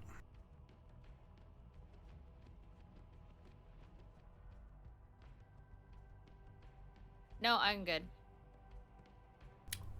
Crawling claw. Attacks to the west again. Send it. That's a hit. You want to describe it? Bludgeoning. Claw hops up and punches him in the groin. He falls over dead. There you go. Very simple. Claw's a bastard. But we love him. We Yeah. do. Just uppercut through, the loincloth rags he's wearing, and thing. I guess.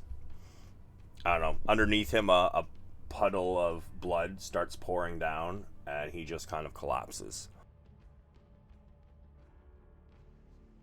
Val. On the one over by Yuki now. Okay.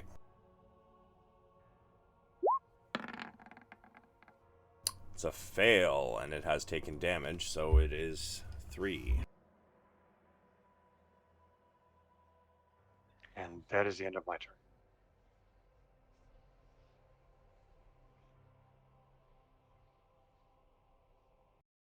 Zin. I'm swinging. Swing. This thing needs to die. Yeah, you want to describe it? So Zen deftly dodges the ghoul's attack, and as he dodges, he brings the scimitar out across his body, cutting it straight through the midsection, and it falls in two. All right.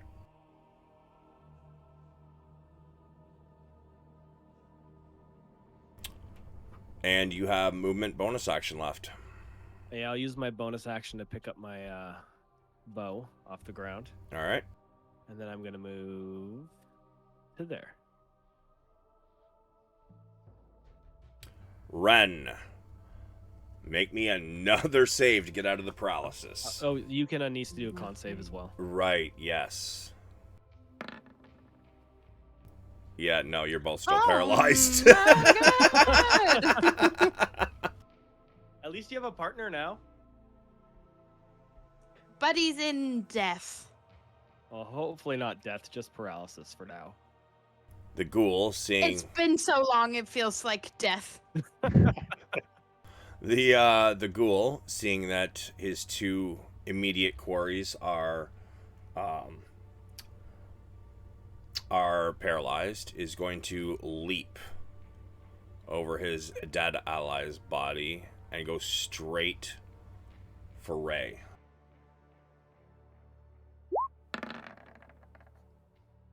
$13. No. And it is your turn.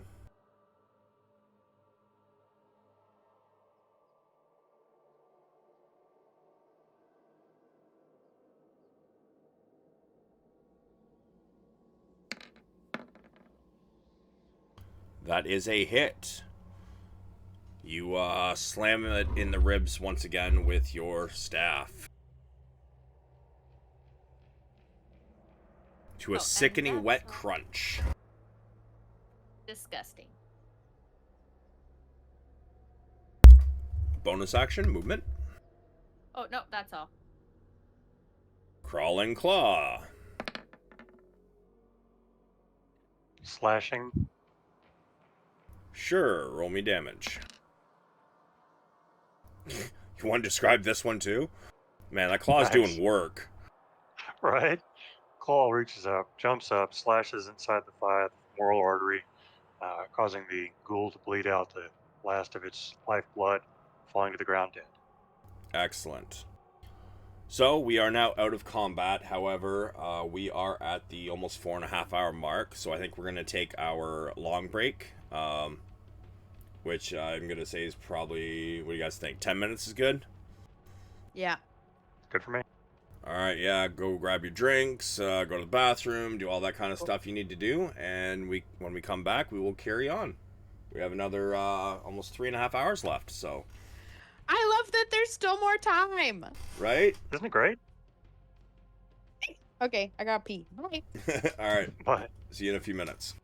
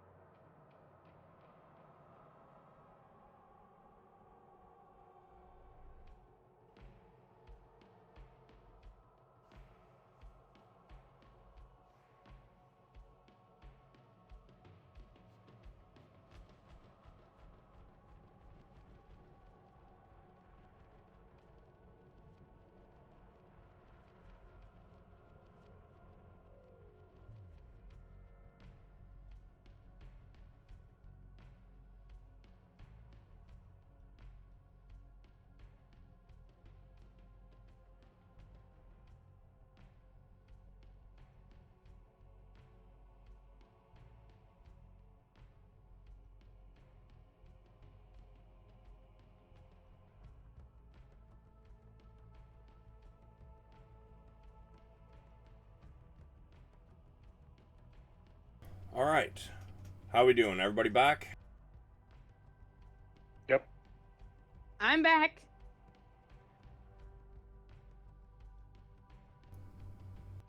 I Cam and Lori?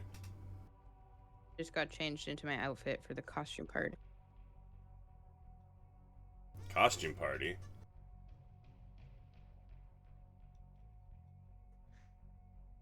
Yeah, we all have a birthday theme as prairie kids.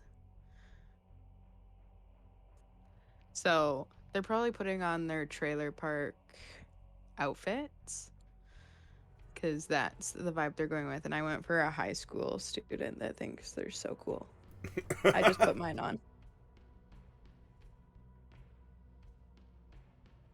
Going dressed as Fred Durst, are we? Yeah.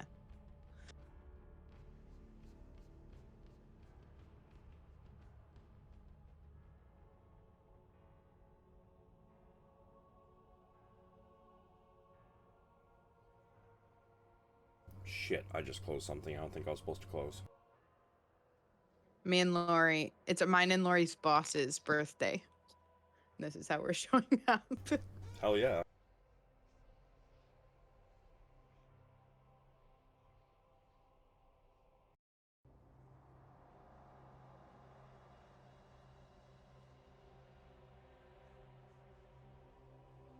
Also, since you guys are here and they're not yet, look what I made.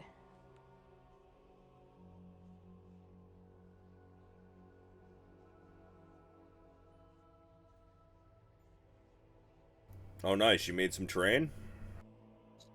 Yeah, I made 5 sets of it. I'm trying to sell them because I have my own set already that I made. Even though I don't play in person. It's alright. I've got about like $600 worth of fucking minis that I need to paint. But, I mean... maybe bought a 3D printer. Nice. So I'm about to have a lot of minis as well because I got a resin one so it can specifically print little things for That's sweet. D&D.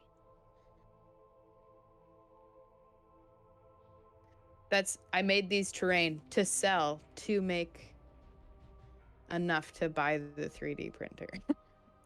That's sweet. Yeah, I don't play in person, but I got so many minis. If I ever get around to painting them, I'm not sure whether I want to just display them or if I'm going to try and sell them. Because I'm not a horrible mini painter.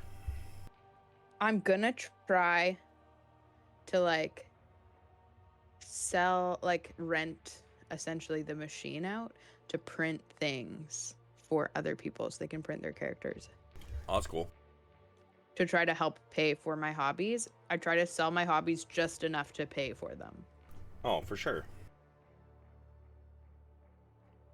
And then one day I'll have a good arsenal. So if I ever do end up DMing, which is the goal someday, I'll be ready. Hell yeah.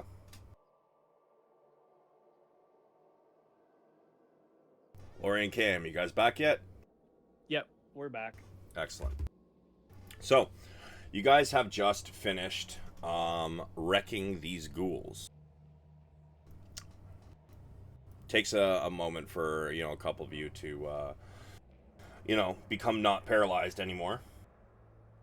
Yep. But once that happens, what would you guys like to do?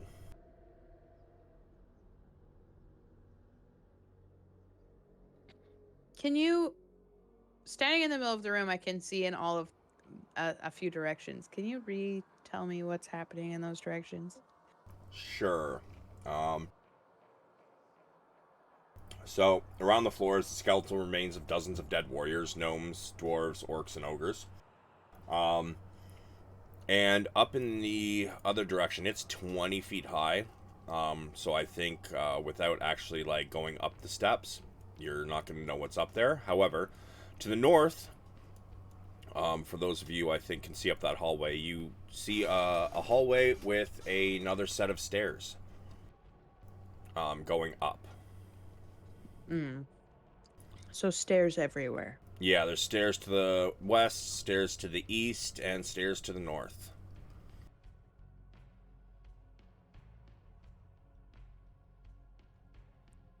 Okay. Anyone have a preference on direction? I'm thinking north, but I'm up for ideas. Yeah, I mean, that sounds fine to me. I do want to take a quick second just to scan the room to see if we notice anything else about it. That's probably a good idea.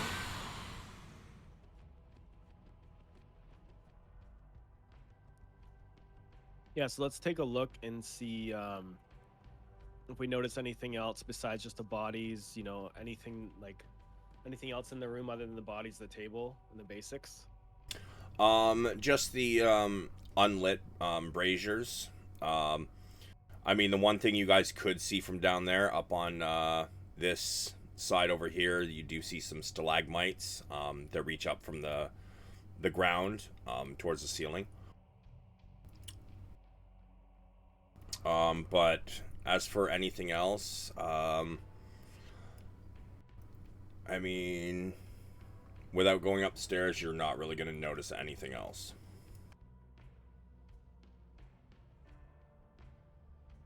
All right, well maybe if nobody minds, I'll just take a peek just up each set of stairs here on the left and right, just in case it shows me anything. Sure. Which way you going first? East, just to hear. Okay, so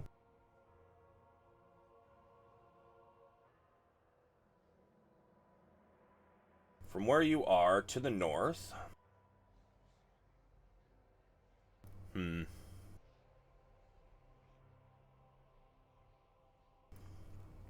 can see a dead body laying right about here, and you see what looks to be some sort of stone worked into kind of like some sort of valley. And you see across, and that is pretty much level with this side here. But from that angle, that is all you can see up that way. Okay, that body you're talking about, that's just like looks like all the other bodies? It does.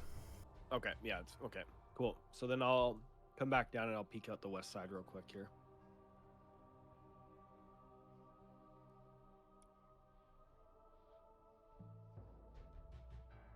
To the south, you see stairs leading down.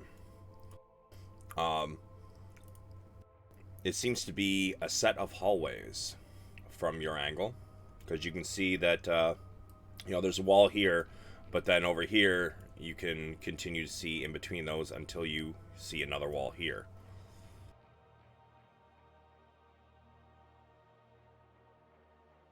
Okay, I'll come back to the group, let them know what I saw.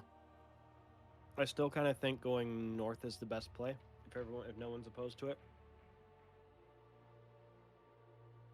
Yeah, that works for me. Works for me. I just didn't want to make sure there was something easy that would tell us to go a different way before, Oh, that's a really good idea, actually. All right. I'll lead if that's okay with everyone, and I'll try to be sneaky again. Sure, give me I your stealth. mean, I'll try. Yeah, that's all we can ask for. Alright, so you guys can begin moving, and roll me your stealth checks as you are moving if you wish to try and remain silent.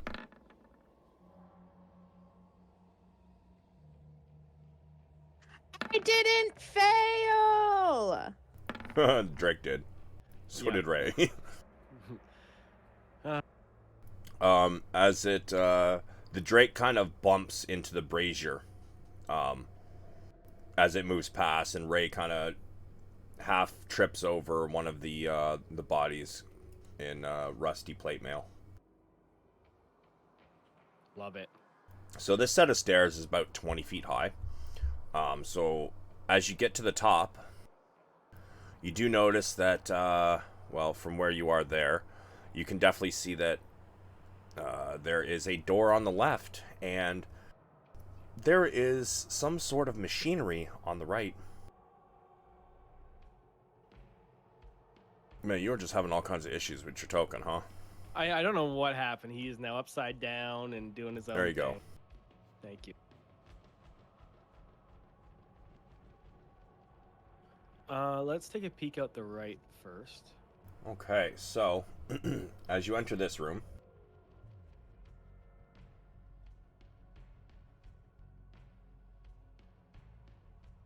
Okay. So, a blast furnace and a mechanical bellows powered by a water wheel dominate this chamber. The furnace is cold and dark, but heaps of coal are piled nearby, along with carts full of unrefined ore. The water wheel sits in a 10-foot wide channel cut into the floor of the room, but the channel is dry. Passages exit to the west, south, and east in this room. The empty channel exits to the north and the east. More than a dozen withered corpses are scattered around the room. These slain dwarves and orcs are still wearing the remnants of their armor. Floating above them is a skull engulfed in green flame.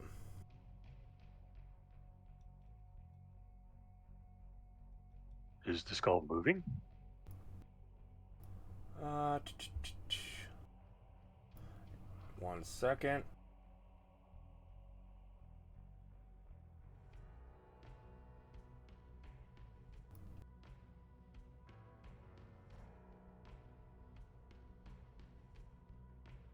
Okay.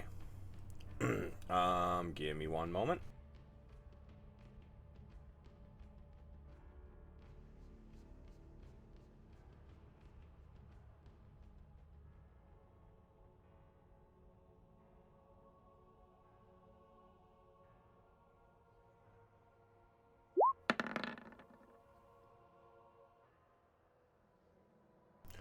Yeah. This flame skull turns around. And he looks at you all. And it laughs. You should not be here. Turn now. Save yourselves.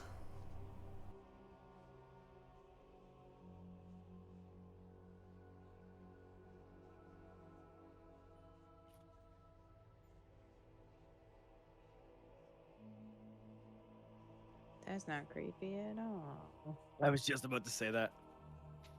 I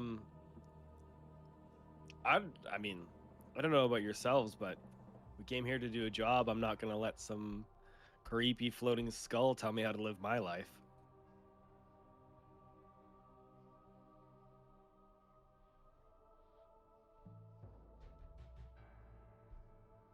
Works for me. There's no reward for skulls. I guess we kill it. Not trying to be murder hobo-ish, but I don't know what else we do with it. Or we could just ignore it and see what happens. Do we notice if it looks threatening at all? It's floating in the air and it's keeping its empty eye sockets locked on the group. But Do I? it has not made any attempt to move towards you so far. So out of character, I know what this is, or I've got an idea. In character, do I know? Or do you want me to roll? I would say give me an Arcana.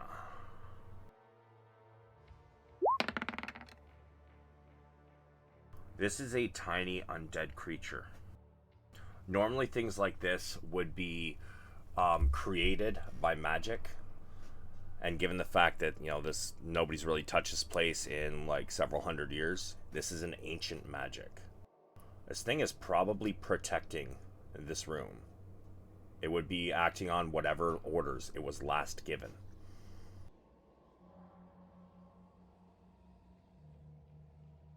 I'll share that knowledge with the group.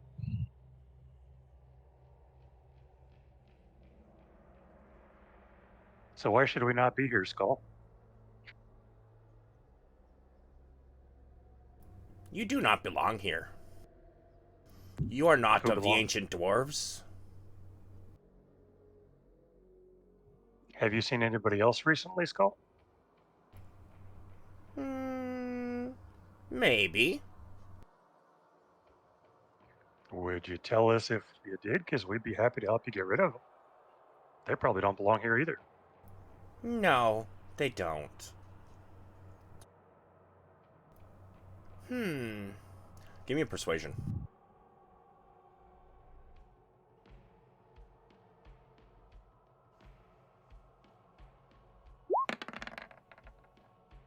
And while you're at it, hang on 1 sec. Got a. What is it? I can Ring of also Phrasing. do guidance.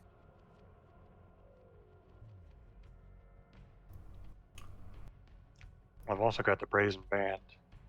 I forget what that does. Give me 1 sec.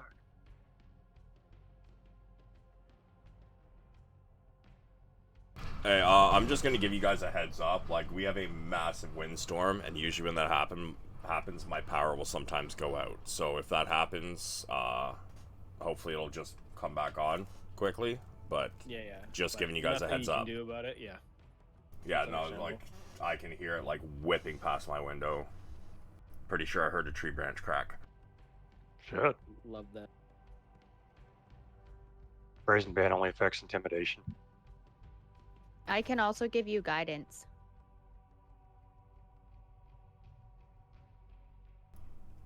If you wish, you may.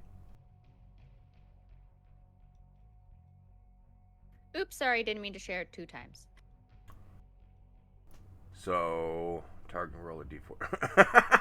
So this one How is do I use this? it's not an attack. You just post it once, and then Valorant can roll a d4 and add it to his roll. Ah, okay. Okay, well now you guys really, really know what it does. So an 18.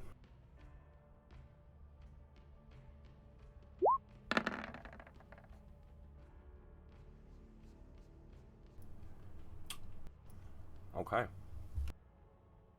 And how do I know that you will take care of this for me? Well, you don't, but you've got nothing to lose. If we don't take care of it, you're right where you were. If we do take care of it, you don't have to deal with it. Well, there has been some dark elf, along with some bugbears that have tried entering here. They didn't really make it out too well. And he kind of like draws your attention to this body over here. And you can see a scorched and withered bugbear corpse. Probably hasn't been dead very long.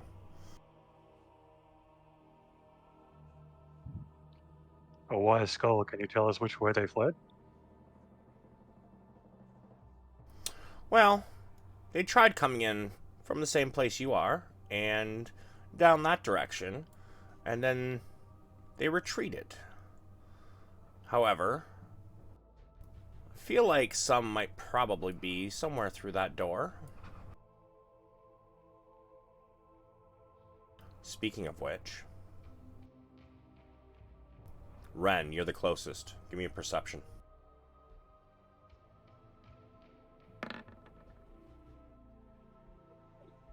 So that's like a natural 20, right? Yeah, that's how curses work. They just get flip flopped. Yeah, Ren, you don't hear it.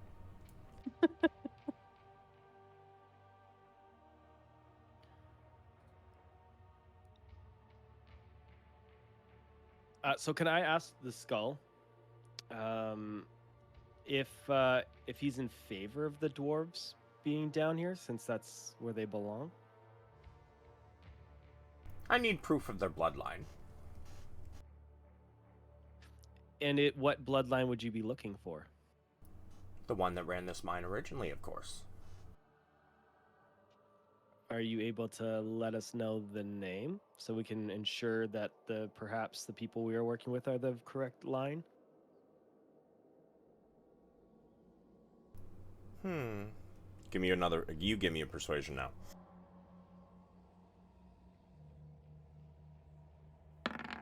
And lucky coin. 14.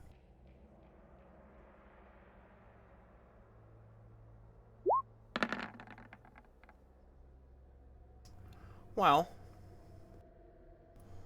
normally I prefer that they just come forth and I test them myself, but the Rock Seekers, I believe that was the name they once went by. Thank you very much. That's important information. We were under the impression that they got ran out from this mine.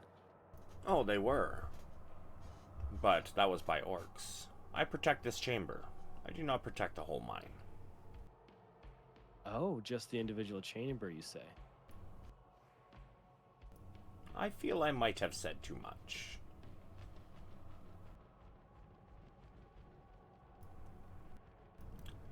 He kind of floats a little bit closer.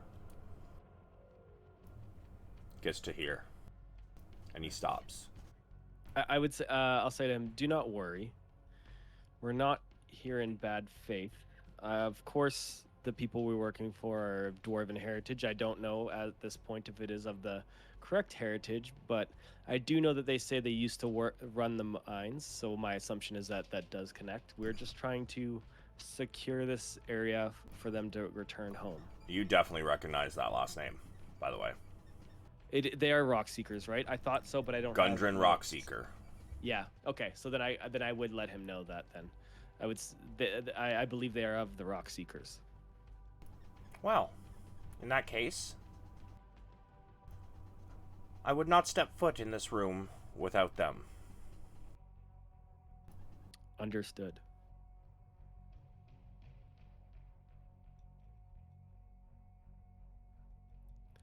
As in return to the party. I mean, that's kind of good enough for me. I feel like as long as we know that we can bring them down here, that's fine. We just have to clear the rest of the mines. Agreed. Skull, would you mind if we rested in this chamber to prepare for getting rid of these people that are your enemies? Enter at your own peril. I'm gonna take that as a no. Yeah, that doesn't sound too positive.